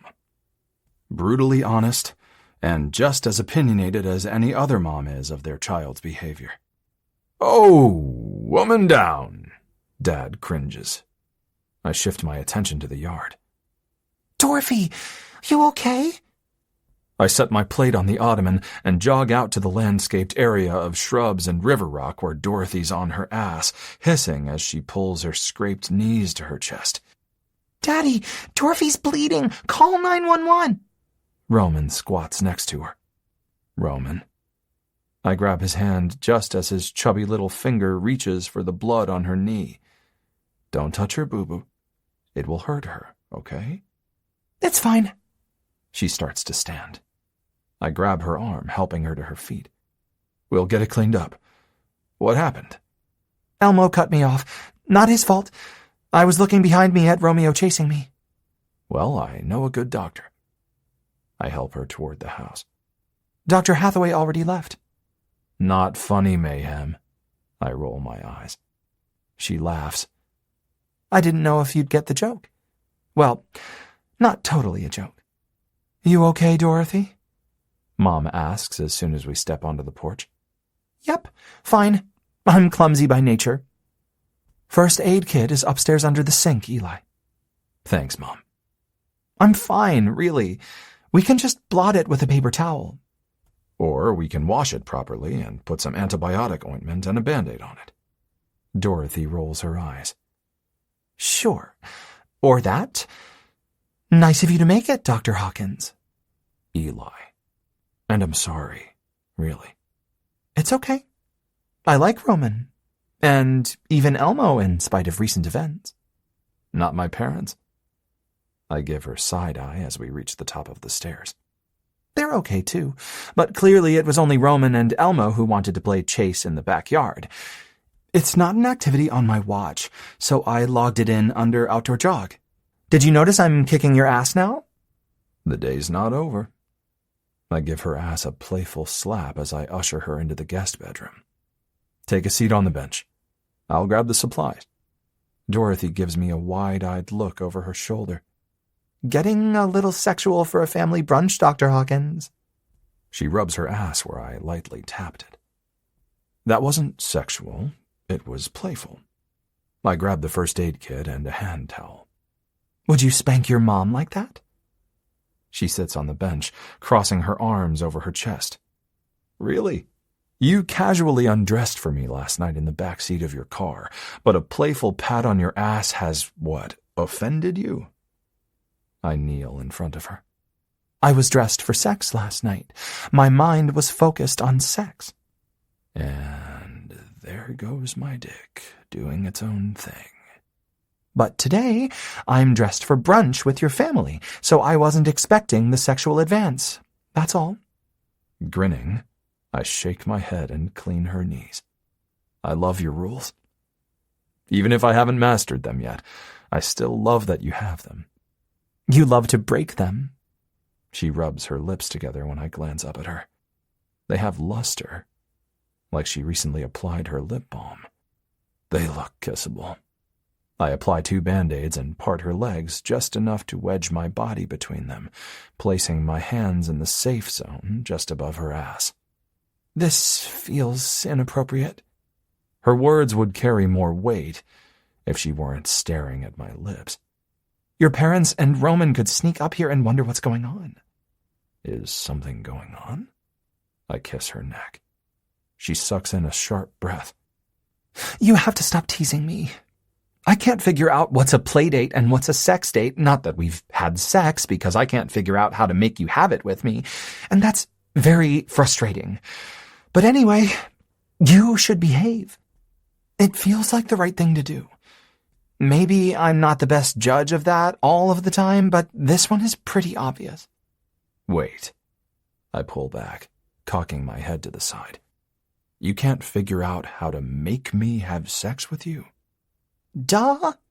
She shrugs. If getting completely naked for you and bringing my own condoms doesn't work, I'm not sure anything will work. So I just need to know, are we ever having sex? Or are you just looking for companionship? A hand to hold, a few stolen kisses, an ass to pat? I'm fine with whatever. It's just I don't like not knowing. I need to know. So if it's never happening, that's cool. Totally cool. I can stop obsessing over when it's going to happen. I can focus on my activity rings. I don't have to deal with sexy panties that itch. I can wear my soft and perfectly worn cotton ones. She blows out a long breath. Amazing. Since she used so much oxygen to get all of that information out in such a short amount of time. I didn't think a woman could think about sex more than a man. Wrong. You name the place and time. She squints. For sex? I nod, sliding my hands an inch lower to scoot her closer to the edge of the bench so she can feel how much I want to have sex with her. Now, right here. Do you have a condom? My handbag is downstairs. Now? I laugh. Maybe she doesn't understand flirting and foreplay. 2 seconds ago, you gave me a speech about this being inappropriate and someone sneaking up on us. But now you want to have sex? Here? While my parents and Roman wait for me to bandage your wounds? She twists her lips to the side for a few seconds. It's not ideal, but it's doable if you don't take too long and if you cover my mouth if I start to make noise. But I won't if it's nothing spectacular. And really, I just think we need to do it. So you know. Every single one. Every single conversation with Dorothy turns into the most bizarre exchange of random thoughts. 50% inappropriate, 50% gut-splitting funny. So I know what? That I'm good at it. I try to control my eyebrows shooting up my head, but they do it before I can control my reaction. This woman. I mean, she rolls her eyes. Clearly, I lack in the seduction part. I didn't think that was the case until I met you. But if you ever give me a fair chance, you won't regret it. Seriously. For the love of God. The woman speaks of sex with the demeanor of conducting a job interview. Yet, yes, I am so fucking turned on at the moment. I press my hands to the bench on both sides of her lap and push myself to standing. Pivot, take 3 steps, shut and lock the bedroom door. It's going to be quick because it has to be. You do not, under any circumstances, tell anyone that we had quick sex. I don't need that rumor going around. I unfasten my jeans and fetch a condom from my wallet. Yes, I learned my lesson the previous night. These are not my sex panties, just so you know. She stands, lifts her skirt, and shimmies out of her panties. No fucks given as to what your panties look like, Dorothy. Just take them off and pick your position. Her eyes light up just like her smile. I get to pick the position? When I had sex with Julie for the first time, it started with a kiss that progressed into heavy foreplay that led to my hand sliding down the front of her panties, finding a little nub and wondering if it was her clit. She stroked me on the outside of my gym shorts so much that it pulled them down a few inches in front. We were a hot mess of teenaged hormones. The sex was awkward and the groping was sloppy. I couldn't steady my hands to put on a condom, and Julie worried that we'd be part of the tiny % of condom failures. She came on my hand before I put my cock in her, and I came 2 seconds after said cock entered her. Decades later, here I am, pushing down my jeans just enough to pull out my cock and roll on a condom with steady hands while Dorothy crawls onto the bed, skirt around her waist, ass in the air. Doggy style. I didn't see that being her choice. Interesting. I stand at the side of the bed and grab her hips, coaxing her to move closer to the edge. So this is 38 post-divorce millennial sex. Nothing fancy, just Sex a la carte. My, how times have changed. Wait. She sits back on her heels, back to me, wrist close to her face. Did you press start yet? What? She whips her head back, eyeing me over her shoulder, wearing a spectacular grin. On your watch? For sex? I cough a laugh. Yes. Under your health app on your phone, you can manually add sexual activity, see? She holds up her arm and presses go. Then she shrugs. Don't worry, yours will just record it as movement. I let the snacking on Dorothy statement end our quest for sex the previous night. I could easily let the sexual activity tracking on her watch make me pause just long enough to let my thoughts catch up with me. My parents, their house, Roman. But I don't. Because the second she leans forward again and readjusts her skirt, exposing her bare ass, I can't stop my hand from sliding between her sexy legs to feel if she's ready for me. Her breath hitches when I find her clit, circling my finger over it several times before sliding that finger into her. Dr. Hawkins? She moans my name and jerks against my hand. Eli. You have to call me Eli. Dr. Hawkins makes me feel like a dirty old man doing something really inappropriate to a patient. I work a second finger into her and kiss the curve of her ass. Eli, don't lick my butthole, okay? She asks in a breathy voice. I grin against the soft skin of her perfect ass. Okay. My fingers work her faster, and she rocks on her hands and knees to set the pace. I want her naked again. I want to feel every inch of her skin. I want to slide my head between her legs and give her exactly what she wanted the previous night. But we have to be quick. So I replace my fingers with my cock, grab her hips, and push into her with just enough force to make her whole body shift forward. Eli! I cover her mouth to muffle her cry. I guess this means I'm pretty spectacular, huh? I whisper, leaning close to her ear.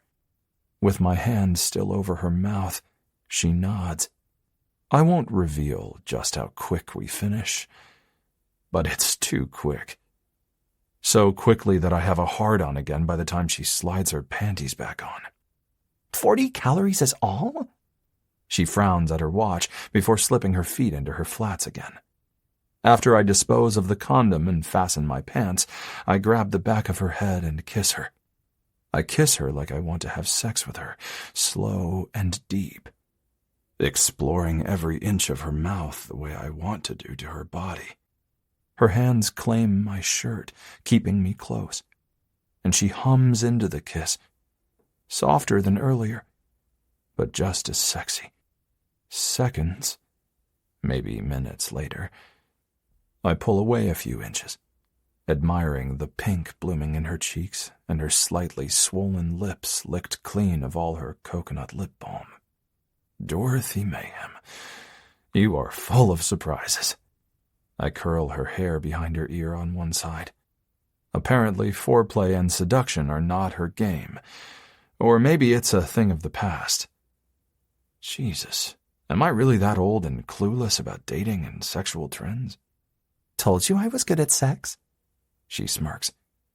Easy, champ. I wouldn't call 40 calories good. I give points for stamina. We're going to need a redo under better circumstances with more time to really burn some calories. Daddy? 2 little feet slap the stairs in a slow rhythm. I straighten my shirt and my erection as Dorothy tries to absorb some of the heat from her cheeks with her palms pressed to them. Then I quickly unlock the bedroom door. The last thing I need is Roman telling my mom that the bedroom door is locked. Daddy, where are you? Roman runs straight into my legs, making me wobble a bit to keep my balance. I'm right here, buddy. Are you ready to go home? Dorothy, your knees are beating. I turn just as she leans down to reattach the band-aids. Then my gaze darts to the bed and the 2 bloody smudges on the off-white quilt.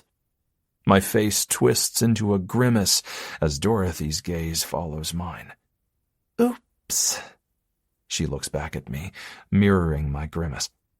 I was just getting Dorothy new Band-Aids. They came off because they were too small. Giving Roman a quick shrug and oh well face, I pull 2 new Band-Aids out of the first aid kit. Sit. I wink at Dorothy. Ruff! She barks and grins at Roman while taking a seat on the bench again. Interesting position choice, given your recent knee injuries. I mutter under my breath as I replace the Band-Aids, more upset with myself for completely forgetting about her knees once sex became the topic. Does my doctor's son not know how to put on a Band-Aid? Mom's voice creeps closer as Roman climbs onto the bed and starts jumping. Down, Roman. Now. Please. Please, child, get off the bed before— No little monkeys jumping on my bed. Mom heads toward the bed. I've got him.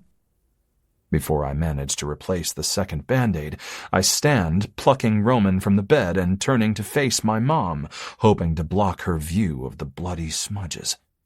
Dorothy finishes the second Band-Aid. We couldn't imagine what was taking you 2 so long. Roman squirms out of my arms and runs toward the stairs. Sorry, we were talking. That's all. I smile my very best, oh shit, I'm in trouble smile. Dorothy stands and Mom inspects her. Dear, you have blood smeared all over your knees. Didn't Eli clean your knees first? She clucks her tongue and shakes her head. Dorothy remains statuesque, eyes wide. Sit, Dorothy. I'll get a wet washcloth. Mom points to the bench at the end of the bed. Don't speak, okay? I whisper after Mom leaves the bedroom. Dorothy nods stiffly. I move the gray throw blanket up the bed to cover the blood smudges and quickly turn back toward the door when Mom comes in with a wet washcloth. She squats down in front of Dorothy and cleans the dried blood around the Band-Aids. There. Much better. Mom stands straight, smiling at Dorothy. Her smile fades when she sees the throw blanket situated in the middle of the bed. Thanks, Mom. I need to use the restroom. Can you take Dorothy downstairs? Maybe package up some of those leftovers for her? She loves leftovers. Sure. She steps toward the bed. What are you doing? I block her attempt to move toward the bed. Mom narrows her eyes at me.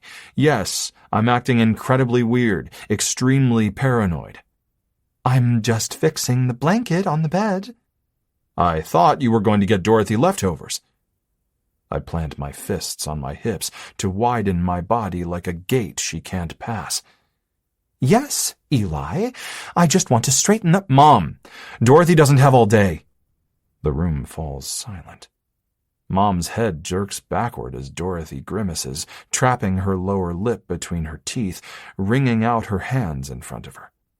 Elijah Alexander, what is wrong with you, child? Nothing, I say as calmly as possible. You just go. I'll fix the blanket and use the restroom. You get Dorothy some leftovers. What is under that blanket? She crosses her arms over her chest. What? I narrow my eyes.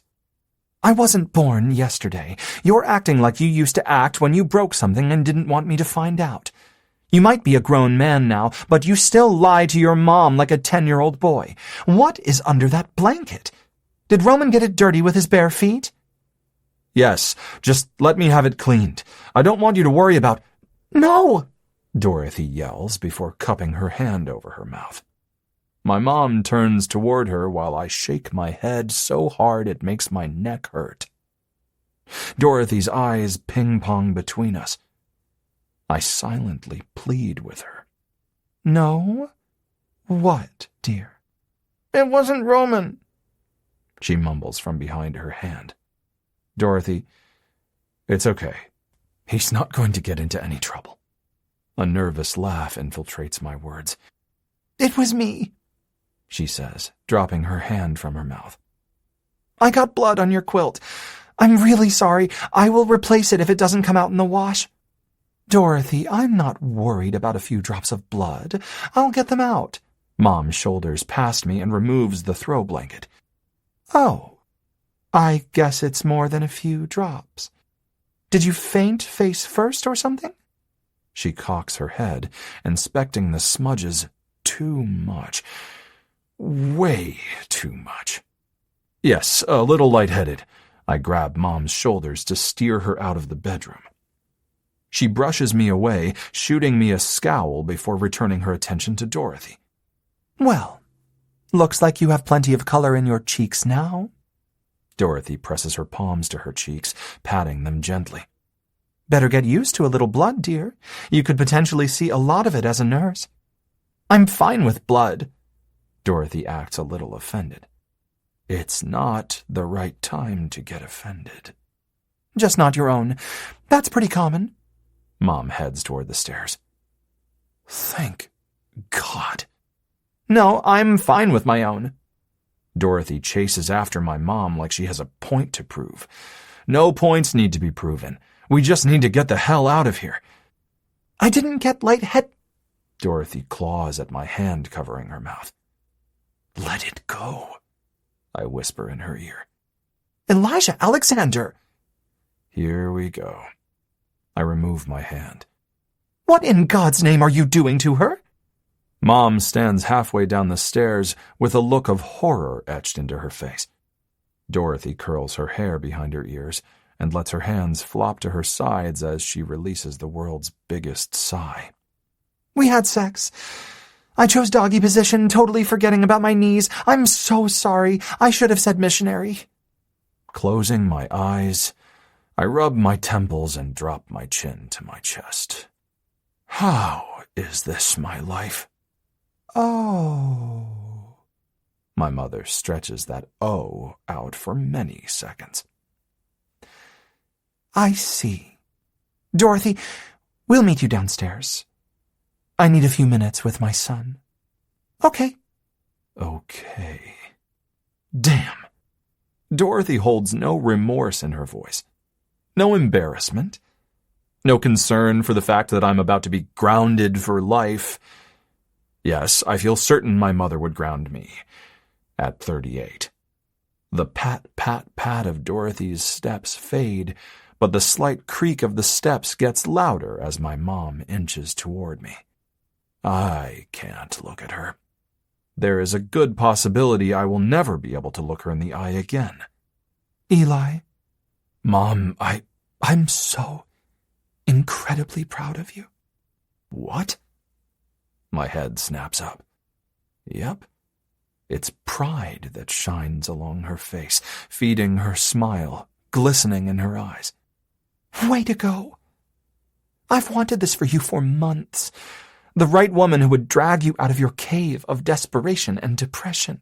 A woman so completely different than Julie, but who would adore both you and Roman. A woman with a zest for life. A woman willing to take risks like a quickie at your parents' house.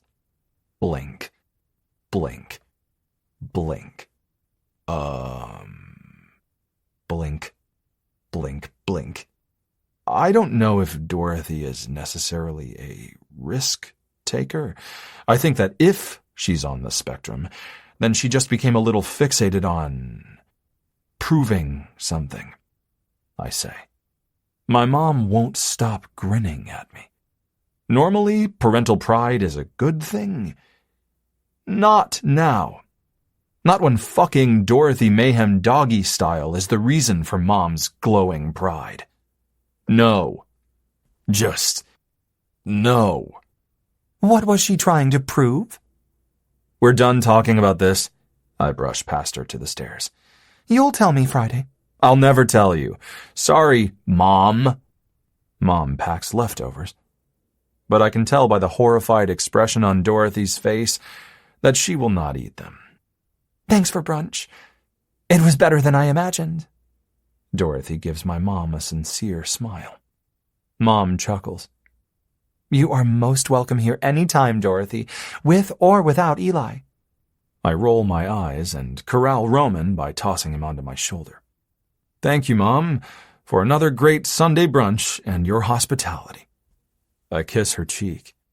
Tell Grandma bye, Roman. He giggles, upside down over my shoulder as Mom kisses him goodbye. Tell Dad bye. Oh, I will. The stinker already snuck out to his shop. We follow Dorothy to the driveway. Bye, Dorothy. Roman yells next to my ear just as I set him down by the back door to my car. Bye, Romeo. See ya around. Hop into your car seat, buddy. While Roman climbs into his seat, I meet Dorothy at the driver's door to her car and lean back against it so she won't run off quite yet. Thank you. I know playing hooky, lying to your boss, eating with strangers, and letting Roman contaminate your food is probably way out of your comfort zone. But I lower my voice, really enjoyed this brunch date. Okay. She grins. Okay. I challenge her with my very own guilty-as-hell shit-eating grin. So, what's on your agenda for the rest of the day? She glances at her watch. Aside from keeping a close eye on Dr. Hawkins and his daily activity, not much. I'm supposed to be at work, so I might get some extra reading time in and gaming. No studying? Nah, I don't have to study much. I mean, sometimes I have to study, but nothing today. Smart girl, huh? Dorothy shrugs. I suppose. It's just easy stuff is all. She curls her hair behind her ears and stares at her feet. You know, Roman has never seen an emu up close. Really? She glances up at me, squinting against the sun. Really? He'd love them. I nod slowly while she goes back to staring at her feet because I'm blocking her from getting into her car. If only I knew where he could see one. Or two. She nods a few seconds before snapping her head up to meet my gaze again. Oh. She laughs. You mean Orville and Wilbur. You want me to show him my emus? I lift my shoulders, stuffing my hands into the pockets of my jeans. Only when it works in your schedule. Like on a day you're unexpectedly home instead of at work. Ha ha, okay, I get it. You mean today. She wrinkles her nose while nibbling on her lip. I didn't plan on visitors today. You didn't plan on not working today. But so far so good, right? Dorothy studies me for a few seconds. I suppose. What happened in the bedroom deserves a higher ranking than I suppose. Okay. Okay, we can follow you home? She nods. You're sure? I don't want to make you uncomfortable. Ha! This whole morning has been really uncomfortable. I frown. I'm sorry. We can go home. We don't have to impose on your day anymore. Stepping away from her vehicle, I open her door. Dr. Hawkins? Eli, I say with more bite than I intend. Eli. She repeats on an exhale. I'm not the best at articulating things correctly. It's hard to explain. I just express things differently. But I do want you to come to my house, and I do want to introduce Romeo to Orville and Wilbur, even if it's been a stressful day. All my days are stressful in a way you can't understand. Okay? Okay. I rub my lips together, studying her for a few seconds, trying to figure out if now is the right time to say something. Warren said you have ASD. I lie. He didn't say it correctly. Dr. Warren? She twists her mouth. Huh. He wanted to screw an Aspie. Interesting. No. The interesting part is that's her reaction. So Aspie is an okay term with her. Who knew? What do you think, Eli? Her head cants to the side. Is this a test? What does she expect me to say? And is it a reference to her ASD or Dr. Warren wanting to screw an Aspie? I don't know, and It shouldn't matter. There is no way I will stumble over her question. Brushing my fingertips over the palm of her hand, I lean down close to her ear and whisper, I think you're an extraordinarily spectacular human. Drive safely. We'll follow you. I let my lips graze her cheek, wondering if young eyes are watching, and if Roman will say anything if he does see me so close to Dorothy. Dorothy watches me, unblinking. Okay? I ask. After a few more seconds, she blinks and nods. I have a surprise for you, Roman, I say, grabbing him from the floor of my car where he tries to hide from me. Chapter 15. Me, Use, Dorothy. Interesting trait of most Aspies. We don't multitask well. Not physically or mentally. I shouldn't be driving home. My brain distraction has to be more dangerous than impairment from alcohol. But I have 3 things vying for my attention. My thoughts, my natural tendency to obsess. I had sex with Eli, and he wants a do-over. Dr. Warren knows I'm an Aspie, and he wants to have sex with me. Eli doesn't care about my Asperger's. By some miracle, I make it home without crossing the center line or driving off a bridge. Did I stop at red lights? Presumably so, since I can't remember anyone honking at me. I glance in my rearview mirror before pulling into the garage. No blue Tesla. The screen of my phone shows a string of messages and 2 missed calls from Eli. Slow down, please. You just ran a red light. Jesus, Dorothy, slow down. You lost us. Pulling over to wait for you to answer your phone or reply to this message. Maybe you can give me your address? Oh, fuck, I murmur, while texting him my address with a grimacing emoji. I take my accidentally earned extra time to run into the house and make sure my parents aren't sitting together on their sofa or making a mess in the kitchen. Or dressed in weird clothes. Dr. I shake my head. Eli and Roman will be here soon. Mom looks up from her book. That's exciting. No, I grimace, shaking my head. It's just... Never mind. Where's Dad? In his garden, of course. Do you want to tell me now why you're not at work today? No. I rush out of her living room to check on my bedroom. There's no way I will let them into my bedroom, but sex at his parents' house wasn't on my radar either. I have to submit to the fact that Eli has his own agenda that doesn't always match mine. Was sex at his parents his idea or mine? Either way, I like his agenda. Our agenda, sometimes. Like earlier, I liked the hell out of it.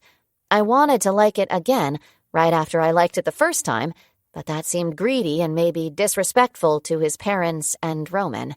They're here, Mom calls. I straighten my journals and run a hand over my bed to smooth out the comforter. Dad's chatting with them. No! I run toward the door. Is Eli upset about me telling his mom about doggy-style sex? Will he get revenge by telling my dad? My dad is not the kind of guy you joke with about his daughter, and definitely not about pounding her from the backside. Hey! I practically burst out the front door, a little out of breath and a lot anxious about the situation.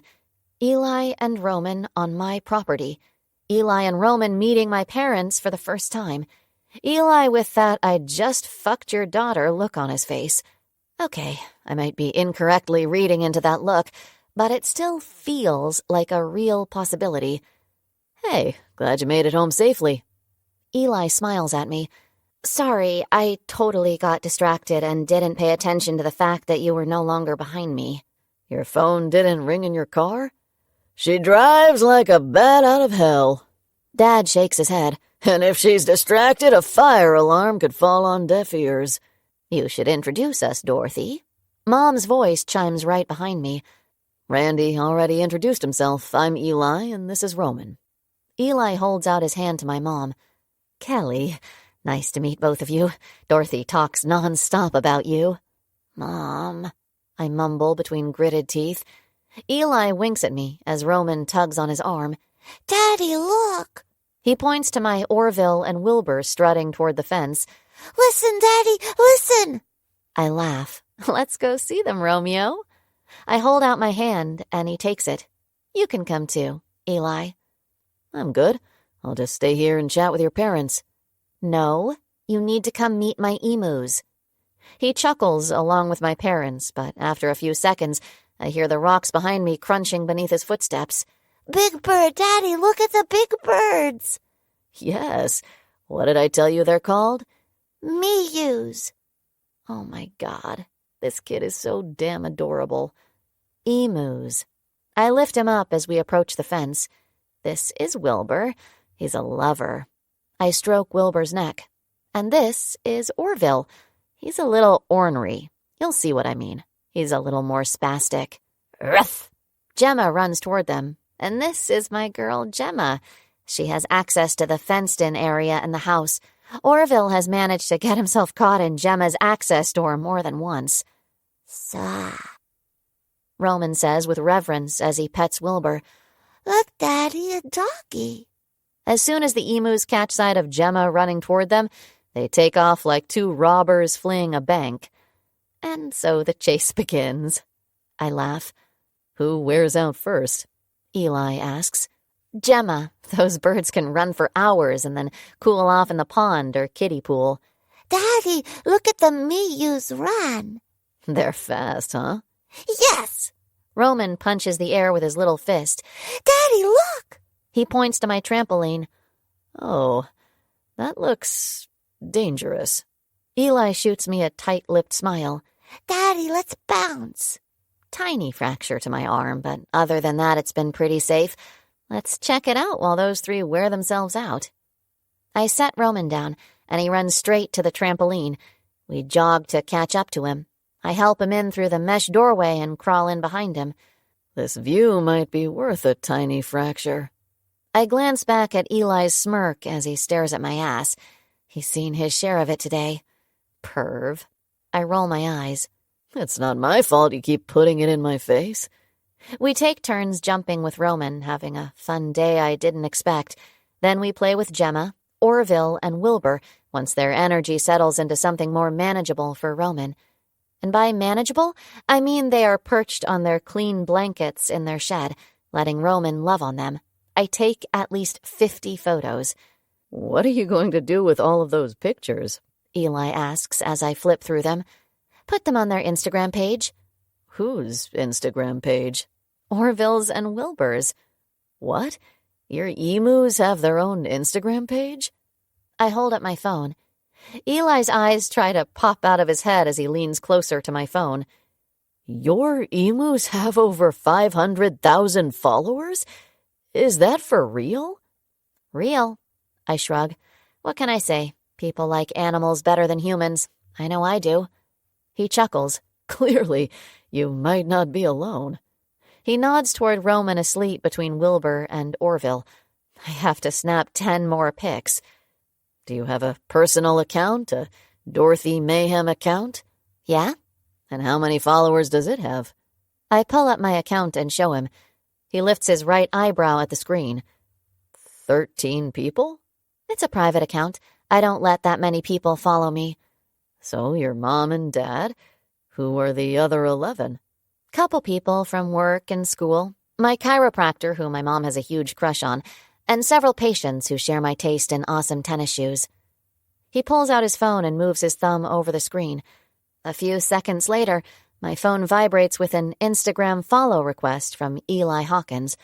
I close out of my screen and set my phone down to give Gemma some love, since she's managed to worm half of her body onto my lap. Did you just see my request to follow you? I nod, staring at my emus being all sweet to a sleeping Romeo. But you didn't accept it. I know. I usually think on requests for a while. Are you serious? Yes. He lowers his voice. I was physically inside of you just hours ago, but you have to think about letting me follow you on Instagram? Whoa. Do you honestly think, had I let Warren have sex with me, that I would also let him follow me on Instagram? I think it's messed up that your standards for sexual partners are lower than your standards for people who follow you on a social media site. It's way easier to stalk someone and harass them on social media than it is to do it face-to-face. I could get a restraining order against you easier than I could shake you from my Instagram life.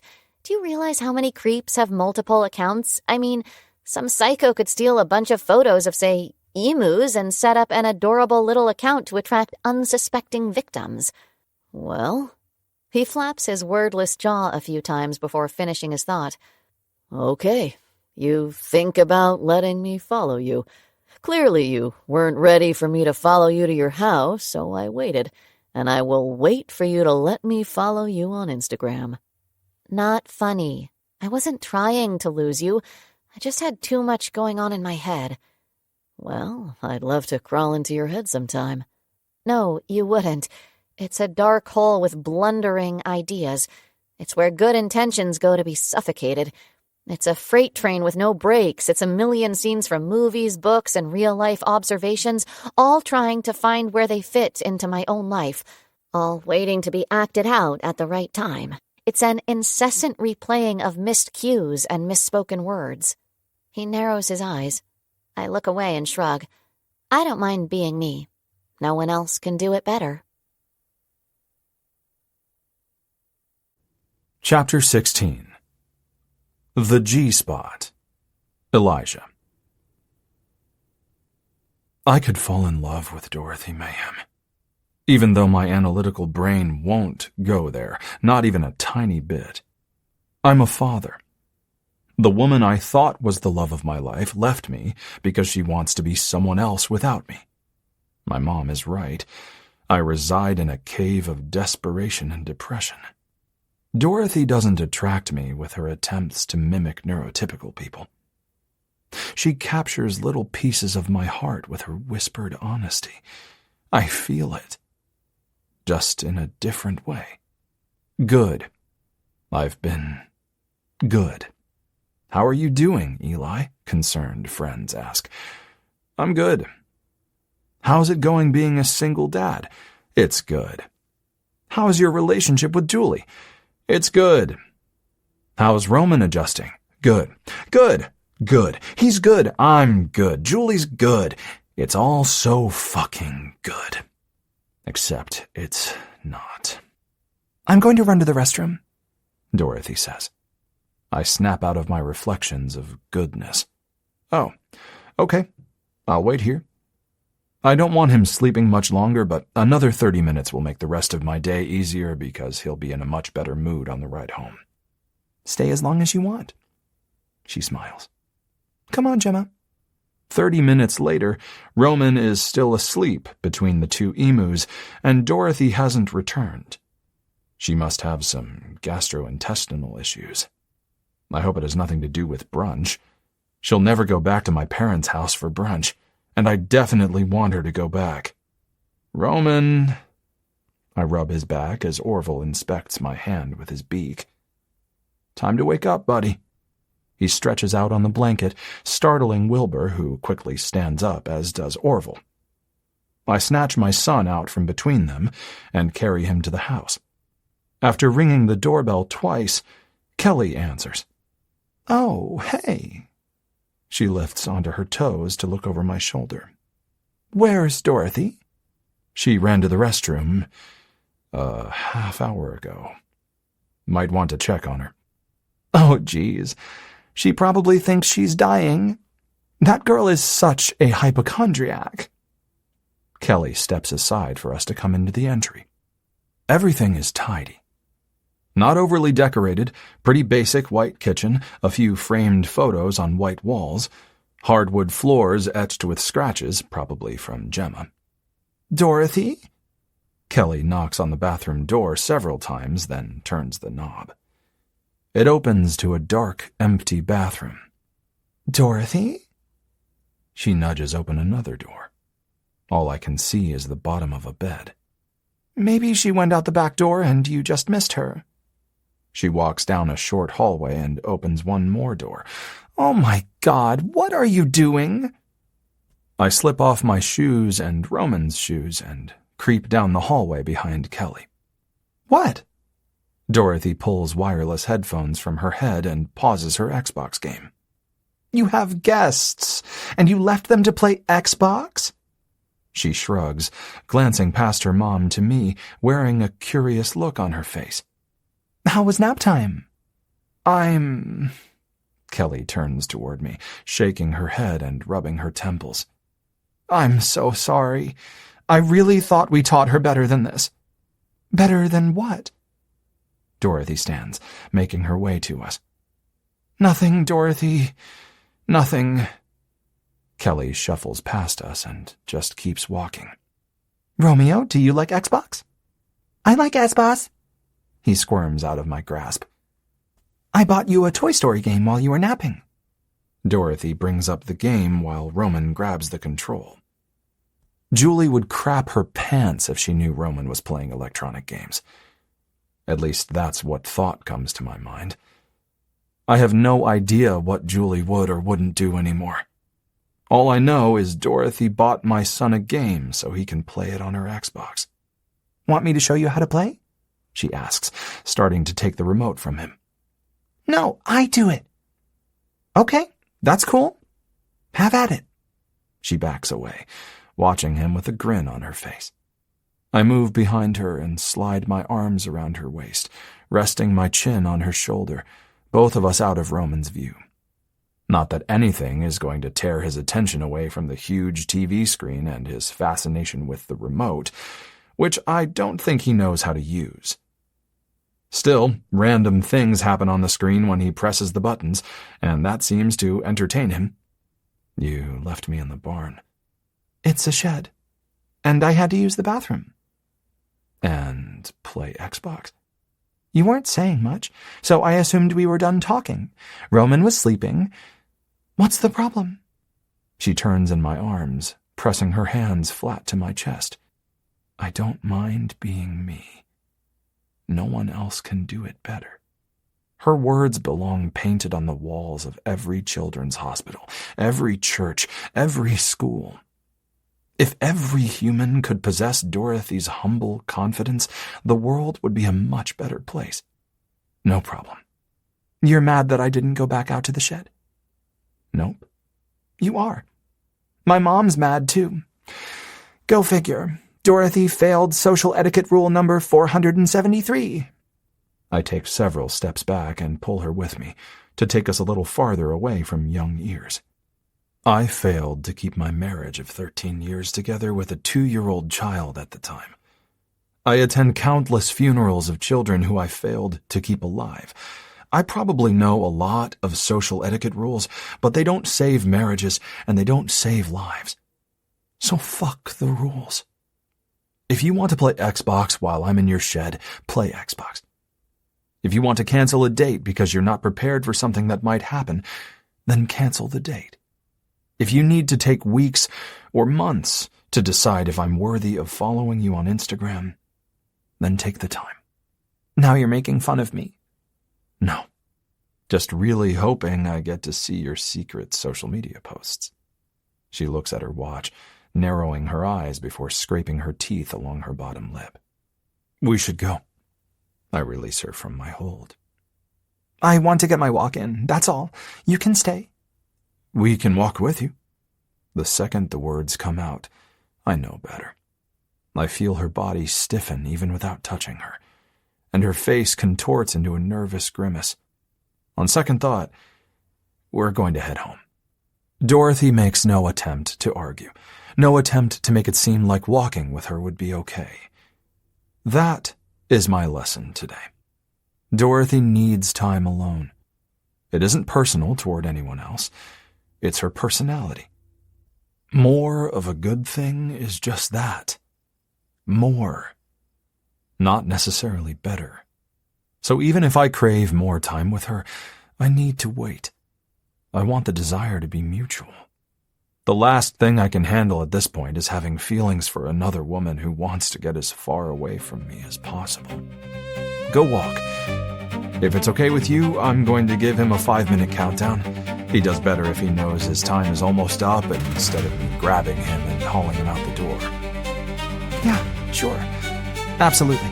Stay as long as you need to. Thanks. I slide my hand around her neck to the back of her head pull her to me for a slow kiss.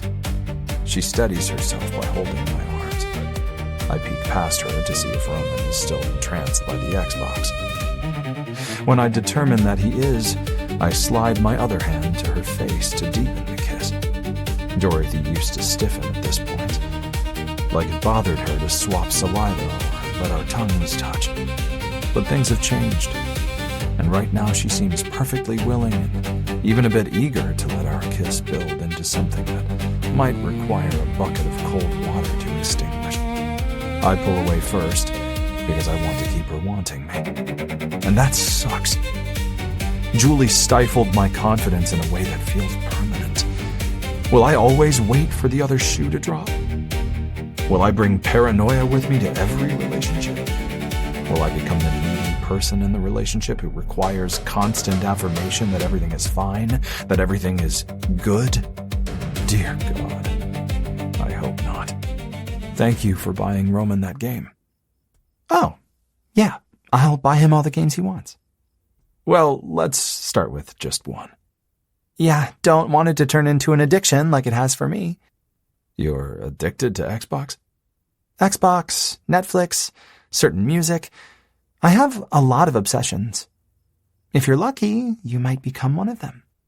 I swallow hard and clear my throat. Roman, 5 minutes, and then we're heading home, buddy. 6 minutes. Listen, Daddy, 6 minutes. I shake my head. I'm not sure when and how he learned to negotiate, but the kid is hardcore. 6 minutes. Just enough time to show you my room. She pulls me toward her bedroom. Stay there, Roman. I'll be just around the corner. 'Kay, Daddy. Dorothy softly closes the door to her bedroom and leans back against the door. I glance around at the massive amounts of books and journals. Do you have HPV? What? I turn back toward her just as she's shimmying out of her panties. Dorothy. Yes or no? No. Why do you... I don't either. She folds her panties and sets them on the edge of one of the bookshelves before leaning back against the door, one hand on the handle. Kiss me. Roman is definitely down to 5 minutes, maybe 4, not that he is keeping time. But the fact remains that my 3-year-old child is 10 feet away from the door at Dorothy's back. She wets her lips, and I can't say no, so I kiss her. She kisses me back for 2 seconds before turning her head to the side to break the kiss. Lower, she says in a thick voice that I barely recognize. I kiss her neck, inhaling the lingering scent of coconut on her skin. Lower. I kiss along the open area of her button-down shirt, just above her cleavage. Lower. I start to unbutton her shirt. Low. She fists my hair and pushes my head down. My knees hit the ground. Dorothy releases my hair and grabs her skirt, gathering it up an inch at a time. She doesn't look at me. Her eyes close as her lower lip remains trapped between her teeth as if the need is almost painful. The moment my tongue breaches the apex of her legs, she grips the door handle and seethes, biting her lip harder as her hips buck away from the door. I know how this will go down, literally and figuratively. I will give her the best oral sex she's ever had. The 6-minute timer will go off in my head, or if we are incredibly unlucky, a little fist will bang against the door and try to push the lever handle down. She will slide her skirt down like nothing happened. The door will open and my painfully hard erection will bust right out of my jeans and jab my kid in the eye. It's possible I have issues with feeling like luck is not on my side. Fuck,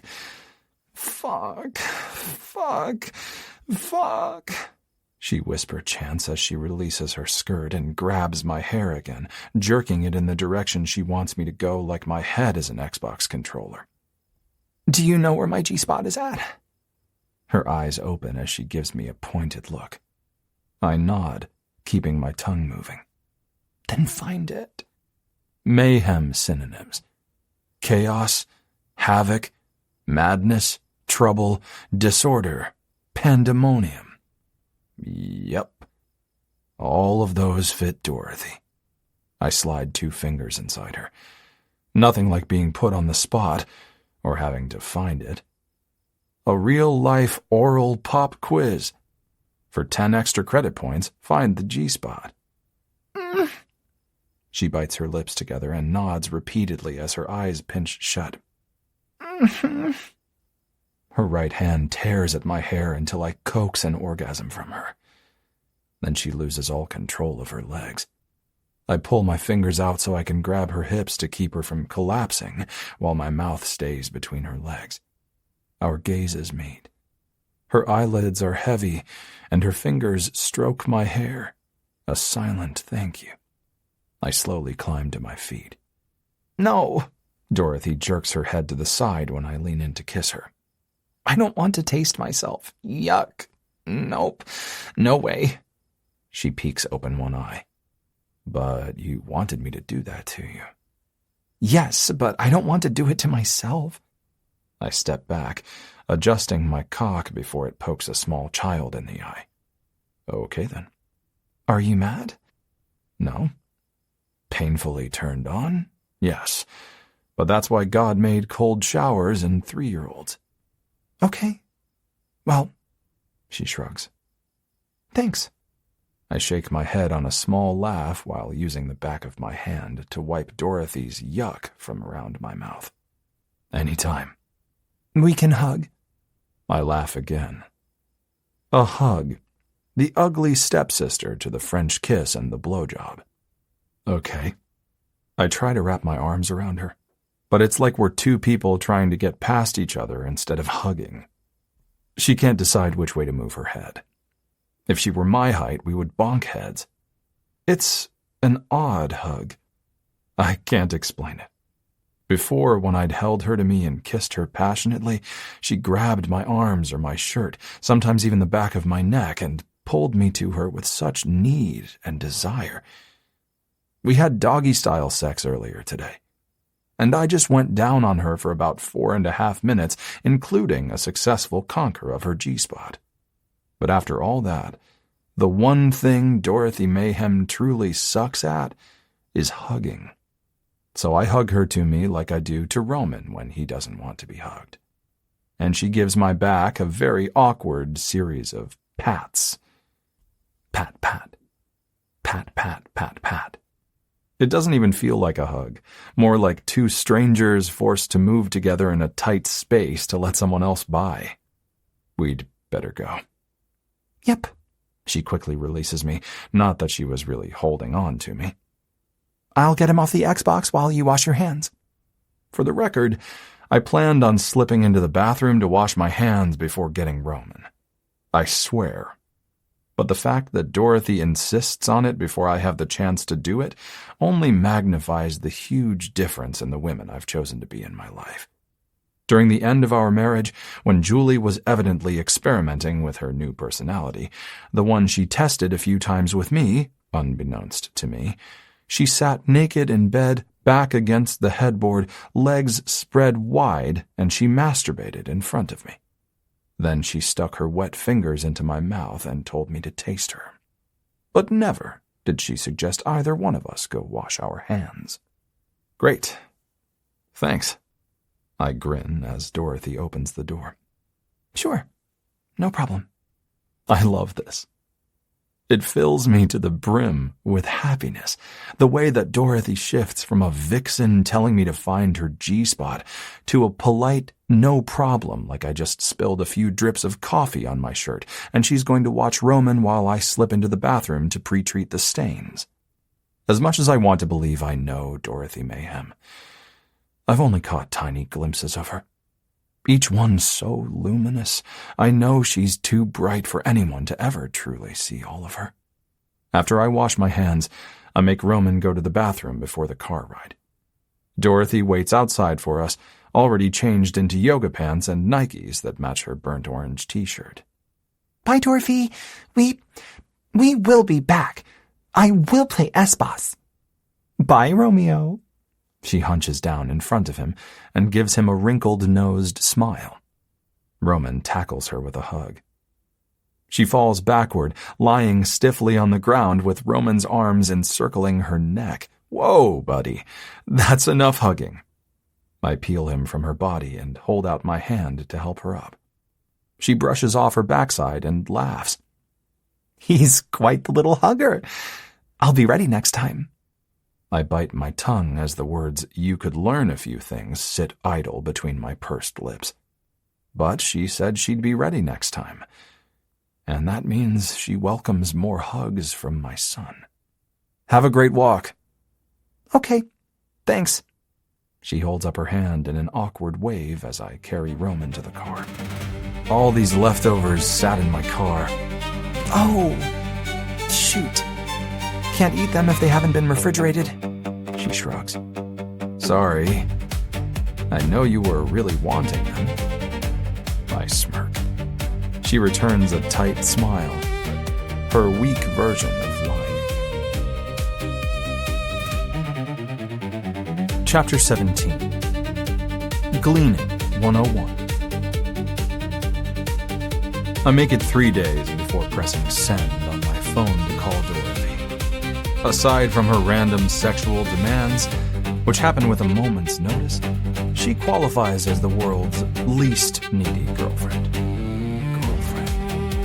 That's a weird word for me to have in my 38-year-old head. Is she my girlfriend? I'm nearly 2 decades behind on the dating scene, so maybe girlfriend is an outdated term.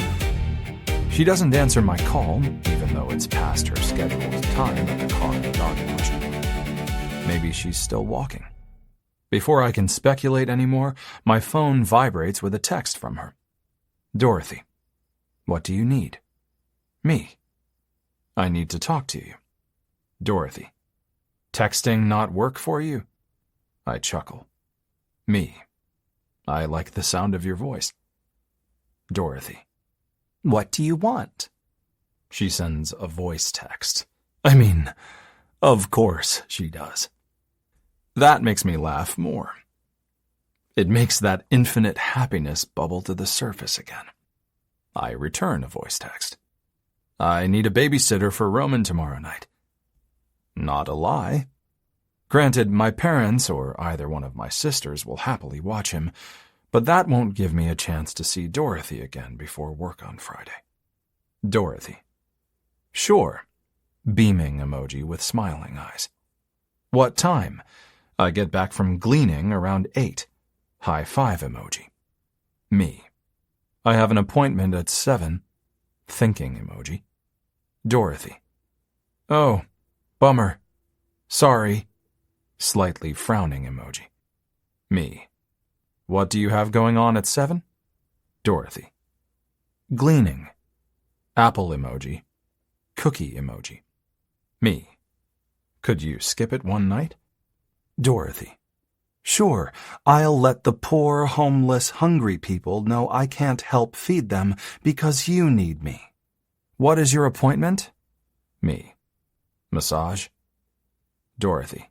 Oh, yes, sounds super-duper important. Me. Calling you now. Pick up your phone. I call her and she answers on the first ring. What is your deal? Texting was invented so people wouldn't have to actually have verbal conversations. Hi, Dorothy. I've missed you too. Have you had a good week so far? Sure, make me sound insensitive. What is your aversion to phone conversations? Ugh, it's just a time thing. Small talk. Chit-chat shit that drives me crazy. So talking to me drives you crazy? No, not yet. But if you refuse to text with me, it might get to that point. And emojis give context to words better than I can do with inflection. So when you take away my emojis, there's a good chance of you misinterpreting the true meaning behind my words. I'll do anything if you skip one night of gleaning to watch Roman for me. That is code for I'd do anything to see her Thursday night. Again, no emojis makes this hard for me, but your anything sounds sexual. Are you pimping yourself out for a babysitter for your son? Gosh, what kind of massage is this that you're getting? Please. You sound desperate. Pretty please. Yeah, that's better. Not near as desperate. Eye roll emoji. I laugh. Did you just verbal emoji me on the phone? Yes. High five emoji. Enough emojis. The inflection of your voice is just fine for me. Just so you know, the please and pretty please is Roman. He's begging to spend time with you. Wow. And I thought I sucked at lying. I know it's past his bedtime. He told me everything he wanted to say to you before he went to bed. Okay. I choke on my next breath, filled with more begging. Okay. She said okay. Okay, yes, you'll watch him? Yes. He'll be so excited. Okay. Yeah, a few emojis with that monotone okay wouldn't be the worst thing. I mentally insert my own smiley face and high five emoji after her okay. Can you be here by 6:30? Okay. Great.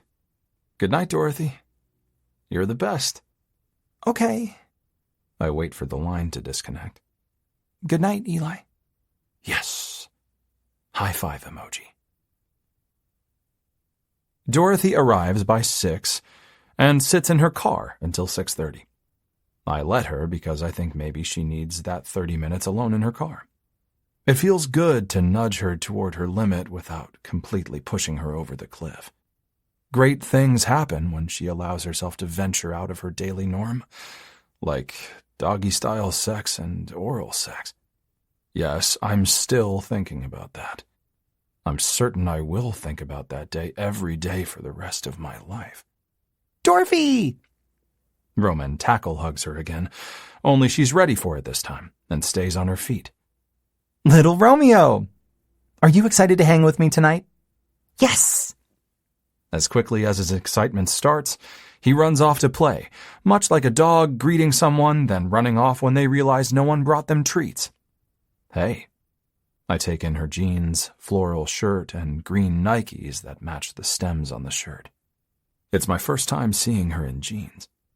They're not as inviting as her very accessible skirts, but she looks hot as hell just the same.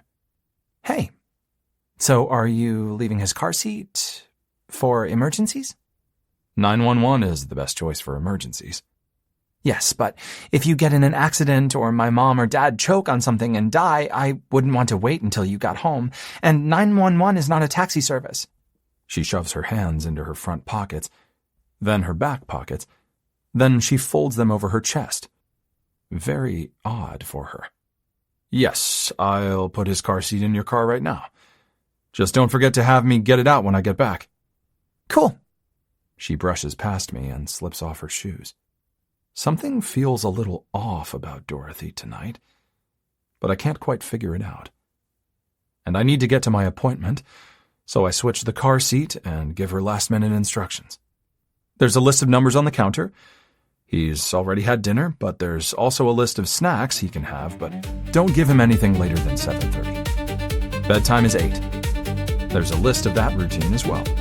Going pee is at the top of the list. Make him go first thing and again one more time before you actually put him to bed. Eli, I can read. And this is not my first time babysitting. Go. She glances at her watch. Again, I feel like something is not right with her. She gives off a nervous vibe that's different than her other vibes. With Roman in the other room, I move in on her, hoping to erase the weird vibe with a kiss. She stiffens at first. Then she grabs my shirt and lets me kiss her, allowing her tongue to slide against mine. Fuck the massage. I want to put Roman in his bed and get Dorothy naked in mine. When I release her mouth, my nose rubs against hers as I whisper, "Maybe when I get back, you can kiss me." Lower. She rubs her lips together and lifts her gaze to mine. A few seconds later, they widen a fraction as my intentions must make their connection in her brain. Oh. She shakes her head. No, I'm good. I chuckle, stepping back, feeling the burn of rejection. Maybe I should have texted that to her. Maybe she might have inserted a winking face emoji. Maybe the one with the tongue sticking out. Maybe an eggplant emoji. Maybe my blowjob days are over. I sigh. Well, thanks. See you in a while. She glances at her watch again, chewing on her lower lip, and nods. Okay. Bye, Roman. Keep an eye on Dorothy. I slip into the living room where he's surrounded by Duplo Legos and give him a kiss on the top of his head. When I get into my car, I whisper on a laugh. Oh, no, I'm good. My ego-crushing laughter continues as I pull out of the driveway. You've lost your game, man. It's just gone. After my massage, I have a string of missed calls, messages, and texts on my phone from Julie. Why does the hospital transporter have our child at the farmer's market? Where are you? Why aren't you answering your phone? Why didn't she know where you're at? Did she have a car seat for him? I'm taking him with me since he's on my watch again tomorrow anyway. Damn it, Eli. Why did my child have a fit when I tried to take him with me? OMFG, I'm so embarrassed that he threw a tantrum because he wanted to stay with her. A police officer asked her if everything was okay. Like I was trying to abduct my own child. Where the fuck are you? I call her on my way to my car. Jesus! Where are you, Elijah? I rub my forehead. I had an appointment. Calm down. What's going on? Are you fucking the transporter girl? Is that why she was at brunch on Sunday and at the farmer's market with Roman tonight? If only that were your business. Do you have another question for me? That's my son. You can't leave him with just anyone. She had no fucking clue where you were. She said that? She said you had an appointment. I asked where, and after a few minutes of this deer-in-the-headlight look, she shrugged. How is she supposed to get a hold of you in an emergency if she has no clue where you are? How would she get a hold of me or... I got a massage. I tweaked my back on my hike the other day, and for the record,